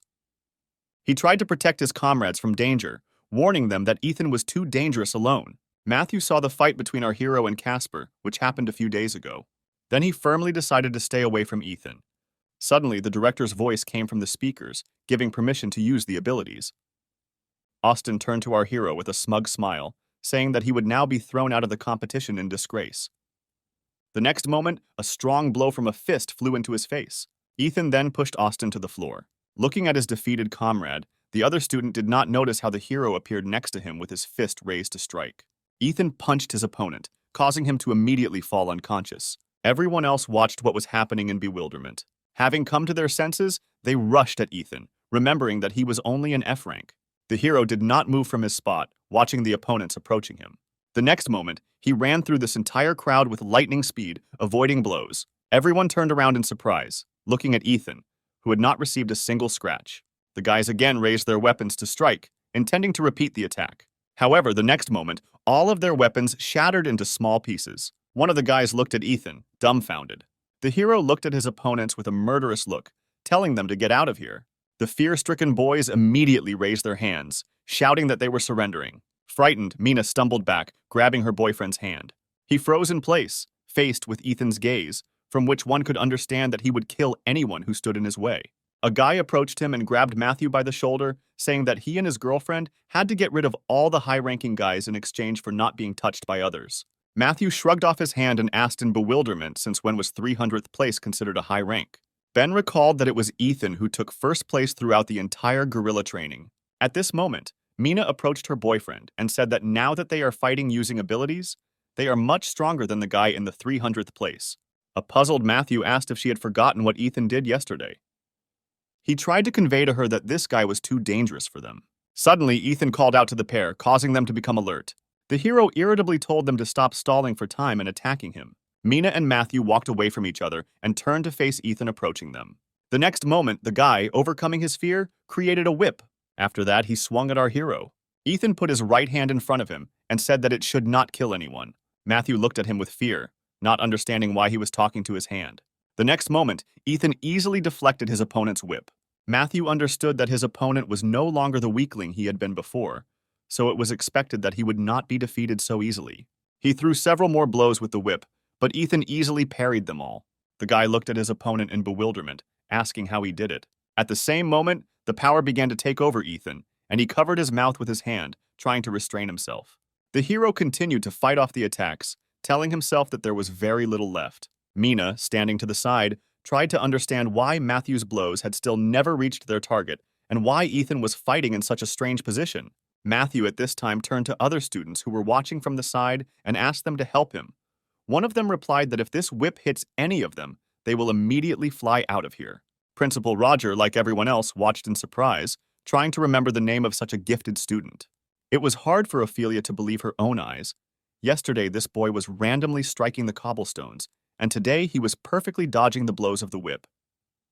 She looked at Antonio. Noting his calm face, the girl realized that he was not at all surprised by this turn of events. At the same time, Ethan parried another attack from his opponent, asking if Matthew really intended to continue swinging his whip, standing to the side. The next moment, he approached him. Activating her powers, Mina stepped forward and said that she would protect Matthew no matter what. The next moment, she created a shield, covering herself and her boyfriend with it. Ethan quickly approached them and struck the shield. The girl watched in surprise as her shield began to disintegrate into splinters with just one blow from their opponent. The next moment, the hero grabbed her by the face. After that, Ethan threw Mina aside to Matthew, who managed to catch her, preventing her from falling. The enraged girl took a step forward, saying that her shield of love could not be destroyed just like that by an ordinary blow. At the same moment, the bracelet on her hand cracked loudly. The guy and girl looked in surprise at the protective bracelet, which broke, even while under the protection of the barrier. Matthew pulled the bracelet off his hand, saying that they were giving up and were no longer going to participate in this. Afterwards, he showed the removed bracelet to Ethan, saying that they had lost. Under the shocked looks of others, Matthew led his girlfriend towards the exit. At this time, the hero noted with surprise that today it is much easier to control himself than usual. Brothers Jerry and John, standing nearby, looked displeasedly after the leaving couple. Ethan turned his attention to them, saying that there was not much time left, so they should hurry up and attack. At this moment, the enraged director, with bewilderment in his voice, asked why no one could deal with some weakling with an F rank. After his words, John and Jerry created iron bars and attacked Ethan. Looking at them, the hero noted that it was the first time he had seen someone with such similar abilities. Smiling, Jerry made his rod even larger. After that, he attacked our hero with it, but he easily dodged. Suddenly, splashes flying from the iron rod hit Ethan's face, causing him to close his eyes for a couple of seconds. He apologized to his opponents, saying that he needed some time due to getting dirt in his eyes. John decided to take advantage of this opportunity. The next moment, his weapon began to stretch in length. When the rod almost overtook Ethan, John thought that victory had been too easy for them. However, the next moment, the hero put his hand with the dagger behind his back and deflected the enemy's blow. John looked at Ethan in amazement, not understanding how he was able to deflect the blow without even looking in his direction. Suddenly, the hero turned around and grabbed the other end of the iron rod, saying that John had a pretty good weapon. Then he pulled it towards himself. The guy was immediately drawn towards Ethan. The next moment, our hero looked at the other brother, saying that he would play by his rules. He looked at his opponent with confusion. A few seconds later, Ethan knocked the weapon out of the guy's hands using John's rod. Everyone on the field froze, watching the huge iron rod that flew over their heads. A few moments later, he fell into the thick mud, showering those nearby with it. When Ethan asked John to borrow the rod for a while, the guy lying in the dirt replied that the hero could not even hope for it. Ethan looked at him mockingly and said with a smile that it would really be more fun this way. The next moment, he picked up the rod and began to spin it in the air at high speed along with the guy, who was holding onto the rod with all his strength so as not to fall. Jerry tried to get as far away from them as possible. However, moments later, his brother flew at him, knocking him to the ground. When the weapon disappeared from our hero's hands, Ethan sadly said that it was all over too quickly. He would like to have some more fun. Afterwards, he created a dagger and looked at the remaining students who were standing nearby. Ethan didn't know when the director would decide to intervene again, so he advised the guys to quickly attack him. They assumed that the hero was up to something, so they decided to surround him, overwhelming him with numbers. Teacher Reed watched his student all this time. He could not believe that he could really go so far. He knew that Ethan had started training a lot lately, but he stubbornly continued to ignore this fact. And he did not pay any attention to him, because he was sure that Ethan would soon leave this school due to his low rank. The man looked at the hero with regret. He remembered the day when Ethan came to him and asked a strange question about souls. Then he just laughed, not even thinking of taking Ethan's words seriously. As a teacher, he should help students improve, but back then he was full of prejudices and did not even try to help him, thinking that it would not bring any results. Teacher Reed covered his face with his hand, holding back tears. The next moment, he could not restrain himself and burst into tears, which bewildered the director.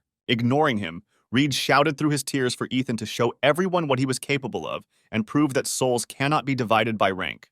The irritated principal told teacher Ron to do something about his colleague. A few moments later, he dragged the sobbing man towards the exit. When the teachers finally left, Principal Roger turned his attention back to Ethan. He had absolutely no idea what was going on here and why all the students who were supposed to be the center of attention flew out at the very beginning. And now some F-rank is pulling the blanket over himself. The man decided that he needed to remove Ethan at all costs before the journalists arrived here. He remembered that for some students, competing with abilities was more advantageous. But for those who specialized in close combat, it would be difficult for them to handle all of them at once. The next moment, the man grabbed the microphone and announced that everyone should stop using their abilities immediately. Antonio looked at the man in bewilderment, whose actions were completely lacking in common sense. Ethan looked at the director and said with a smile that he had tightened the rules too much, since now he doesn't even allow 30 seconds. But this was only to his advantage. Looking at the wall behind him, from which Glenn had pulled out a beam not so long ago, he noted that it was quite thin. The next moment he struck the wall, the hero thought that breaking it would be much easier than messing with this whole crowd. After his blow, deep cracks appeared all over the wall. Ethan moved away from the impact site. A few moments later, the wall collapsed, leaving a huge hole. From the sudden bright light, all the students covered their eyes. Some of them shouted that Ethan broke through the wall to blind them and escape. Grinning, the hero replied that he had no intention of running away. Then he nodded his head towards the hole through which all the dirt was pouring down and said that they would give back. The students looked in front of them in surprise. The next moment, a strong current pulled them down with it. Olivia sighed, saying that this building was only recently built. Thus, Ethan got rid of 104 opponents at a time. When all the water and mud were outside the field, the hero took off his shoes and threw them aside. Afterwards, he headed towards the remaining students, saying that there were very few left. When Ethan rushed at the guy standing closest, he said in horror that he couldn't lift his legs. The hero grinned, because that's why he took off his wet shoes that were slowing him down. The director was filled with rage more and more. He could not believe that a whole crowd could not cope with just one guy. Antonio, standing behind, understood that the purpose of this training was to teach the guys to make decisions and work as a team. But because of the individual assessment system, everyone began to put themselves first. It is because of this that their ability to find a way out of difficult situations, even with a numerical advantage, has decreased. And the director's non-standard regime change brings even more chaos. Antonio looked at Matthew and Mina sitting to the side. In his opinion, they acted too recklessly, targeting only Ethan alone. In these competitions, all students are judged based on their individual contributions, so it is too misguided to try to collectively get rid of the hero. Preconceptions about Ethan prevent them from making the right decisions, since the person he has become now is very different from his past self. Looking at how the hero eliminated one enemy after another, Antonio thought that thanks to this, the 10th graders would learn an important lesson for the future. After that, he smiled contentedly. The students surrounding Ethan did not dare to come closer to him. Suddenly, the hero felt a strong weakness. This did not escape the attention of the other students, and they all ran towards him, intending to overwhelm him with numbers. The next moment, they all piled on top of Ethan. But the hero did not fall under their weight, as they expected. Ethan held on to the race with all his strength. One of the guys shouted to his comrades that they needed help. The next moment, several more people piled on top. Ethan could not stand it and sank to the floor. The director was jubilant as he watched this. Suddenly, the editor-in-chief called him. He answered the phone, saying that the editor could come inside now. After hanging up, Roger grabbed the microphone and shouted that everyone could start using their powers again. After smiling wickedly, he said that he expected amazing results from the remaining participants in the competition. Suddenly, Ethan began to rise. The man was dumbfounded when he noticed this. Meanwhile, the same guy shouted out that they needed more help. The approaching guys decided to get rid of 2 opponents at once, leaning on their former comrade.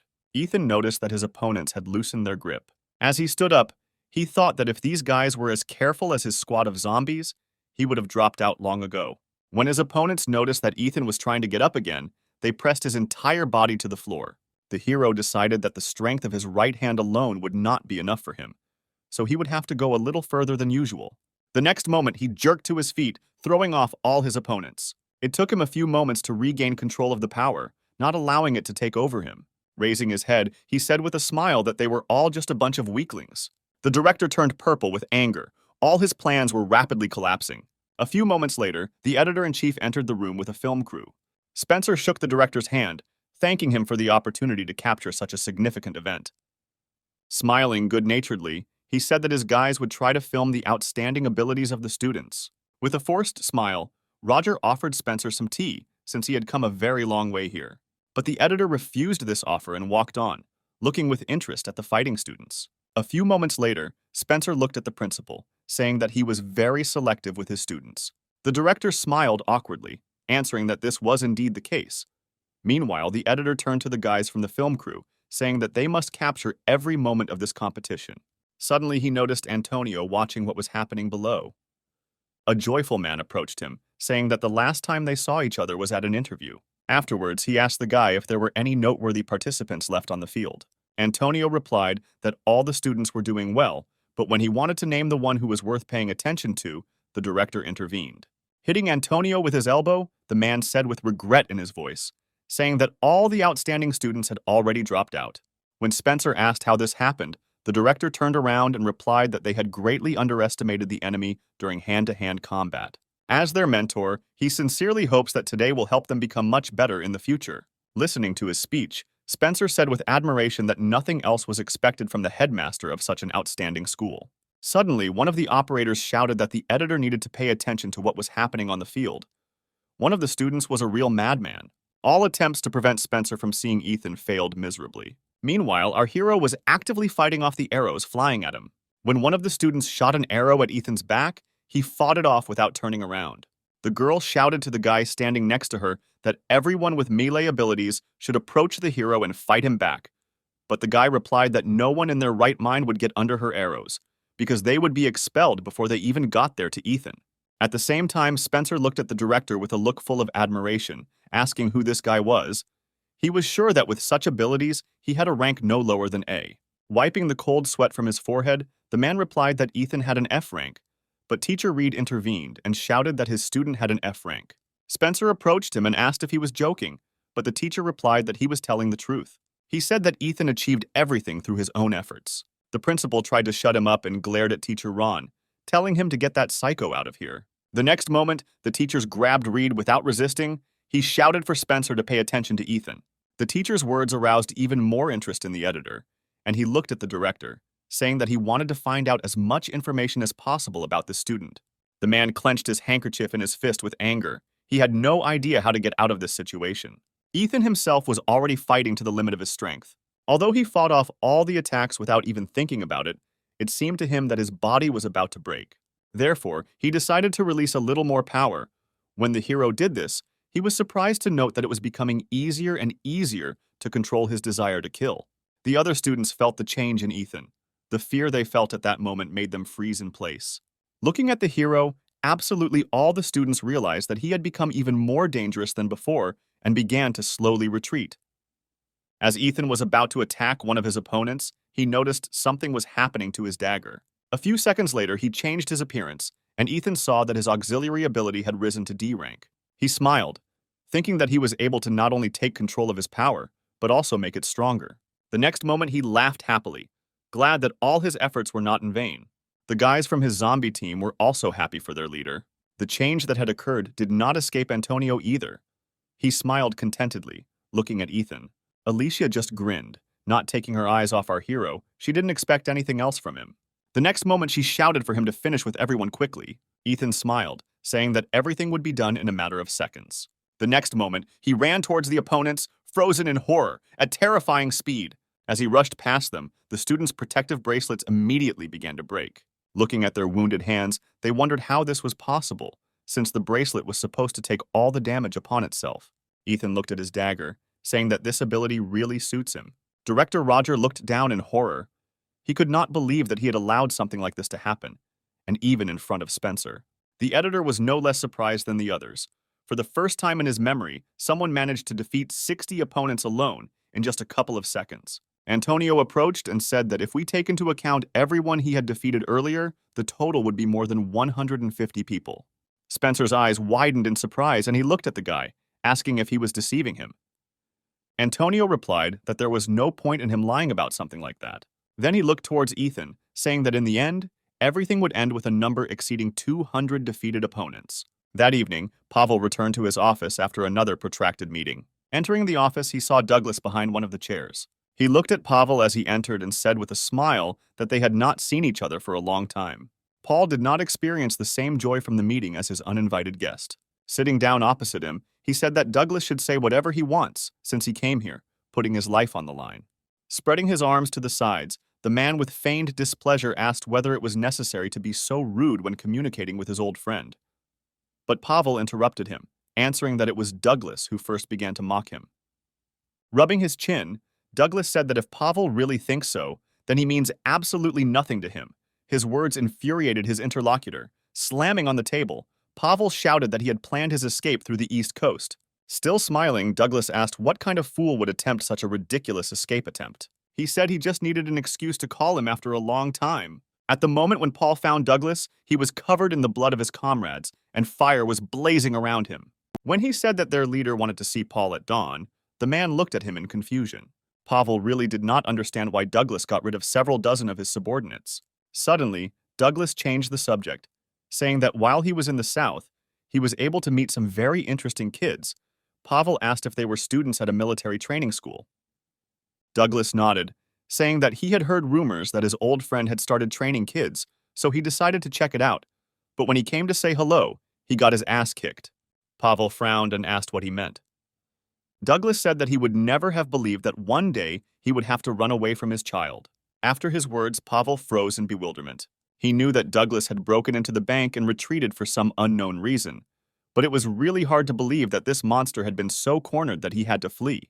Clenching his fists, Pavel tried to understand who exactly could have such power. Looking at his interlocutor's reaction, Douglas laughed, saying that his old friend himself didn't really know anything. Pavel irritably asked what exactly he should know. Douglas said that he thought that the guy was his secret weapon, but judging by Pavel's blank face, he was wrong. The man stood up from his seat, demanding a normal answer from Douglas. He said that he did not intend to tell him anything. Looking at him with crazy eyes, Douglas said that he had an unexpected harvest. Meanwhile, the competition of abilities had already ended. Opening his eyes, Ethan saw Alicia's face in front of him. Grinning, she said that next time he should warn him in advance about how long he was going to sleep. It seemed to the hero that he was still in a dream, so he extended his hand to her face. The girl was embarrassed when his palm lay on her cheek. However, the next moment Ethan pinched her cheek, surprised at how soft it was. With every second, irritation began to seize the girl more and more. In the end, she couldn't help herself and hit Ethan on the head, causing him to finally wake up. Having looked around, the hero asked why they were here and not at the competition. Alicia looked at him and excitedly asked if he really didn't remember anything. The next moment, she said that after Ethan had dealt with everyone, he looked at her and asked if she was watching him carefully and began jumping up and down. Looking intently at the girl, Ethan replied that he remembered that. The next moment, Alicia grabbed him by the cheek, saying that he passed out as soon as it was over. Then she asked how Ethan was going to get married if he was such a sissy. The hero asked displeasedly how long she was going to mock the man who had just woken up. A few moments later, he turned away from Alicia and covered her with his arms, answering that he was not going to get married in the near future. Smiling, the girl said that he should not be so categorical. He would have a happy life with her. Deciding that Ethan had had enough, the girl leaned back on the sofa and smiled, asking if he still thought it was a dream. The flushed hero looked unblinkingly at Alicia, who seemed incredibly beautiful to him at that moment. A couple of moments later, the girl handed him a badge with his new rank. Ethan beamed with happiness, glad that he was no longer a beginner. Looking at him, Alicia said that a little later the teacher would give him a certificate. When he asked what certificate he was talking about, the girl patted him on the shoulder, congratulating him on his first pestle in guerrilla training.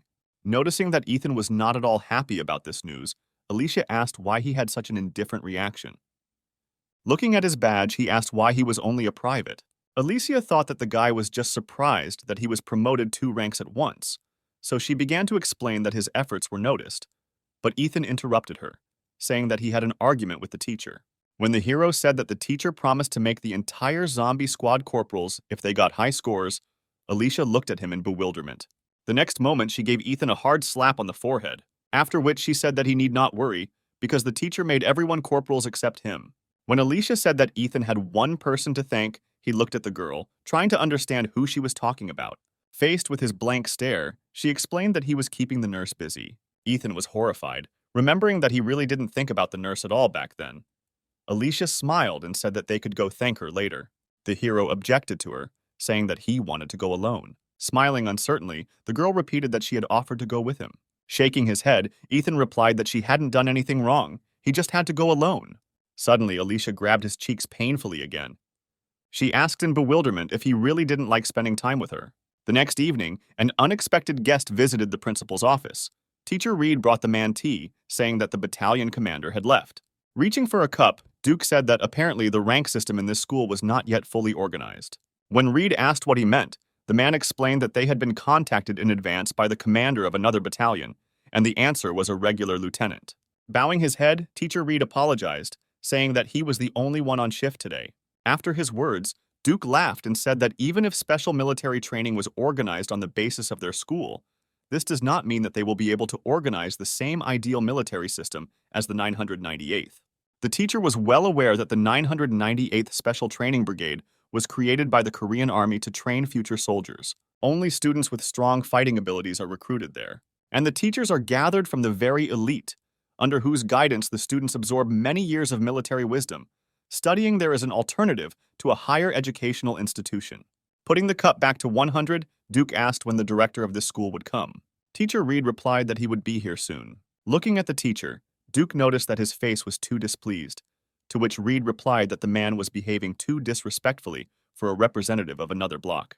Grinning, Duke apologized for his manners. Afterwards, he said that he had allowed himself a little rudeness since he was an enemy who had come to declare war. When Teacher Reed asked what he meant, the man looked at him, saying that everyone should have already known this. But apparently, this school's information base is so weak that no one heard anything. After his words, Reed remembered his recent conversation with the director. Meanwhile, Duke continued by saying that although there are a couple of big names in this school, such as Alicia and Antonio, not many people care. When the teacher said that they had another strong student, Duke reached for the magazine lying on the table. Opening the page with Ethan, the man mockingly asked if the teacher meant him. The next moment, he threw the magazine away, saying that he had already seen this news and would never believe what was written here. He said it's best for reporters not to go overboard with details if they want to make the story seem more believable. At the same moment, the director came into the office, apologizing for being late. Duke shook his hand, telling him everything was fine. Teacher Ron decided not to stay there any longer and left. Suddenly, he heard loud shouts from students that reached even here. Looking out the window, he saw that the lights in the gym were still on. The guys from the zombie team were exhausted. They had finally finished Antonio's entrance exam. Ethan approached him and asked him with excitement in his voice what he thought about these guys. They looked expectantly at Antonio.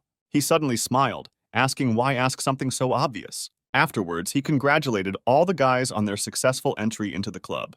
The guys looked at their leader with surprised faces. He smiled and nodded to them. The next moment, the building was filled with joyful cries of children. Teacher Reed, looking at the gym, said that he believed in Ethan.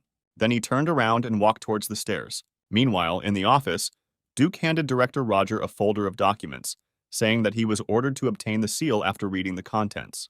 Roger signed. He knew that the document he signed had conditions that were too unfavorable for him, but he could not refuse. Taking the folder, Duke bowed and thanked the director for his time. A few moments later, Roger was alone in his office. He was beside himself with anger. Spencer carefully reviewed yesterday's video recording.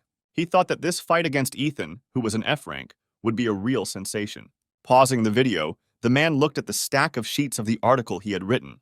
The bosses didn't accept her, saying that Spencer should forget about what he saw yesterday. He rose from his seat, thinking about why the state needed this. The man realized that most people would say that the video was scripted to promote the special education high school. The fact that the worst F-rank disciple took down 200 disciples single-handedly is indeed very hard to believe. If he had not seen everything with his own eyes, he would also have considered something like this to be nonsense. Spencer assumed that the school was protecting such an outstanding student for some reason. But if this were really true, the school would have gotten rid of the interview with Alicia, who dealt with the plague. Suddenly, he realized one important thing and rushed back to his monitor. He opened a list of students who were involved in what happened at the bank. A few moments later, he smiled happily when his suspicions were confirmed. A sudden knock on the door caught Spencer's attention, and he raised his head, allowing him to enter. The man who entered told him that there was information about a secret connection between the special training school and the 998th school. Spencer smiled when he heard this, happily saying that this was a great opportunity. Late in the evening, Ethan and his boys finished training. The hero praised them, saying that they did a great job today, just like always. Ryan happily said that now no one is bullying them because of the rank of corporal, thanks to Ethan. Nick suddenly interrupted their conversation and asked if their leader was still training even after they left, to which Ethan replied that everything they do with Antonio is just a warm-up. Looking around, the guy said that today he didn't see the favorite at all. Ethan looked at him asking who he meant. Nick explained that Alicia had previously told them to call her that because she was their leader's favorite. The hero replied that she waited for him until he said he was going to take another approach, so she left. Nick grabbed Ethan by the shoulder and said excitedly that he shouldn't behave like that with his lover. Alfred also didn't stand aside, teasing his leader. Ethan could not stand it and sank to the ground, covering his head with his hands, asking the guys to shut up. Suddenly, he noticed that someone had approached him. The hero stood up abruptly, looking at the man towering over him. The other guys also froze in surprise. Smiling, Pavel apologized for his unexpected appearance. Ethan recognized the man standing in front of him and excitedly replied that everything was fine. When Pavel admitted that he was glad that the hero recognized him, scratching the back of his head, Ethan replied that there was no one in this school who could not recognize such a respected person. Looking at the guys standing behind him, the man asked if they were Ethan's friends. Ryan and Nick shouted that he was their leader. With their violent reaction in front of Pavel, the guys caused Ethan great embarrassment. At that moment, the man said that he was tired of talking with their leader. The guys replied that they would not bother them and would go first. Having come to his senses, he asked the guys to keep quiet about the fact that they saw him today. Looking after them, the man smiled and said that a bright future awaited them. The guys rushed out of here as fast as they could, competing with each other. Turning back to Ethan, Pavel asked him for forgiveness for appearing so suddenly when he was heading home. The hero asked what business the man had found him on. When he replied that he had come to look at Ethan after watching the recording of the competition, the guy hesitantly replied that he was very glad that Pavel liked the video. But he was surprised that such a respected person had come and decided to visit a student who had just reached D rank. Looking at him seriously, the man asked the hero if it was possible to divide souls by rank. Ethan looked at him in surprise, not understanding why he was asking him such a question. Looking at the surprised face, Pavel said that this was just a random question, after which he returned to the main purpose of the conversation, saying that he chose this school for military training. Although from the outside it might seem too cruel, he hoped that a student like our hero would be able to become stronger even in the most difficult conditions. All this time Pavel relied on Antonio, but everything did not go as smoothly as he expected. Hearing this, Ethan took a step forward, saying that Antonio has a strong influence on many students, and without his help, Ethan and his team would not be here. After listening to the guy, Pavel smiled and said that he had made a mistake. In fact, he hoped that the students would begin to work even harder, looking back at Antonio. The next moment, he put his hand on Ethan's shoulder, after which he said that suddenly someone else appeared who actually managed to lure other students. Smiling, Pavel said that he was really glad that after a personal meeting with Ethan, he was able to verify something. It was not difficult for him to guess what kind of secret weapon, which even he himself did not know, Douglas said during their last meeting. Looking at the footage of the competition, he was amazed. But Douglas could not be cornered just by the level of strength that Ethan showed in the competition. Pavel was sure that this guy was much stronger than it seemed at first glance. He had never seen so much living energy in anyone before as in this guy. Ethan was exactly who he had been looking for all this time. A few moments later, the man removed his hand from the hero's shoulder and apologized, saying that he was lost in thought.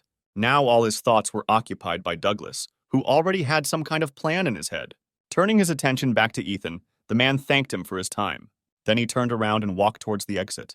Having come to his senses, Pavel turned around and said with a smile that it would be great if Ethan won. The hero looked at him with confusion, asking who he should defeat. Waving his hand goodbye, the man replied that he would soon find out for himself. Confused, Ethan stared at the retreating Pavel for a few more seconds. At the same time, Antonio was still in the gym, completing his workout. Having put the barbell in place, the guy looked at his watch and seeing that it was only 11 o'clock, he noted with satisfaction that he began to fulfill his daily quota much faster. He noticed that thanks to the hero and his zombie team, the intensity of his training had increased significantly. Pulling his bike back on, Antonio said that Ethan was simply incredible. After finishing his workout, he decided to go for a run before heading home, thinking that he had to work even harder if he wanted to be a good example for his comrades. Suddenly, he heard someone's frightened scream. On a nearby street, a group of guys pinned one girl against the wall. Amelia trembled with fear and asked to be released. The guy blocking her path smiled, saying that no one was going to kill her. He just invited her to have a little fun. At that moment, Antonio came out of the shadows. He said they should let this girl go. Fred looked at the guy standing nearby for a few seconds. Then he took a few steps forward and grinningly asked if he was really protecting this girl because they were from the same school. Antonio realized that these guys would not disperse peacefully, so he activated his ability. The next moment he was next to Fred, grabbing his wrist. The guy looked at his hand in surprise, thinking that it was like teleportation. When Antonio squeezed his hand as hard as he could, Fred fell to his knees in pain, letting out a painful cry. The girl who approached him recognized her savior. He looked at her, saying, "He will deal with these punks and she should hurry home." The girl thanked him and ran away from here. One of the guys was about to run after her, displeasedly asking where she was going. However, Antonio, without letting go of Fred's hand, quickly moved towards him and slammed the guy's face into the ground. This guy's friends standing on the side shouted that he couldn't get away with it that easily. Antonio threw the bodies of their friends at the hooligans standing behind them. The guys lay pinned down by other people's bodies, unable to rise. Having dusted off his hands, Antonio said that they would stop their nonsense, because from the very beginning, they deliberately tried to lure him into this alley. After that, he looked at two shadows around the corner of the nearest house. Adam, hiding in the shadows, grinned, saying that he had been revealed too quickly. A few moments later, approaching steps were heard. Antonio said that they had not seen each other for a long time. A smiling Adam stood in front of him with his friend. Adam examined Antonio carefully. A few seconds later, the guy said that during this time, Antonio managed to grow up. Frowning, he asked why Adam would go to such lengths to cause trouble for other people. Without stopping to smile, the guy answered, as if nothing had happened, that he was just walking with his friends and chatting with a pretty schoolgirl. When Antonio said that students from school 998 had been brought here, Adam looked at his interlocutor with a more serious look. Afterwards, he asked with interest how Antonio understood this. The guy explained that although the girl who had just run away was wearing his school uniform, she called him a sergeant. Adam did not see anything strange in this and asked what it had to do with it. Antonio replied that their school had recently switched to a military system, and not everyone was still familiar with the rank system, especially 10th graders. And when she came face to face with him, the girl called him sergeant because she was most accustomed to this form of address. Smiling, Adam said with feigned regret that Amelia made a terrible actress. Ignoring his words, Antonio continued and pointed to the guys he had beaten, saying that Adam called them not a friend, but a comrade, which means he was also accustomed to army nicknames. Still smiling, the guy said that this habit does not prove anything. Then Antonio said that only 2 schools introduced army training, and if some students use the army language, then the answer becomes obvious. Adam laughed, saying he was pretty clear-sighted about the junk that crawled around his feet in high school. Looking at him irritably, Adam said that he should remind him where exactly Antonio's place was. Tim, standing next to him, looked with admiration at the guy standing in front of him, asking if he was the same Antonio. When he nodded, confirming his guess, a joyful Tim pointed to himself, about to say his name. But Adam, who intervened, did it for him. Tim threw a sad look at him to the side, after which he switched back to Antonio and, waving his hand, said that he was glad to meet him. Antonio turned his gaze to this strange guy. The next moment, crossing his fingers, Tim admitted that he had long dreamed of giving him a good whack. Adam smiled and told his comrade that in this case he could act. Turning his gaze to Antonio, he said that he would never be able to defeat this big guy. The guy ignored these words and activated his ability. Tim froze in indecision, looking at his opponent. A few moments later, Antonio approached him and grabbed his arm and the collar of his bike. Tim looked at his opponent in surprise. He did not expect Antonio to be so strong. However, he wasn't the only one who could gain weight. The next moment, something happened that Antonio never expected. Arriving at school the next day, Ethan noticed that something strange was happening at school. Sitting down at his desk, he asked Alicia why there was such a strange atmosphere at school. She asked if Ethan hadn't seen anything yet. Faced with his incomprehensible gaze, the girl exhaled tiredly, saying that in the morning, all the news channels simply exploded. The hero excitedly asked what happened. Had the plague really appeared again? Alicia tapped her finger on the back of the girl sitting in front of her, asking her to show Ethan what she had recently watched. She turned around and asked in surprise whether he really knew nothing, despite the fact that he was in close contact with Antonio. When the girl handed him her tablet, Ethan looked at Alicia, asking what this had to do with Antonio. She replied that it was better for him to just watch this video. The hero looked at the tablet and turned on the recording. He was surprised when he saw Antonio in the alley with the strange guys. Approaching the big man, he grabbed him, intending to knock him to the ground. However, the next moment the asphalt under them began to crack. Unable to withstand such an onslaught, Antonio's body began to tremble slightly due to the enormous weight of the enemy he was holding. He grinned and pressed his hand on Antonio's back. Ethan watched in bewilderment what happened next. Antonio couldn't stand it and fell under Tim's huge weight. A few seconds later, the guy stood up and smiled contentedly, looking ahead. Antonio lay unconscious in a pool of his own blood. Ethan couldn't believe that he actually lost to someone.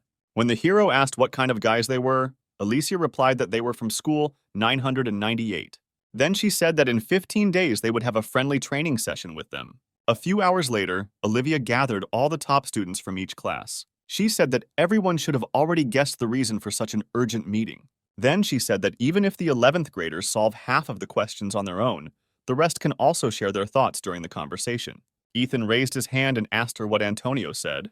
The girl sadly said that he was given a suspended sentence, so none of his squad could approach his room. Ethan was very upset by the information he heard. Others were also upset about what happened to Antonio. One of the guys asked if they could do anything until he fully recovered. Olivia replied that because of his probation, he couldn't see anyone even after he was released, so she gathered everyone here to discuss the future course of action.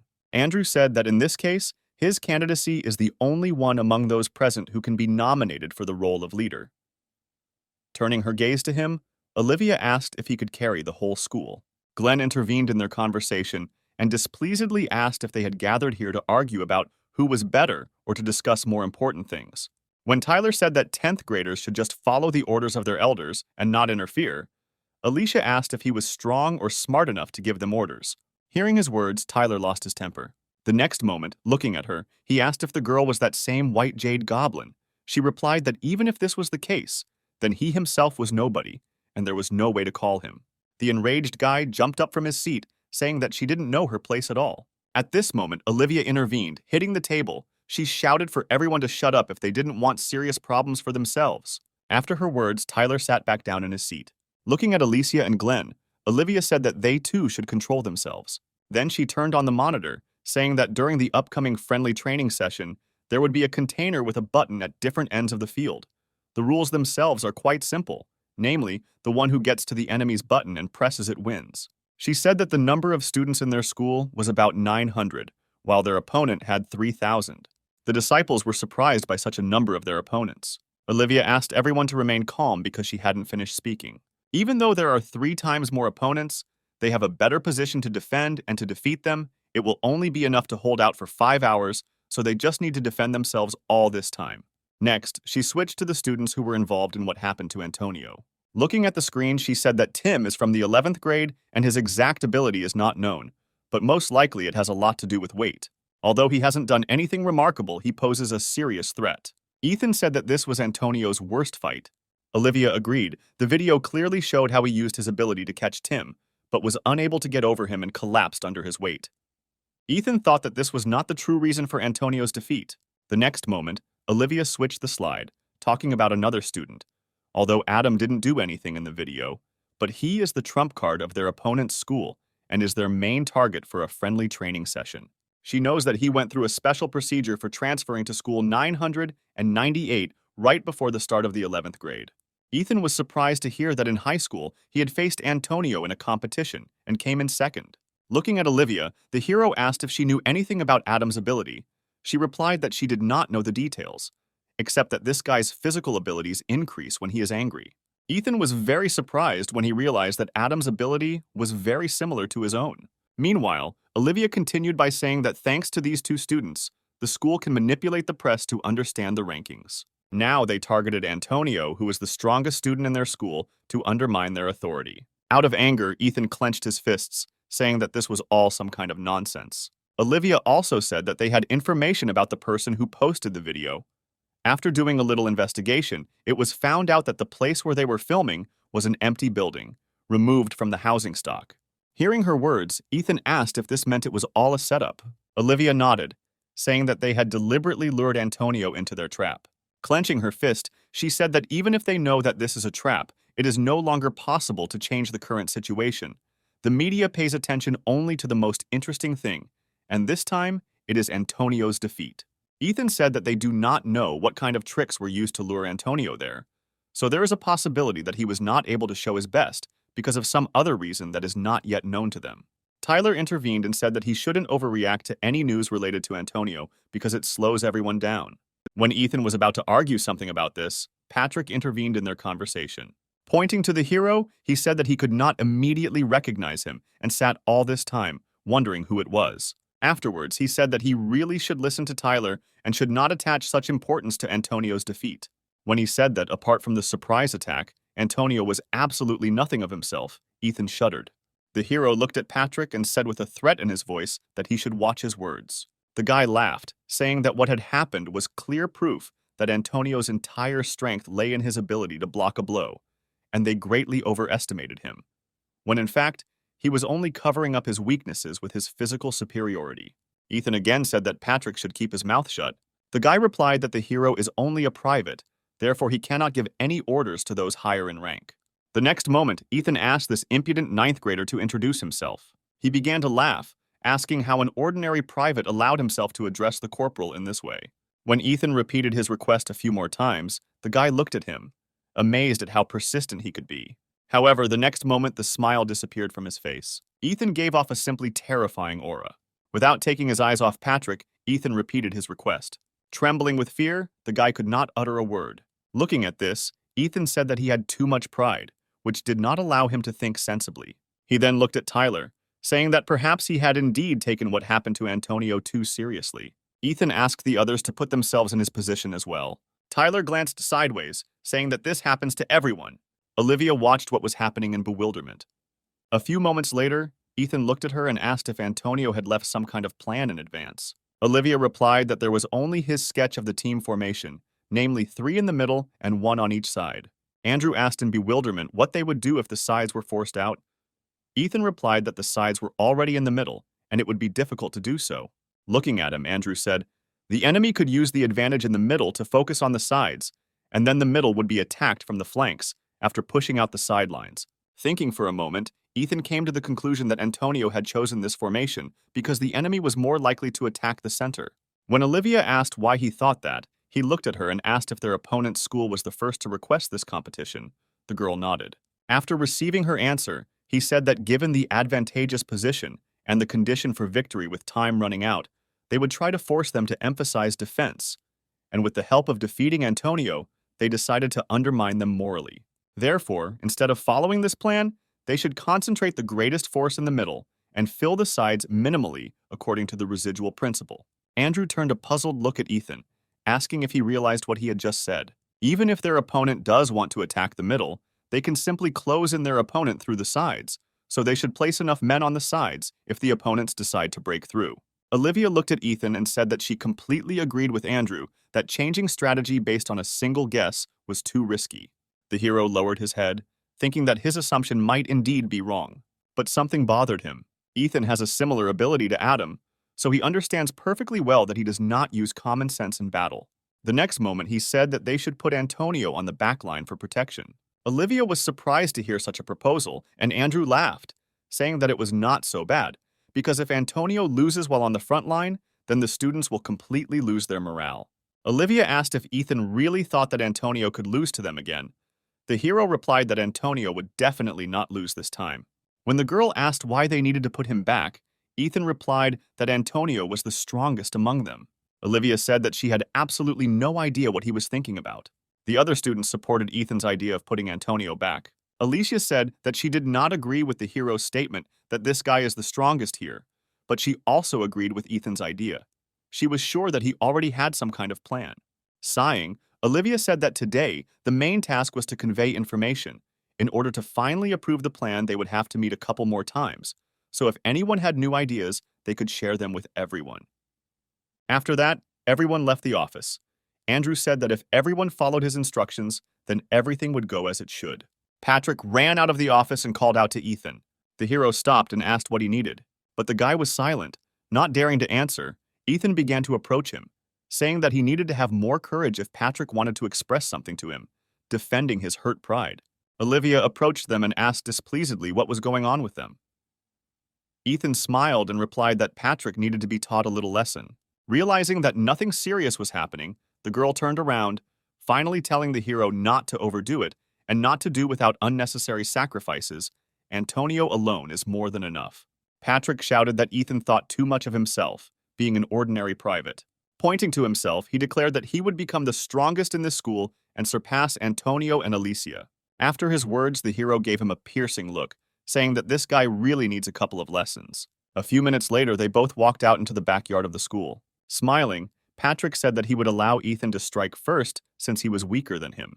The hero looked in bewilderment at the guy standing opposite him, who was too self-confident. Using the ability, Ethan saw that Patrick could see the trajectory of an enemy's attack, determining its kinetic energy, however, if he could not identify the energy that went beyond his line of sight and existed for more than 2 seconds. Inhaling, the hero replied that he accepted his offer and would attack first.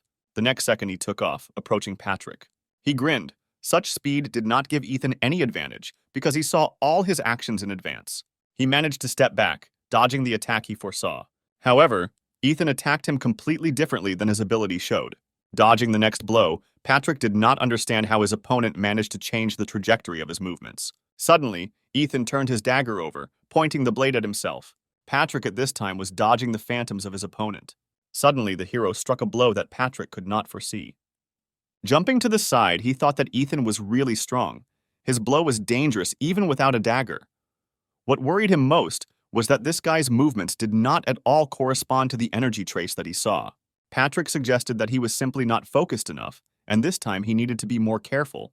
At the same moment, Ethan, approaching him, said that since his opponent dodged so well, he should complicate the task. After that, he attacked again. Patrick took a few steps back, trying to focus on his opponent. However, the next moment he saw as many as 3 phantoms of his opponent, the guy realized that Ethan was simply moving much faster than his ability to catch something.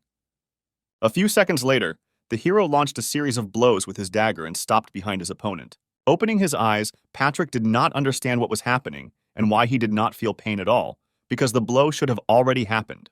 Ethan, standing behind, said that since Pavel was the one who started the fight, he shouldn't ask for damages.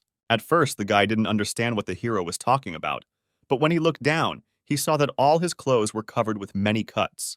Leaning over Pavel, who was sitting on the ground, Ethan said that people who rely only on their own ability and do not put in due diligence and training will never be able to defeat Antonio and Alicia. Looking at him with an icy gaze, the hero asked if he had learned the lesson he had learned.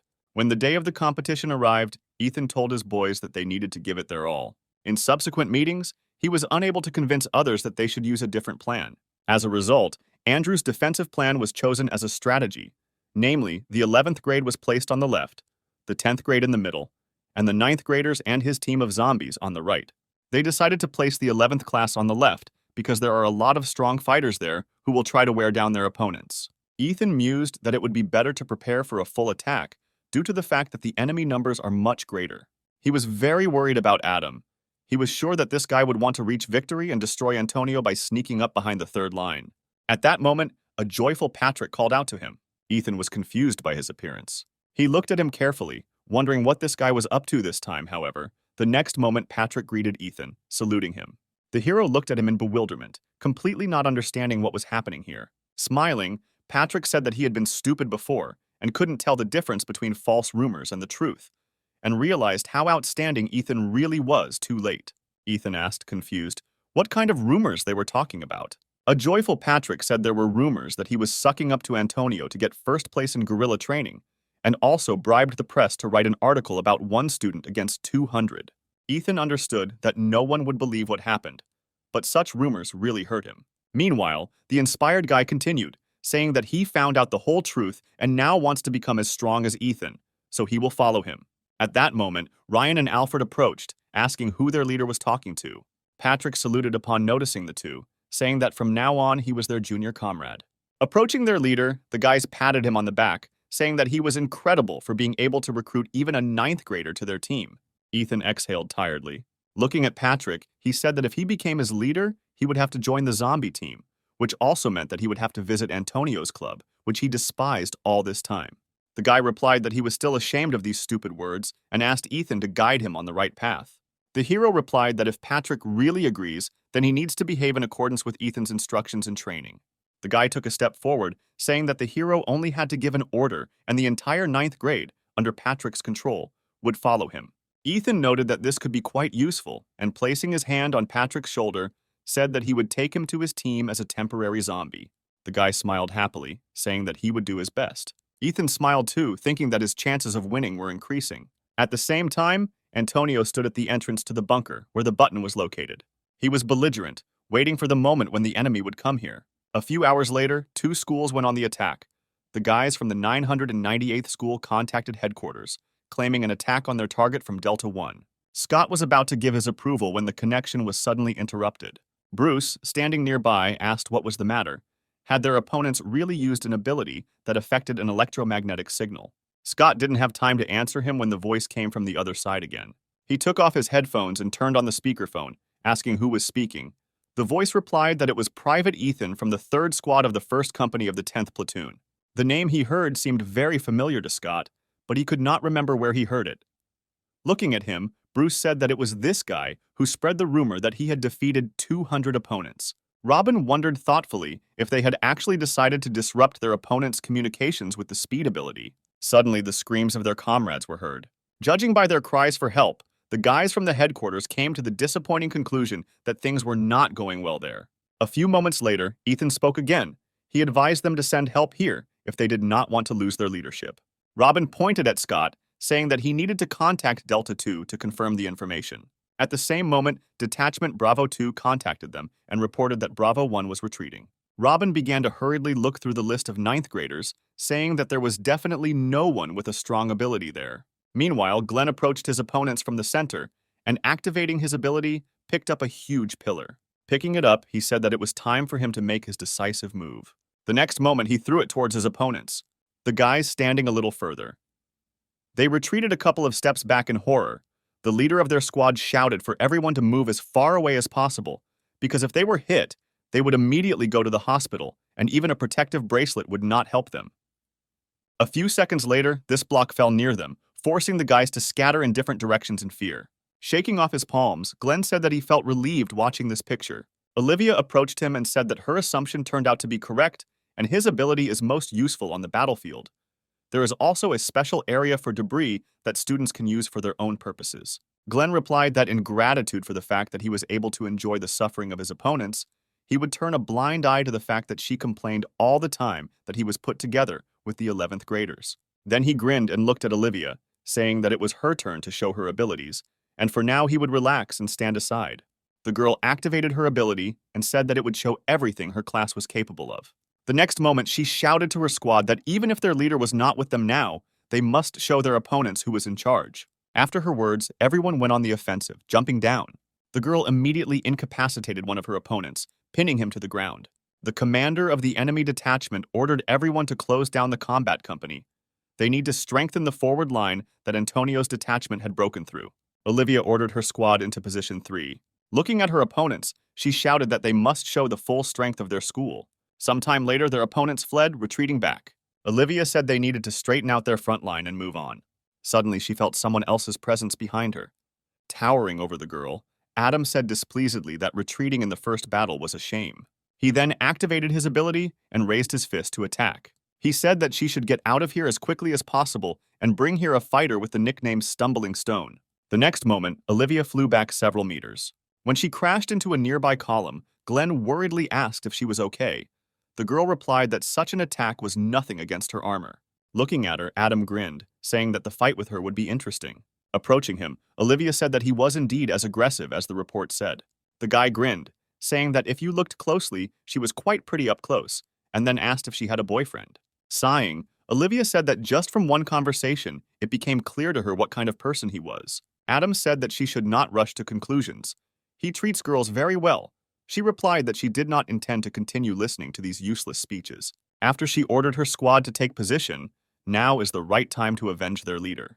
Adam was surprised when he heard that they were all Antonio's subordinates. He said irritably that they better know their place and quickly bring their leader here, because their attempts to appear cooler than they are really piss him off.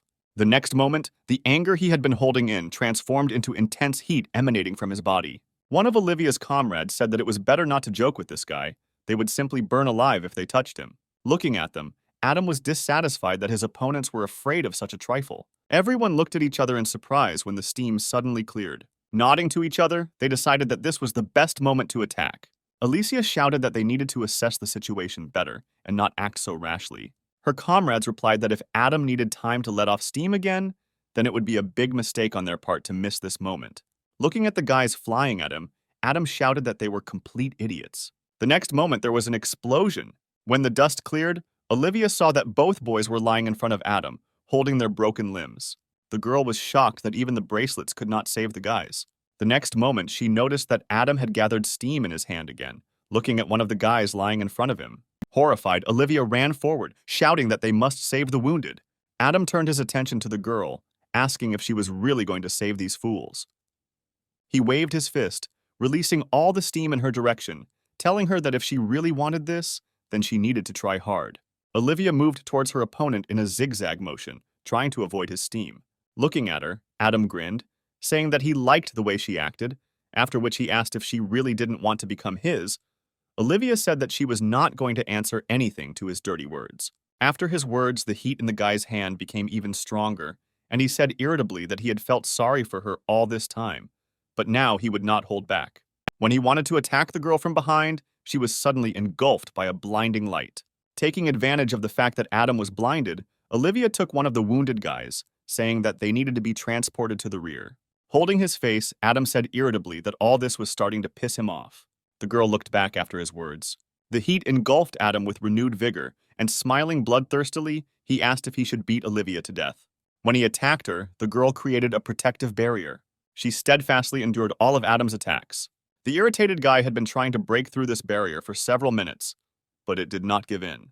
Olivia thought that she needed to hold out until all the wounded guys were evacuated. At some point, Adam irritably asked how long she was going to hide behind this shield and demanded that she bring Antonio here.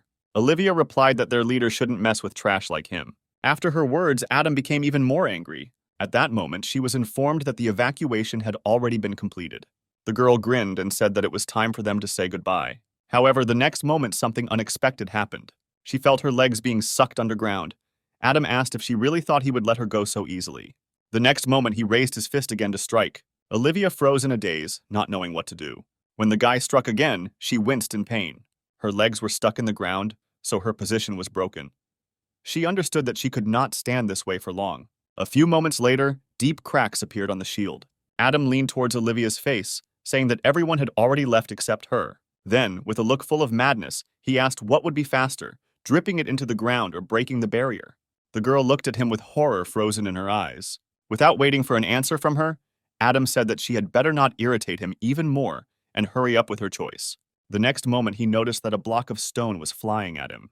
The guy jumped back, a few seconds before this stone landed on the place where he had stood earlier. Olivia watched as several more flew after this block. Adam looked at the girl and said irritably that he was almost there. Without hesitation, Olivia ran back. Running past Glenn, she thanked him, saying that thanks to his help, she managed to escape. The next moment, she noticed the guy's condition, who was trembling from extreme fatigue. Smiling, Olivia said that Glenn was the best thing she had met along the way, and then said that he could rest. Barely standing on his feet, the guy replied that it was his duty. The next moment, he fell, but Olivia managed to catch him, saying that if you correct your character a little, then there will be no price for this guy. Andrew came up with the others and asked if she was okay. Pointing to the blocked path, they asked what they should do. One of the guys suggested gathering the rest and joining the center. Olivia replied that they couldn't do that because they had no guarantee that their opponents wouldn't cross the barricade, but their plan to break through the left flank was at a standstill. When Andrew asked what they should do if Adam was there too, Olivia replied that with such physical abilities, he could probably escape, and once he was convinced that Antonio was not there, he would take a different route. Andrew asked where he could go. She replied that if Adam could determine Antonio's location, then there was only one way for him to go: the center. At the same time, Ethan and his guys also discussed possible options for where Adam would appear, and the hero was sure that he would appear in the center. Patrick, standing nearby, said that the enemy could come to them as the weakest squad. Ethan replied that Adam most likely already realized that they were on the left path, and Antonio was in the back. In addition, he had already defeated the first military unit, so he would not worry about the difference in the strengths of the second and third. So Adam will head to the center because it is closest to him. All this time, Patrick listened carefully to his leader. When he finished, he asked what they would do next. They managed to move forward a little, but help had already arrived from the other side, and they had been at a dead end for quite a long time. Ethan thought about it. A few moments later, he stood up from his seat and looked at Patrick, asking if they could break through this deadlock and move the battle line with just the strength of the 9th graders. Faced with a silent question in the guy's eyes, the hero explained that enemy reinforcements would head to the center, and to prevent this, it was necessary to get out of the deadlock. After his words, Patrick looked thoughtfully at his classmates. A few moments later, he turned to Ethan and happily said that they would do their best. Having said this, Patrick went to his guys. When Alicia heard that thanks to Glenn, one of the paths was blocked, she asked if this was misinformation. Standing behind Catherine replied that it was reliable information. Sighing, Alicia pointed her sword at the enemies, saying that since the left path was cut off, then everything in the center should go according to plan. They need to try hard and defeat the enemy before Adam shows up here. The guys from another school looked at the girl standing in front of them with apprehension. Chad looked at Tim, telling him to quickly come up with something to disarm Alicia. Tim painfully replied that it was too difficult for him. He was about to attack her, but she suddenly changed position and stabbed him. If he uses his ability, then Alicia will use twice the force and cut him into pieces. Chad said in horror that if Adam finds out that they are stuck on only one person, he will personally finish them all off. Looking at the girl standing in front, Tim replied that she had destroyed 200 people on her own, and they definitely couldn't cope with her. Hearing his words, Alicia grinned, saying that it was a given, because they were fighting one of the strongest students of the military training school, the White Jade Goblin. Her words made Tim step back. He suggested that his comrades retreat for a while and wait for Adam. At that moment, the one he was talking about appeared behind him and irritably asked who was going to retreat where. Looking at him, Alicia was surprised that he was able to get here so quickly. She was sure that it would take him much longer. Meanwhile, Adam turned his attention to the girl, asking if she was the famous White Goblin. The next moment, he took off, concentrating steam in his right hand, and ran towards Alicia. Looking at her, he said that he was incredibly infuriated by upstarts who call themselves the strongest, although they are not even close to that. When he struck, the girl covered herself with her sword. The attack was too strong and she was sent flying back several meters. After this attack, Alicia was able to understand that her opponent's fighting abilities were somewhere around the A-rank level. She said that until recently, she did not want to resort to this because of the cameras monitoring them. But if she continued to receive it, it would be somewhat expensive. The next moment, the White Goblin armor appeared on her. Looking at this, Adam asked if all the girls in their school wore armor. He said that he had already destroyed someone in cool armor recently. Alicia understood who he was talking about and grinned. The next moment, she ran at her opponent, saying that even if they both wore armor, she was on a completely different level. Grinning, he gathered steam in his fist and asked what it meant on another level. Her armor would sooner or later bend under his fists. After that, he pointed his fist at Alicia, who had already gotten close enough to him. However, the next moment, the girl covered herself with her cloak, extinguishing the steam in his fist. When she attacked him with a sword, the guy managed to jump away at the last moment. Once at a safe distance from her, he said that this technique was very original. Smiling, Alicia replied that she didn't design it to surprise Adam. He said irritably that she knew how to piss him off. The next moment, steam appeared in his hands again. Adam flicked it towards Alicia, asking if her cape could withstand the blow. Looking at the attack approaching her, the girl thought that if she dodged now, the guys behind might suffer from this attack. She could not allow this to happen. The next moment, her cloak rose and began to lengthen. Alicia used it to protect herself from the approaching cloud of steam. For a few moments, as the steam began to dissipate, she said that such techniques would not work against her. Looking at the girl in front of him, Adam became even more angry. He approached her, raising his fist to strike, and shouted at her not to piss him off and just give up. Alicia jumped to the side, avoiding his blow. She realized that his ability draws its power from Adam's anger. If he is constantly in this state, he will be able to deliver attacks without wasting strength. The next moment, the girl created clones and attacked him, deciding that it was best to get rid of him with one blow. Adam was confused when he saw 3 Alicias at once. He was unable to dodge their blows and flew to the side, protecting his face with his hands. Grinning, Alicia said that a goblin had taken possession of him. Looking at the girl, Adam asked in bewilderment how this was possible. Turning around, he asked him how long they had to wait for reinforcements. When he replied that he did not know, Adam became even more angry. Seeing that his gaze had changed to a murderous one, the guy panicked and replied that he would immediately contact the ambush team. Alicia heard their conversation and asked what kind of team they were. The girl looked at the wall behind Adam and his guys. She was sure that even for a ranged team, the wall was too far away. However, the next moment she saw that one of those guys could change the landscape.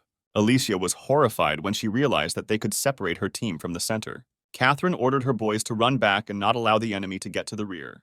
Looking up at the enemy team, Alicia noted that the speed at which they were descending was too fast. If they directed all their strength to the rear, then her guys would be exhausted and they would be in the red. Adam, who decided to attack from above, attracted her attention. asking what she was staring at so much that she even forgot about him. Alicia switched to the enemy and summoned the clones again. When Adam hit the ground near the clones, they immediately disappeared. Raising his head to the girl, he noticed that she had become weaker than before and assumed that her armor was absorbing a lot of power. He asked what she intended to do with him in front and an ambush team behind him. When Alicia replied that she could easily take him and his friends down, Adam laughed, saying that she should stop pretending to be tough, because in such an exhausted state, she would not last even a couple of minutes. The girl pointed her sword at him, thinking that she needed to finish off at least him. Suddenly, screams from the side attracted her attention. Alfred, along with the rest of the zombie team, fought the ambush group. The guy shouted that no one would get further. Seeing them gave Alicia hope. When Adam asked in bewilderment what kind of weaklings these were, the girl gave him a murderous look, saying that he should be careful with his words, because these guys were friends of her future husband. Adam looked at her in bewilderment, asking if it was too early for her to decide to play at being an adult. When the steam began to envelop his body again, he said that he had had enough of these childish games. He said that he had previously felt sorry for her because she seemed good to him, but as it turned out, he just wasted his time. Looking at Alicia, Adam suggested that she finally end it all. The girl felt a strong pressure coming from the guy standing in front of her. When she noticed that his steam had turned into ice, she became even more wary. She didn't even have time to notice how Adam was next to her. He attacked her with his foot. Alicia managed to shield herself from this attack with her cloak at the last moment. She was confused that her opponent had changed tactics so abruptly. Alicia jumped back to a safe distance from him. Without taking his eyes off her, Adam said that very soon he would be done with her. The next moment, he attacked her again with a kick, but the girl repelled his attack with her sword. The guy said that she should practice more with her sword instead of waving her cloak. The next moment, Alicia jumped back. Sighing, she agreed with him, saying that she was not so used to fighting in armor. Smirking, he asked if she was finally admitting defeat. Raising her sword above her head, the girl replied that she would never give up until she got rid of her opponent. The next moment, her armor began to disappear, and the power in them passed into the sword. Alicia raised the sword, engulfed in radiance, upward. Adam, without moving from his place, watched what the girl was doing. At one point, he asked in bewilderment if she really believed that such an attack would hurt him. Grinning, Alicia replied that he was learning absolutely nothing. The next moment, her clones appeared next to her, holding the same sword. Adam stepped back. Now he understood the reason for Alicia's self-confidence. All this time, she had been hiding a similar trick. The girl shouted that he should prepare for the fact that he would have to stay in the hospital for several weeks. The next moment, she and the clones attacked Adam. Because of the rising column of dust, the girl could only hear the scream of her opponent. Alicia exhaled tiredly and her ability began to dissipate. The guys from the zombie team who approached her joyfully shouted that she had done a brilliant job, having dealt with Adam and his friends with just one blow. Looking ahead, Alicia replied that they were deeply mistaken, which surprised them. She was sure that he could have blocked her blow, but he did not, exposing his friends to the shockwave of her attack. And he himself simply jumped from the wall, avoiding its blow. Given his physical characteristics, such a jump would not do anything to him. Hearing this, Alfred and Ryan shook their heads in disapproval. The latter saying that if it were their leader, he would have put his life in danger, but would have repelled the blow. Remembering Ethan, Alicia asked where he was. At the same time, as she had expected, Adam jumped off the wall and landed successfully on his feet. Scratching the back of his head, he said that in any case, he just needed to deal with Antonio and press the button, as previously planned. When he saw Tim in front of him, he quickly approached him and asked in bewilderment why he was still here, since he was deliberately stalling for time to give the team the opportunity to move on. Tim didn't have time to respond when Ethan, who was sitting on the stairs, made himself known. Smiling, he said that he was already afraid that he would not see Adam in the flesh until the end of this competition. A few moments later, they clashed in battle. Looking at Ethan, Adam asked if the famous F-rank assassin had decided to take revenge on him for that weakling from his school. Grinning, the hero replied that anything could happen. The next moment, Adam admitted that he was surprised that Ethan had guessed that they were going to attack and go through the gorge, stretching his wrist. The hero replied that his opponent was talking too much. Scratching the back of his head, the guy said irritably that the noise probably wouldn't reach the bottom of the gorge, so it would be nice to get rid of it now, and then just make it look like an accident. Ethan said with some delight that Adam could try to kill him if he wanted so badly. His opponent pulled his right leg back, preparing to attack. The next moment, Adam approached Ethan with lightning speed. The hero effortlessly repelled his attack with his fist. Then his opponent jumped and turned around in the air. When he kicked Ethan, he blocked it again. The hero said in disappointment that all this time Adam was just boasting in vain, when in reality he wasn't worth a penny. Adam jumped to the side, realizing that his opponent was not as weak as he thought. Dusting off his sleeve, Ethan said that Adam shouldn't mess around and show off his secret skill. The guy said irritably that he would make him regret these words. The next moment, Adam shouted to his guys that he was going to move on to the 4th stage, so they needed to get away from here as far as possible. When Tim said that the instructor's permission was needed to proceed to this stage, Adam ruffled his hair and grinned, saying that he could go and complain to the instructor now. Tim realized that his leader was serious and ordered all the guys to run if they didn't want to get caught too. At that moment, Ethan pointed behind him and asked if they wanted to run. Could they run in that direction? Tim looked at him in bewilderment, saying that this was the way to their rear. The hero replied that if they did not want to go there, they could fight him all at once. Tim decided that it was better to take advantage of this opportunity before Ethan changed his mind, and, together with his guys, ran in the indicated direction. At the same moment, Adam said that although he did not know what his opponent was planning, it was too late, and asked Ethan to try not to die too quickly. After this, he released his power, entering the 4th stage of madness. Looking at his opponent, Ethan was able to learn that at this stage the energy release occurs twice as much, and the opponent, whose emotional state is in the minus compared to Adam, cannot touch this energy. Ethan frowned when he learned that upon entering this stage, his opponent would be completely controlled by his anger and lose his memory. A few moments later, Adam ran towards him. As he approached, he raised his leg to strike. However, Ethan stopped his attack with his dagger. Although he managed to stop the blow, he flew back several meters. He noted that the enemy's strength had increased significantly. Ethan didn't even have time to get up from the ground when Adam was again next to him with a crazy smile. He rose to his feet and took a defensive stance as his opponent raised his clasped hands above his head. The next moment, a strong roar was heard in the place where they were fighting, and columns of dust rose into the air. Ethan emerged from the cloud of dust. Adam, standing opposite him, began to laugh. The next moment, he threw clots of energy from his body towards Ethan. The hero jumped back, realizing that he had fallen into his trap. When Adam approached him, he raised his fist for another blow. Ethan could not dodge such a fast attack and had to take the blow. He flew several tens of meters through the forest, leaving behind deep marks on the ground. Ethan thought that if Adam had used this technique against Alicia, she would not have been able to resist him. The object of his thoughts did not take long to appear and reappeared before our hero.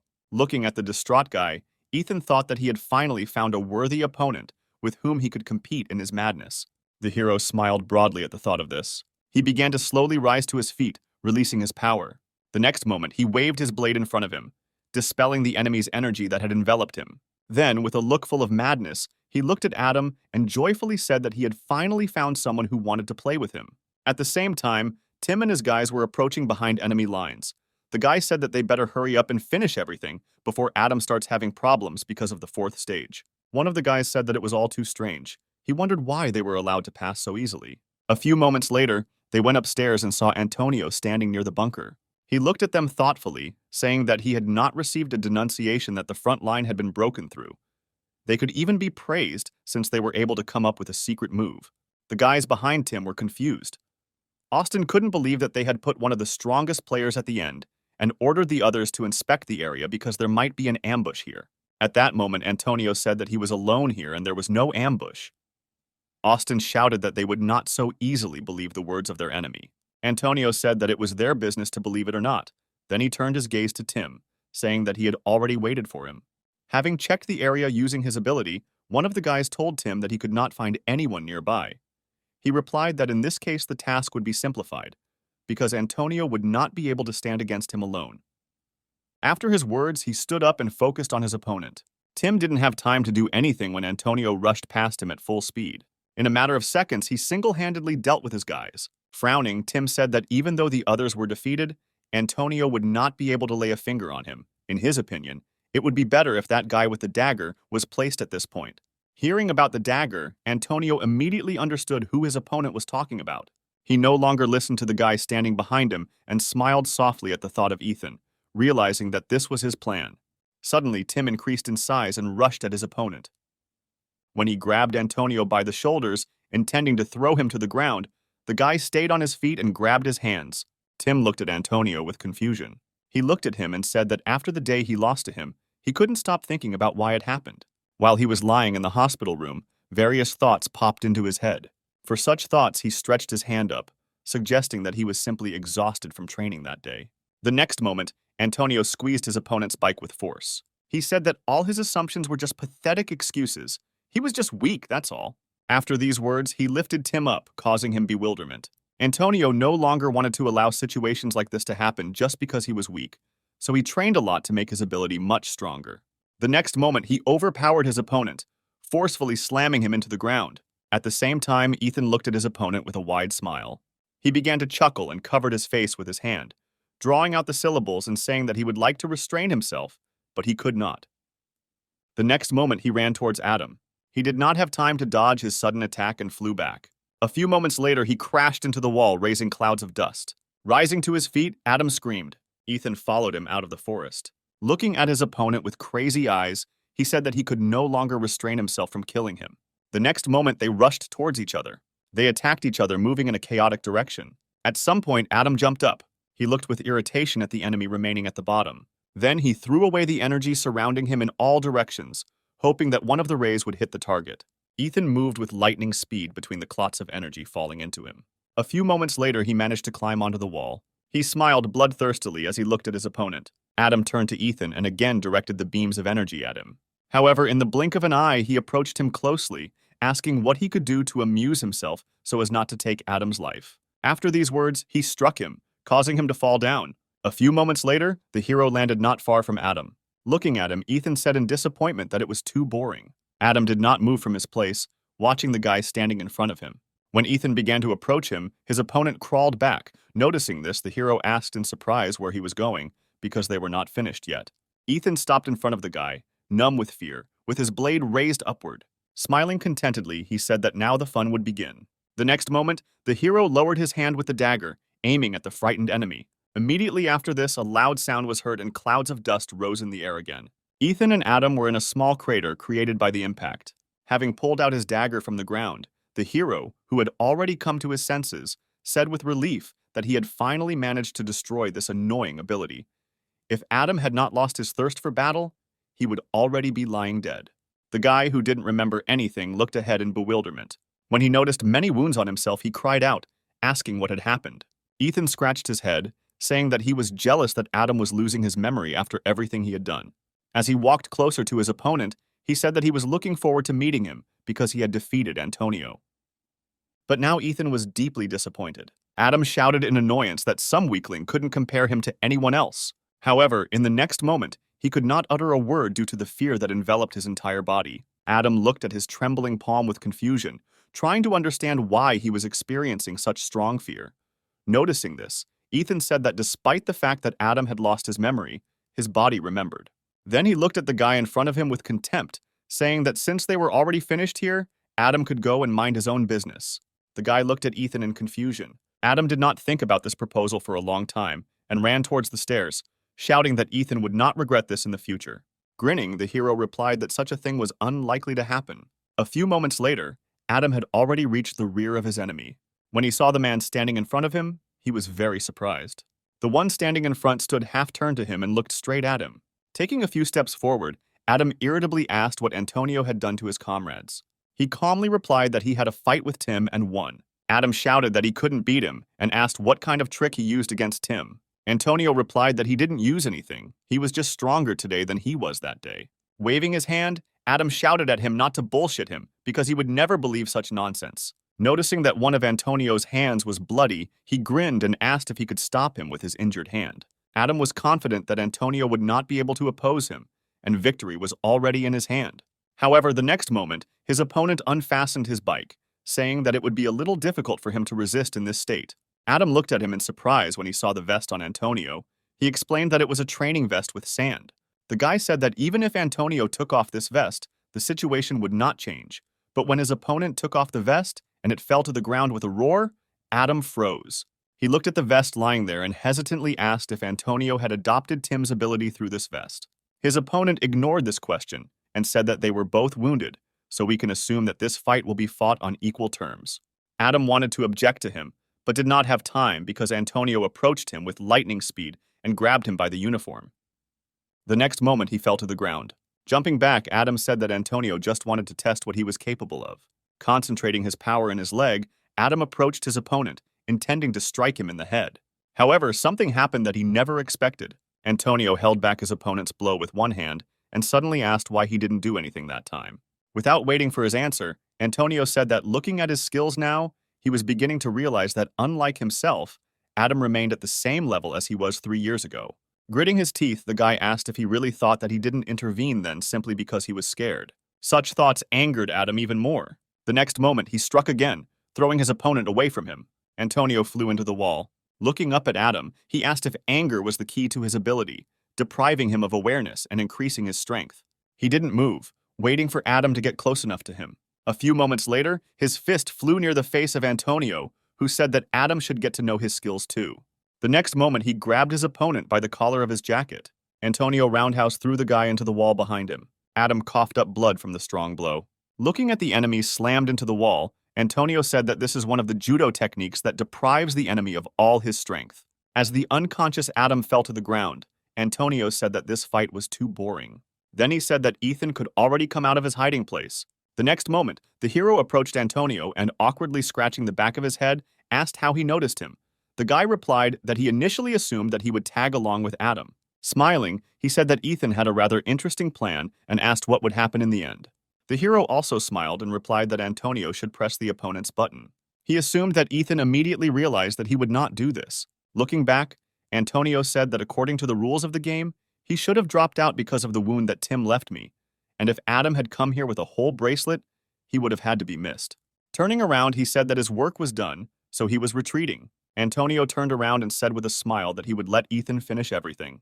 The hero saluted him, saying that he had no other choice. Meanwhile, the zombie team held back the onslaught of opponents. Ryan grinned and said that they would not move until all the opponents were dead. Scott shouted to his guys that if they deal with these zombies, then only the small fry will be left, which won't be too difficult to deal with. He wanted to say something else, but at that moment something rushed past him at high speed. In an instant, Ethan dealt with Steve's friends and smilingly said that the small midge was already in place. The guys from the zombie team were happy to see their leader appear. Having dealt with the last enemy, Ethan admitted that he was pleasantly surprised that his guys lasted so long. Approaching them, he asked what happened here. Ryan replied that Alicia retreated, so they were moved back a little, and if they held out for another half hour, they would win. Ethan looked at the crowd ahead, wondering if he could get through them. Hearing his words, Nick asked in bewilderment if they really needed to break through this crowd.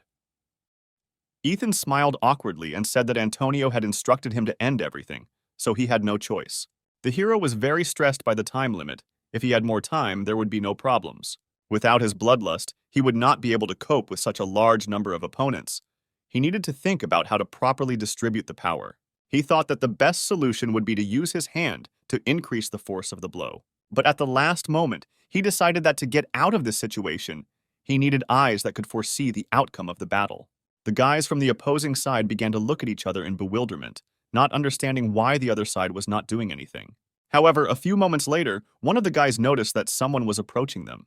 The girl looked in front of her, asking what kind of crazy idiot he was. There was no way he could break through all of them alone. However, when he raised his head, the girl froze in horror as she met his gaze. All this time, interested individuals were watching the competition between the two schools.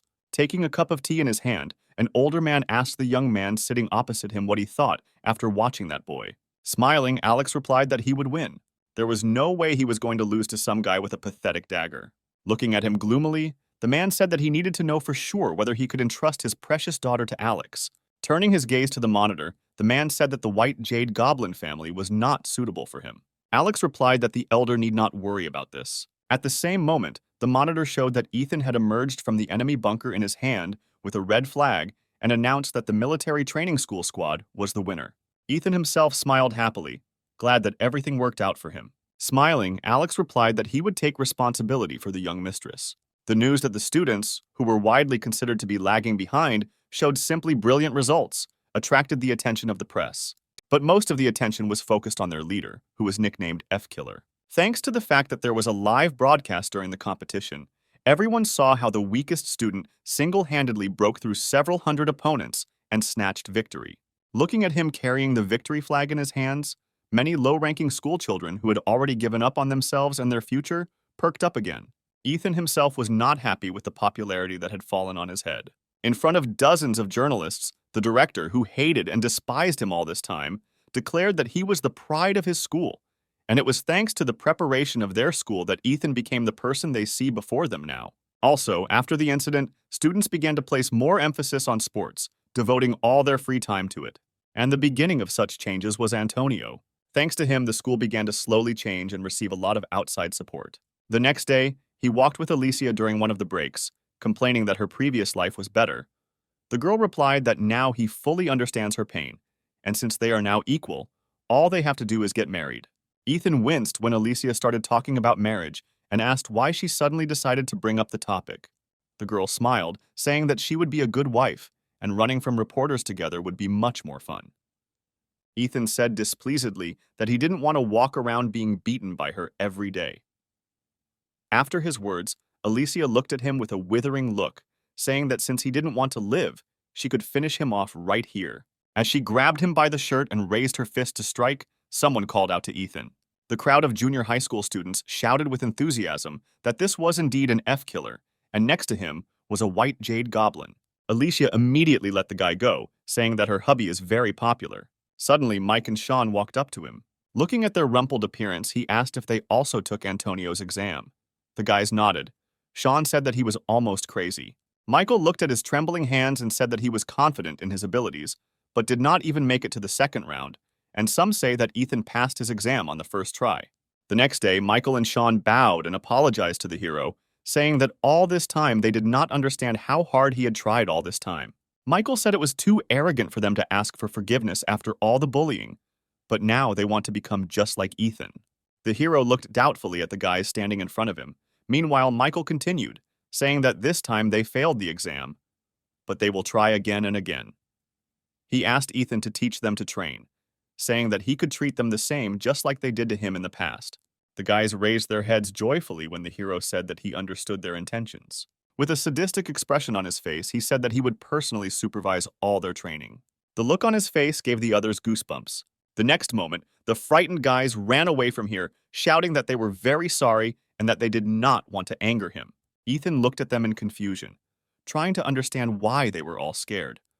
Alicia put her hand on his shoulder and said with a smile that she was the only one who could stay by his side, so he better give in and become her husband. Ethan took a couple of steps away from the girl, saying that she had already bothered him with such proposals. When someone called out to him, the guy turned back, surprised that there was still someone there, and a girl approached shyly and asked what his relationship was with Alicia. Ethan replied with a smile that there was nothing between them. Hearing this, the girl's face lit up with joy, which cannot be said about Alicia herself. Taking a deep breath, Flora invited him to meet. At the same moment, Alicia covered his ears with her palms, painfully pressing his head between them. Smiling, she said that Ethan was too busy right now and they should talk another time. Flora, with tears in her eyes, said that this was too unfair, because Alicia could see him every day, and today she had been waiting for him all day and could hardly dare to come up and admit that she liked him. After her words, Alicia's eyes widened in surprise. The next moment, she let Ethan go, saying that she really had done wrong. Turning around, she headed back to class, telling the guy that this girl wanted to talk to him. Watching her retreating back, Ethan wondered why she was acting so strangely. Remembering Flora standing next to him, he turned to her and, smiling, asked what she wanted to tell him. The girl angrily said that he needed to go after Alicia as quickly as possible, which caused bewilderment in our hero. He listened to her words and ran after the girl, completely not understanding what they wanted from him. Flora sighed sadly, although Ethan said that they were not dating, but after Alicia left, his expression spoke for itself. When he came to practice with his guys, Ryan asked what was going on with Alicia. Ethan replied that he himself would like to know. When he caught up with her and asked what happened, the girl just gave him a murderous look and left. A few hours later, he made another attempt and asked why she was acting this way. Alicia puffed out her cheeks offendedly and asked if he had listened to that sweet student. Ethan replied that he was sorry that the conversation with that sweet student did not work out. Alicia did not listen to him further, fixated on this fragmentary phrase. When she turned to him, a murderous aura emanated from her. The girl asked who exactly he called sweetheart and why he was sorry. Alicia annoyedly hit the guy, saying that he should have listened to how she confessed her love to him. The guy replied that this would not happen and that it was more like a dream. The girl said that she tells him this every day. Rising from the bench, she asked how he could not pay attention to a smart, sweet, attractive, and also strong bride. Smiling awkwardly, Ethan said that, judging by her jokes, she was not very angry, after which he headed off to train further, while Alicia became even more angry. As he pulled himself up, he sadly told his boys that he had absolutely no idea what he had done wrong again. Meanwhile, the girl checked her mobile phone. She was alarmed by a message she had received from her grandfather. When she read its contents, she fell into deep shock. Showing Ethan the screen of her phone, she said with horror that he was already coming here. The hero performing the exercise did not understand at all what she was talking about. While picking up her backpack from the floor, Alicia remembered that Ethan lived alone and asked if she could stay with him for a while. Hearing her question, the hero and the guys standing nearby froze and looked at her strangely. Looking at the girl, Ethan replied that he only had one bed. After his words, the guys turned their dumbfounded gazes to him. Grabbing her head, Alicia said that she urgently needed help. The hero jumped from the crossbar and asked what happened. She replied that a strange man would come here soon and would look for someone. Alex, standing on the threshold, said that he was offended by what she called him. The next moment, Alicia hid behind Ethan. The guy who came up sadly said that he was upset, and she was also hiding behind another guy. Then he switched to Ethan, saying that he came for Alicia, and he was lucky to meet him here too. The hero looked at him in surprise, asking how he knew him. Having come to his senses, Alex introduced himself, after which he said that he had heard a lot about Ethan from the family of the White Jade Goblin. The hero pointed to himself and asked in confusion why Alicia's family was talking about him. Alex said that although it was not polite to ask such a thing on the first meeting, he would like to fight Ethan. The hero looked blankly at the guy standing in front of him. The other students recognized Alex, who had won the recent European youth competition, and were now trying to figure out what he was doing here, dressed in their school uniform. Ethan glanced sideways at the girl hiding behind him and hesitantly said that this was her acquaintance, and he had killed her. But Alicia did not let him finish, answering that everything was completely wrong. She looked at him and said that it was something like a mercenary scent. Ethan was surprised when Alicia called Alex a mercenary. Turning his gaze to the guy, the hero said that he should first calm down. Besides, they have no reason to fight each other, so it would be better to just talk in a calm environment. Leaning towards him, Alex replied that although he had come for Alicia, he had long wanted to fight with Ethan. Entering the hall, Antonio noticed that something was happening here. Coming forward, he saw Ethan and Alex standing in the middle. Noticing him, Alex approached him and shook his hand, saying that he had come to them from Slovakia. Antonio replied that he already knew about it. Then he pointed to Ethan standing behind him and asked what he needed from the future leader of the training unit, causing shock in the hero himself with his words. Alex replied that he would like to fight Ethan. Antonio warned that using his abilities within the unit is prohibited, because this requires permission from a senior. The guy said that he knows that Antonio is the eldest here. He looked at the guy appraisingly, thinking about something. A few moments later, he grabbed both guys by the arms, saying it would be a one-arm fight. Alex laughed, saying that Antonio really thought completely differently than others. The current leader of the unit said that he would assume that they both agreed to this condition. Looking at Ethan, he said with a threat in his voice that he had to win because the honor of their unit was at stake. At the same moment, Alicia pulled him towards her by the ear. With the same attitude as Antonio, she said that he must win at any cost. Sighing heavily, Ethan said that he had a bad feeling about this. Alex called out to Alicia, getting her attention. Smiling, he said that he would definitely win for her sake, so she needed to pay close attention to the battle. Such words gave the girl a herd of goosebumps. A few moments later, Antonio announced that there would only be one round. There were no other restrictions, and asked if they were ready to begin. Having received their consent, he started the timer. Confident of his victory, Alex reacted with lightning speed.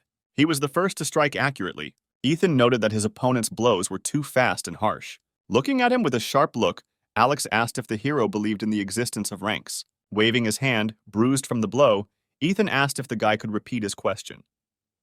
Alex replied that there is such a thing in the world as ranks, even in this battle. Ethan asked if he thought souls also had ranks. Activating his ability, Alex replied that he does not consider everyone who has weak abilities to be weak, but also does not forget that the elite have their own special path. The next moment, he struck Ethan again. The hero decided that after hearing such nonsense, he simply could not allow himself to lose. So he also decided to resort to using the ability. When Alex said he should just give up, Ethan decided to attack. His opponent looked at the hero with great surprise. Alex had to admit that he had relaxed too much and had underestimated his opponent. With a bloodthirsty look, Ethan said that Alex should be less distracted by idle chatter during the fight. His opponent asked in disbelief whether such a dirty aura really belonged to Ethan. He only said that if Alex did not surrender, his palm would fly into pieces. The guy did not take the hero's warning seriously and directed more power into his hand. When the guys were about to stab each other, Antonio intervened in their fight, saying that this was enough. He said that if they overdo it with force, there could be serious problems. Rubbing his palm, Alex looked at Ethan again, asking if that incredible power was his ability. The hero just grinned. But even this was enough for Alex to come to the conclusion that that dirty aura really belonged to Ethan. Suddenly, the hero proposed to arrange another round so that his opponent could make sure of everything. Looking at his hand, Alex replied that he did not want to absorb such energy. Then he turned around, saying that that was enough for today. Antonio called out to the guy. When he turned around, he asked if there was a place for him to train in Korea. Alex replied that there was no such place and asked in surprise whether he was really being offered to join this unit. Antonio replied that if he had nowhere to train, he could use their machines at any time. Alex thanked him for his concern and asked why Antonio was so generous to him since he allowed him to use his hall. He replied that judging by Alex's assessments, he is a genius with incredible ability and good combat instincts, and there is no urgent need for any training. He decided to keep silent about what he felt when he touched his hand. Turning around, Antonio simply said that even geniuses need to try. Coming out of the hall, the guy said that Antonio is quite an interesting person. Smiling, he thought that it was not in vain that he decided to come here. Alicia didn't know how to get away from the clingy guy when our hero walked into the classroom. She called out to him, saying that Alex needed to vacate the seat because Ethan was already sitting there. Rubbing his neck, the hero hesitantly answered that he was going to training anyway, so Alex didn't have to change seats somewhere. Alicia hit the desk with such force that it became covered with deep cracks. Ethan realized that it was better to joke with her, and approaching the guy sitting next to her, he asked if he could give him his seat. Alex reminded him that he was going to training. The hero replied that this did not concern him at all. Alex turned to Alicia and, smiling, asked if all Koreans are so difficult. The girl howled with helplessness, no longer knowing where to go. Suddenly, it was announced over the microphone that she was being called to the medical unit. Her face beamed with joy. The long-awaited salvation had finally arrived. She immediately rose from her seat and teleported to the door, saying that she urgently needed to go. After she left, Ethan exhaled tiredly and said that he had to go to training. At that moment, Alex asked if he could give him a couple of minutes because they needed to talk. Looking in his direction, Ethan sighed again, coming to the conclusion that he wouldn't be able to practice today after all. A few minutes later, Alicia walked into the medical office. Sitting in front of a huge tray of donuts, Eliza happily waved her hand at the girl, apologizing for calling her during lunch and inviting her to eat dessert together and talk at the same time. Alicia looked uncertainly at the plate with the so-called dessert, but she still sat down in the chair opposite Eliza, deciding that this was much better than sitting with Alex. Smiling happily, Eliza said that if this treat wasn't enough, she had more. Alicia asked in bewilderment if she always had such a big lunch. The nurse replied that she bought more on purpose to communicate with her. Then she took one of the donuts and asked if Alicia had thought about everything. The girl shuddered, holding a donut in her hand. Noticing her reaction, Eliza apologized, realizing that she might be putting a lot of pressure on her, since this was the first time Alicia had received such an offer, but she replied that everything was fine. Then she added hesitantly that she was honored to receive an offer of this kind. Looking at her, Eliza said that she was confident that Alicia could become an excellent master. Extending her hand, she again asked what the girl thought about joining the mystery. Mystery is a group of Korean masters, into which only the best can join.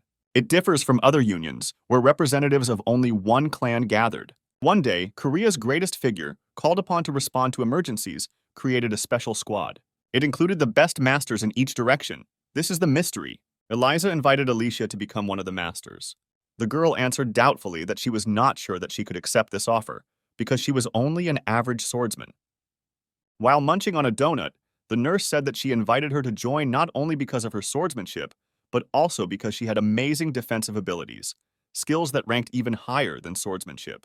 Hanging her head, Alicia replied that she should only succeed as a swordmaster. Rising from her seat, Eliza said that she realized one thing when the girl asked her to consult about her aura.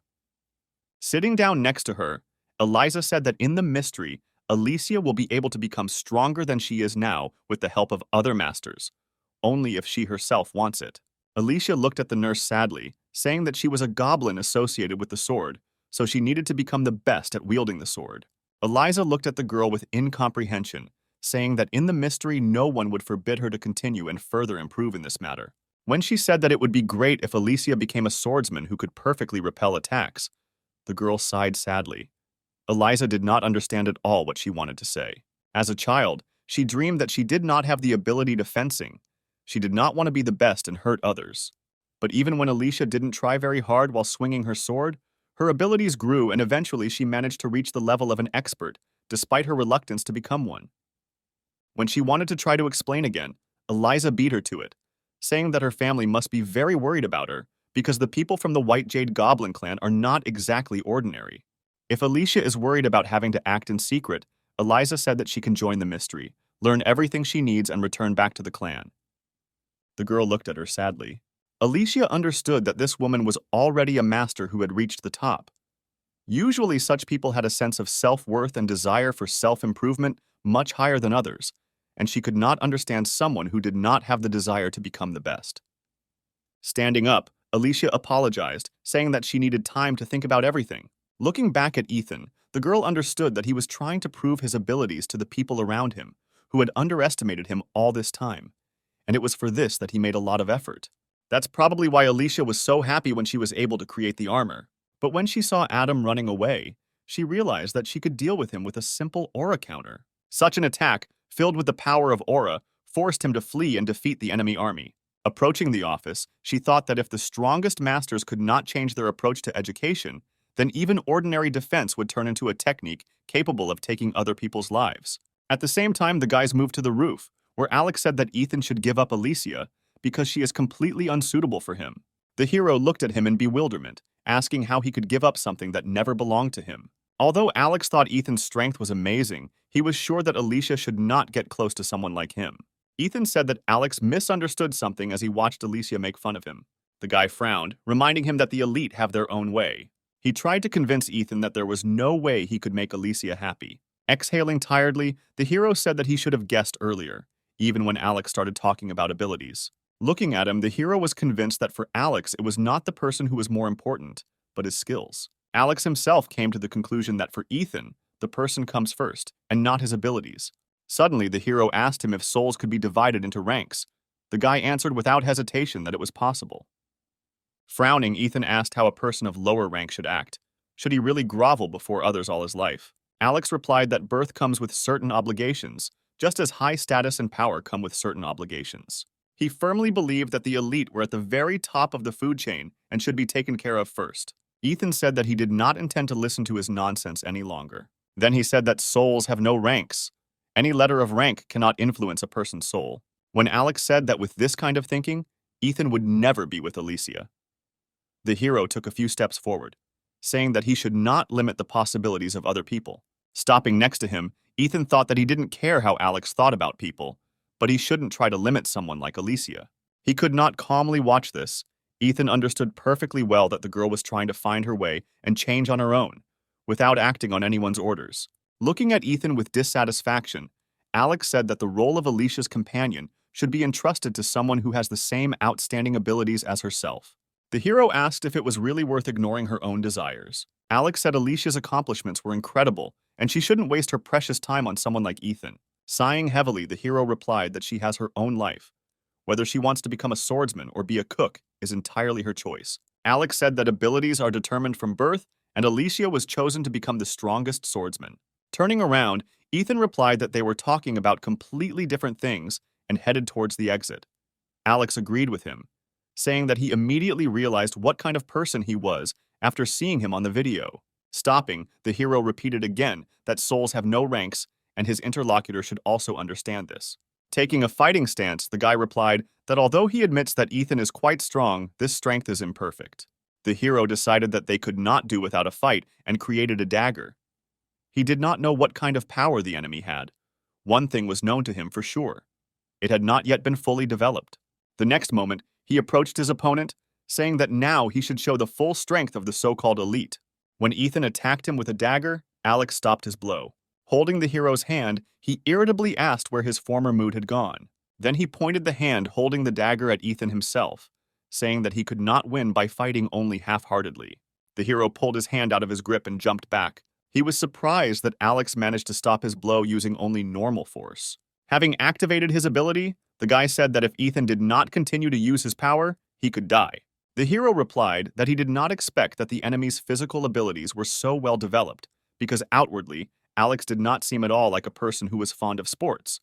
He replied that he never really trained, because he had no need to do so.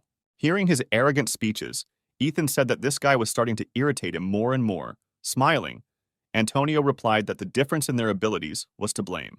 Holding a dagger in his hand, the hero thought that since Alex was superior to him in physical data, he needed to try a different tactic.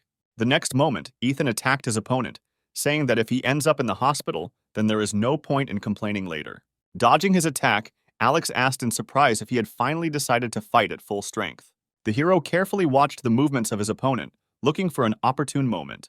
The next moment, he raised the dagger to strike, saying that he would take Alex to the hospital right away, so he didn't have to worry. Having defended himself from this attack with his strength, the guy replied that unfortunately, something like this would never come true. Holding the sword created by his energy in front of him, he said that he had been waiting all this time, hoping to see the power Ethan had shown in the hall. But since the hero does not intend to do this, then it's time to end everything. A few moments later, they clashed in battle. While fending off Ethan's attack, Alex asked why he still wasn't fighting at full strength. The hero retreated, appreciating that his opponent was excellent at blocking all of his attacks, and his attack tactics were greatly straining the hero. Raising his sword above his head, the guy said that he was disappointed that he was not taken seriously. The next moment, he attacked Ethan, but he was able to dodge. Once at a safe distance from him, the hero came to the conclusion that Alex was deliberately copying his attack technique. Pointing the sword at Ethan, the guy suggested ending their fight as soon as possible. Grabbing his head, the hero said in disappointment that it would be nice to win with only one dagger, but today this definitely won't happen. The next moment, his gaze changed to a more bloodthirsty one. The change that had occurred did not go unnoticed by Alex, and standing in a stance, he said that his opponent had finally decided on a normal battle. Looking at Ethan, he noted that his aura was even more poisonous than last time. The hero replied dissatisfiedly that this should not be judged by a person who copies other people's techniques. Alex said that he did this to stir up Ethan. He grinned and asked if he was too arrogant.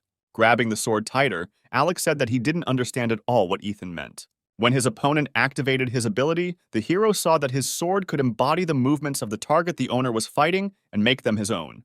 The next moment, he said that with such an ability, one can be arrogant, especially since Alex has suitable physical abilities that allow him to control his strength at the proper level. Alex looked at him in confusion. He was alarmed that Ethan spoke as if he knew about his abilities. Squeezing the dagger, the hero thought that since his opponent was not affected by his killing power, then his life was not so simple either. The next moment, he attacked Alex. Holding his sword, the guy said that apparently Ethan did not like being copied, so this time he will show his own abilities. The next moment, he repelled his opponent's attack with one swing of his sword, causing him to fly back. Ethan looked at the guy standing in front of him in bewilderment.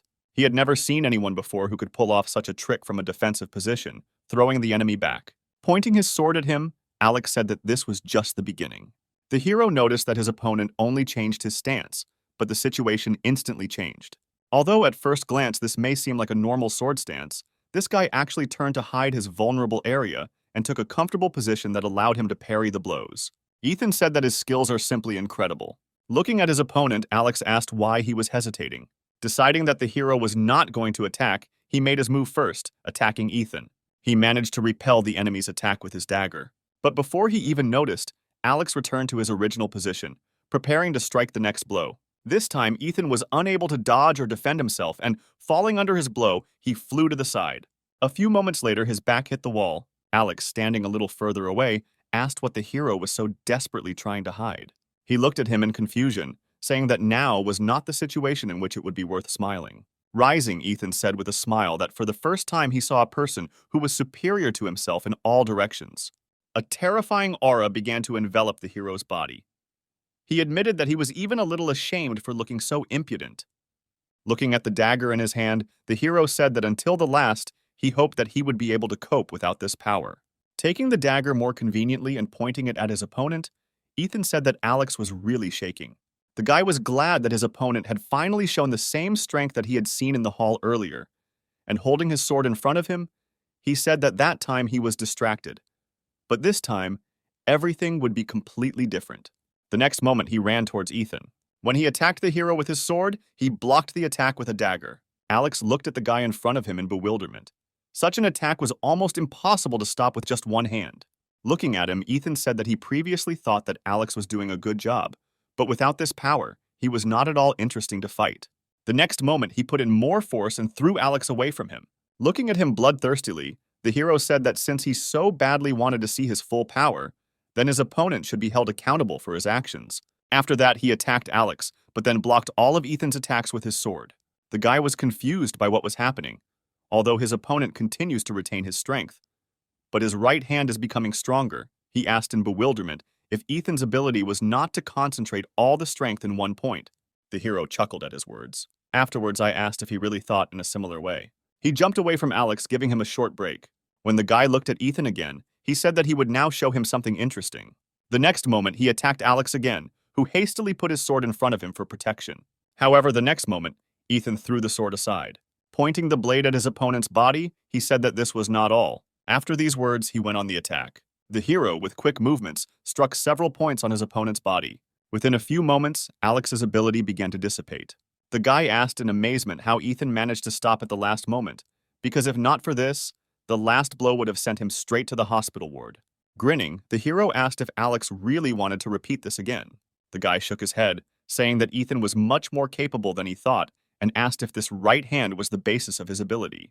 The hero replied that with the help of a dagger he could also imitate Alex.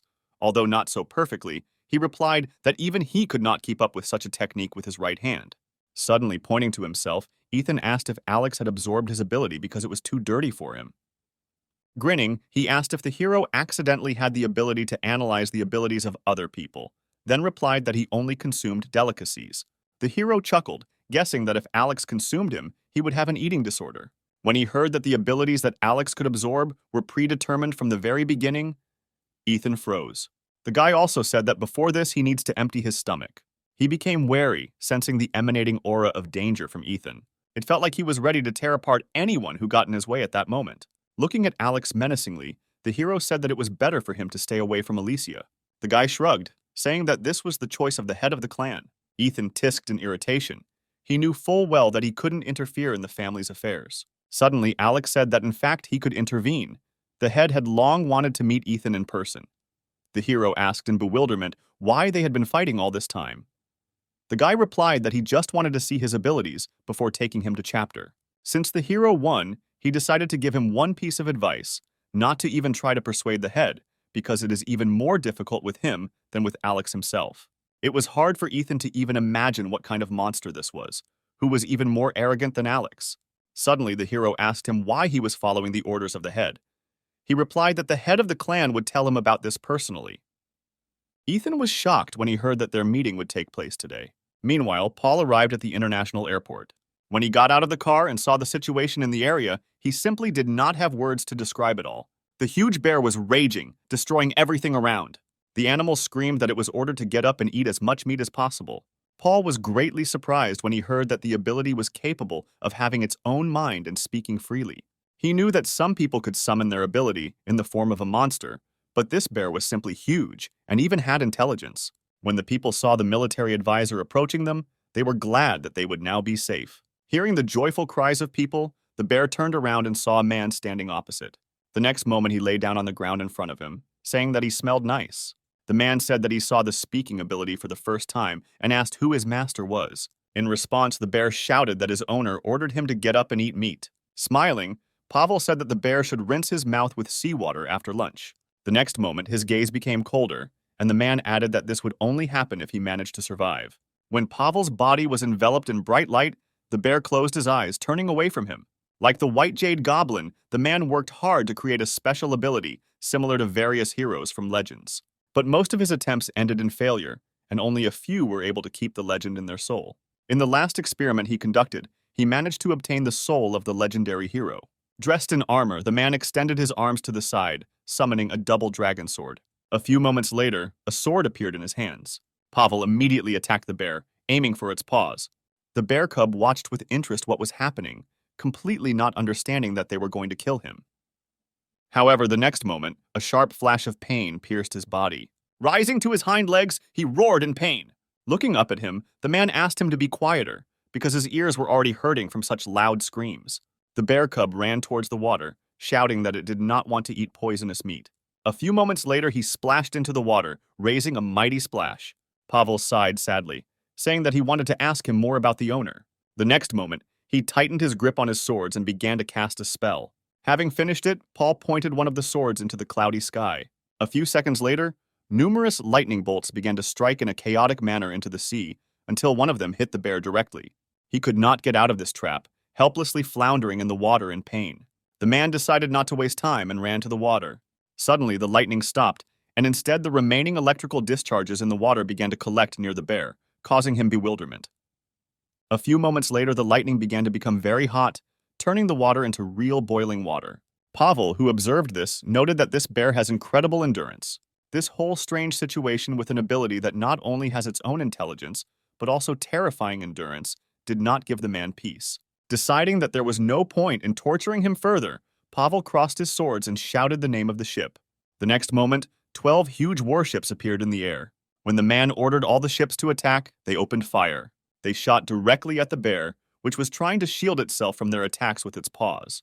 When several shots hit him simultaneously, he screamed in pain again.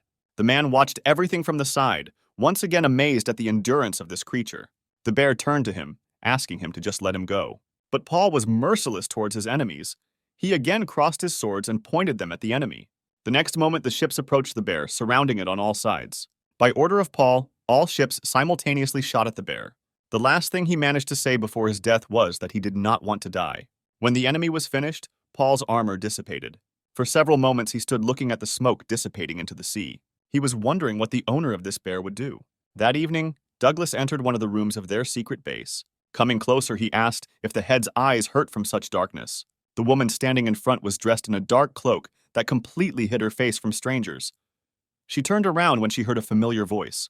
Douglas reported that thanks to her intervention, everything went smoothly. The woman said that she had something to say about this. In the place he spoke about earlier, another one disappeared. Douglas grinned, saying that this was quite possible because he was sent to fight with Pavel. The woman explained that if he died, then the body should have floated up, but he simply disappeared. After her words, Douglas's gaze became more serious. He suggested that Pavel was keeping that bear with him. The woman said that then his presence would have been felt, but he disappeared completely. Douglas spread his hands, saying that Pavel has simply amazing abilities. Turning to him, the woman said that soon another one would appear in the south. But this time, he needed to be monitored more carefully and not allowed to repeat the current situation. Otherwise, all their plans would be disrupted. Scratching the back of his head, Douglas said that they couldn't just go and fight with Pavel. He suggested simply forgetting about this bear because it was of no particular use. He even forgot that he was forbidden to go into the sea. Looking ahead at the huge circles with pentagrams, the woman said that perhaps it would really be better this way. At the same time, Ethan was brought to the main house of the Blue Goblin clan. The hero stood in front of the entrance, not daring to go inside. Some time later, the servant came inside and Ethan followed him. Stopping at one of the rooms, the servant bowed and said that he had brought a guest. Having waited for permission, the servant opened the door, letting Ethan inside. Taking a few steps forward, the hero saw in front of him an older man sitting at a long table set for 2 people. Looking at the guy, Harold said that the guy came quite quickly. Awkwardly scratching the back of his head, Ethan said that they were too far from each other to speak normally and asked if he could sit closer. The man replied that he could sit at the table. The hero thanked the man and approached the place prepared for him, noting that this old man was too hostile. They sat in complete silence for several minutes, which seemed like an eternity for our hero. Ethan decided to speak first and, looking at the man, asked if he could eat what was standing in front of him. Harold replied that it was specially prepared for the guest. The next moment he pointed at Ethan, saying that because of him, Alicia had empty hopes. Chewing the food prepared for him, the guy asked what empty hopes the man was talking about. Hitting the table, he said irritably that because of him she had gone down the wrong path. Ethan asked if he meant her armor and said that she only gained this ability through her efforts. The man said that Ethan didn't understand anything at all, and he shouldn't have pushed his granddaughter in the wrong direction. Raising his hands in a gesture of surrender, the hero asked the man not to jump to conclusions and said that he also had a couple of questions for him. Harold grinned and replied that he would give him a chance to speak when he was finished. Ethan asked what the man wanted to know, since he was called here so hastily. Harold replied that it was unpleasant for him that such a brat was hanging around his granddaughter, but as far as he knew, Ethan was also there when they were attacked and asked what Alicia was doing in that place. The hero realized that they were talking about the incident at the bank. He replied that, as was told in the news, she was trying to save people. The man said that he already knew this. He wanted to find out if the boy saw whether his granddaughter managed to press Douglas to the wall. Ethan looked at the man in surprise.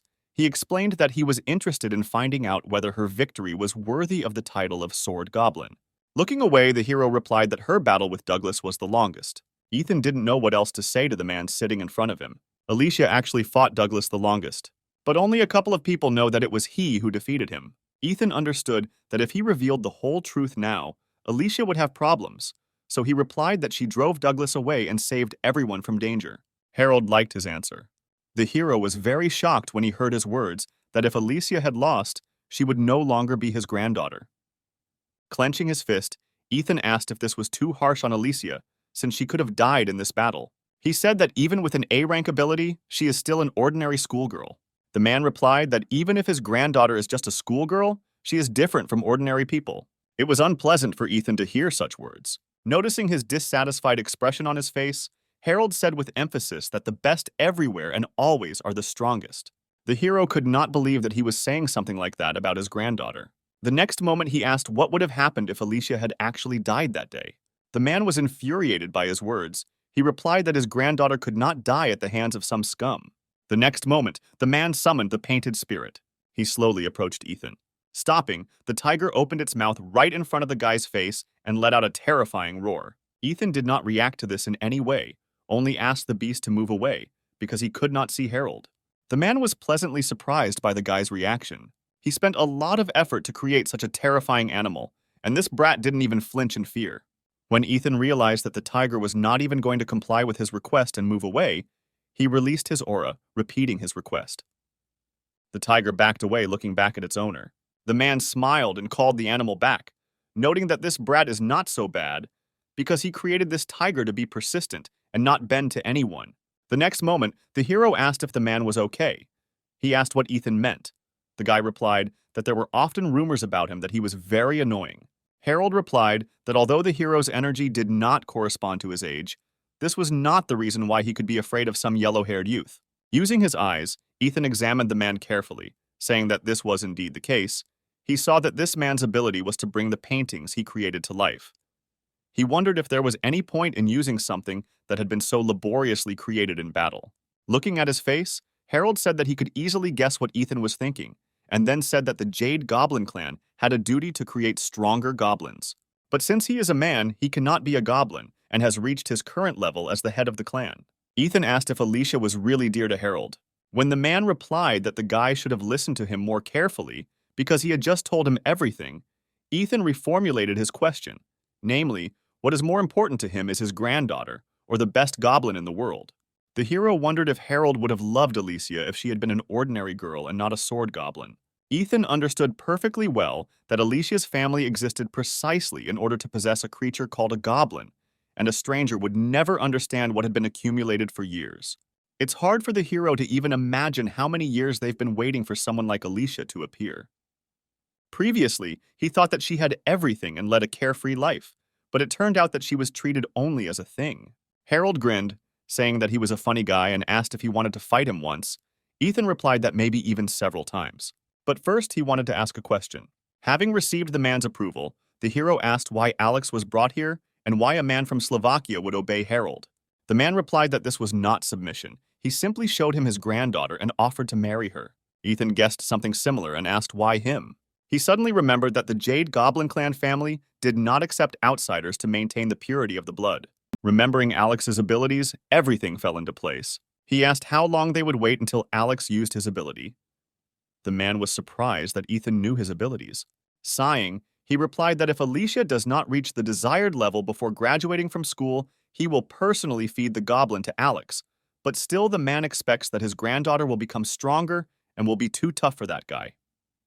The hero asked why Harold was so angry about Alicia's armor. He replied that by protecting others, she would never achieve the status of the strongest.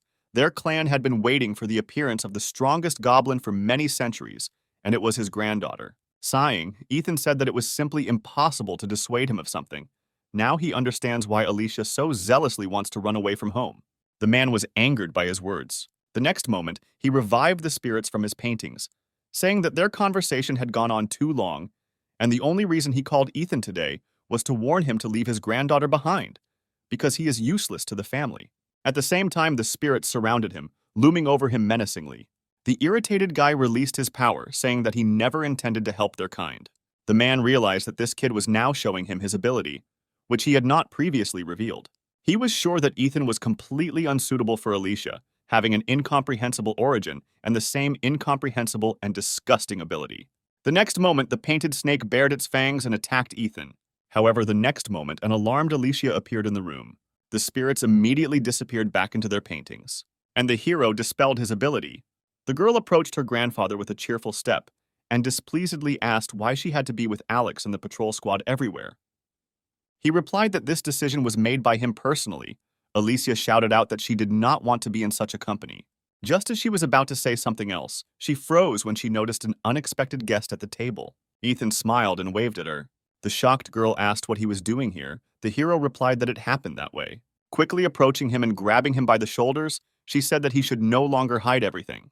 Afterwards, Alicia smiled joyfully, asking if he had finally decided to propose to her.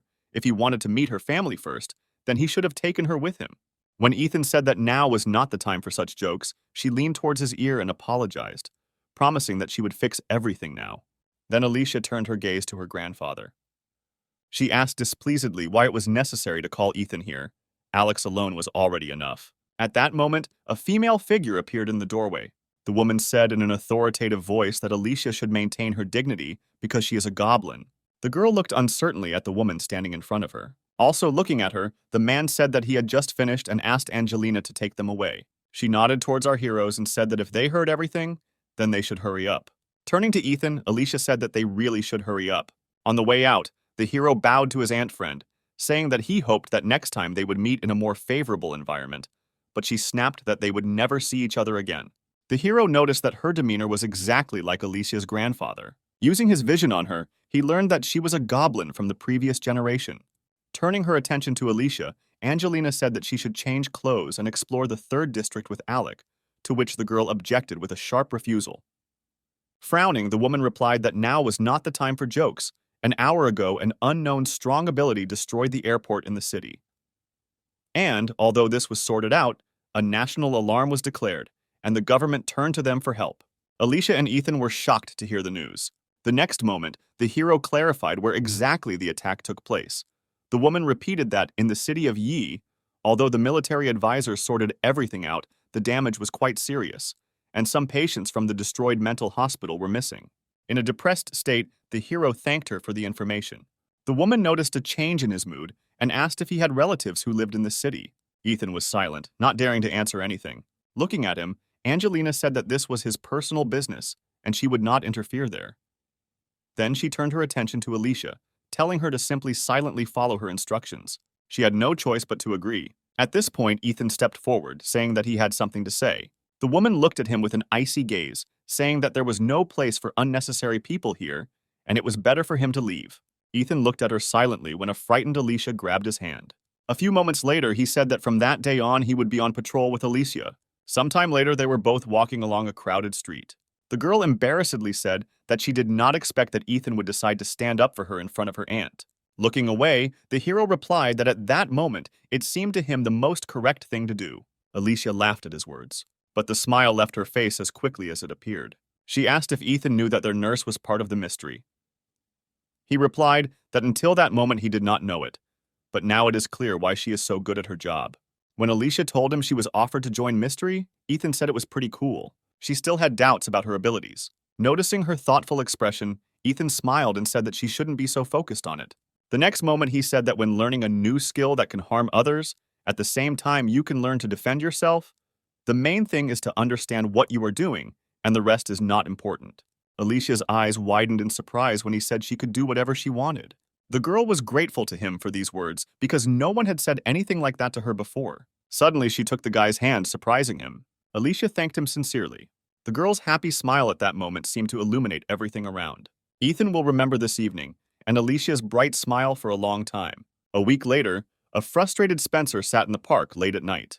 Sighing sadly, he said that the article about the battle between the two schools, on which they had worked so hard, was included only in the general summary. Opening his folder, he admitted that he did not think that digging up information about one student would be so difficult. He thought that Ethan had a rather turbulent life, having survived the attack on the bank, and now his only surviving relatives, his uncle and his wife, had also disappeared. Spencer also tried to find out who might be involved in the attack that took place in the city of Ai. Covering his face with his hands, he said that there were too many blind spots in this matter, and he did not know at all in which direction to move. Suddenly, a strange old woman approached him. Looking at her, the man asked what was the matter. She handed him a tattered book. Spencer thought it had something to do with religion, and decided to take the book with the expectation that he would later get rid of it. However, looking more closely at the book, it seemed strange to him that for an ordinary religious book, the cover was too high quality. Opening it, Spencer was surprised to find illustrations there. He decided to look at this book, maybe he would come across something interesting. Suddenly, on one of the pages, he saw a bear he knew. The man jumped up, realizing that if he could translate the text in it, he could move forward in his research. He was too carried away to notice the shadow of danger hanging over him. When Spencer heard a strange sound from above, only then did he notice the strange shadow. He raised his head up in confusion. The last thing he saw was a large clawed paw.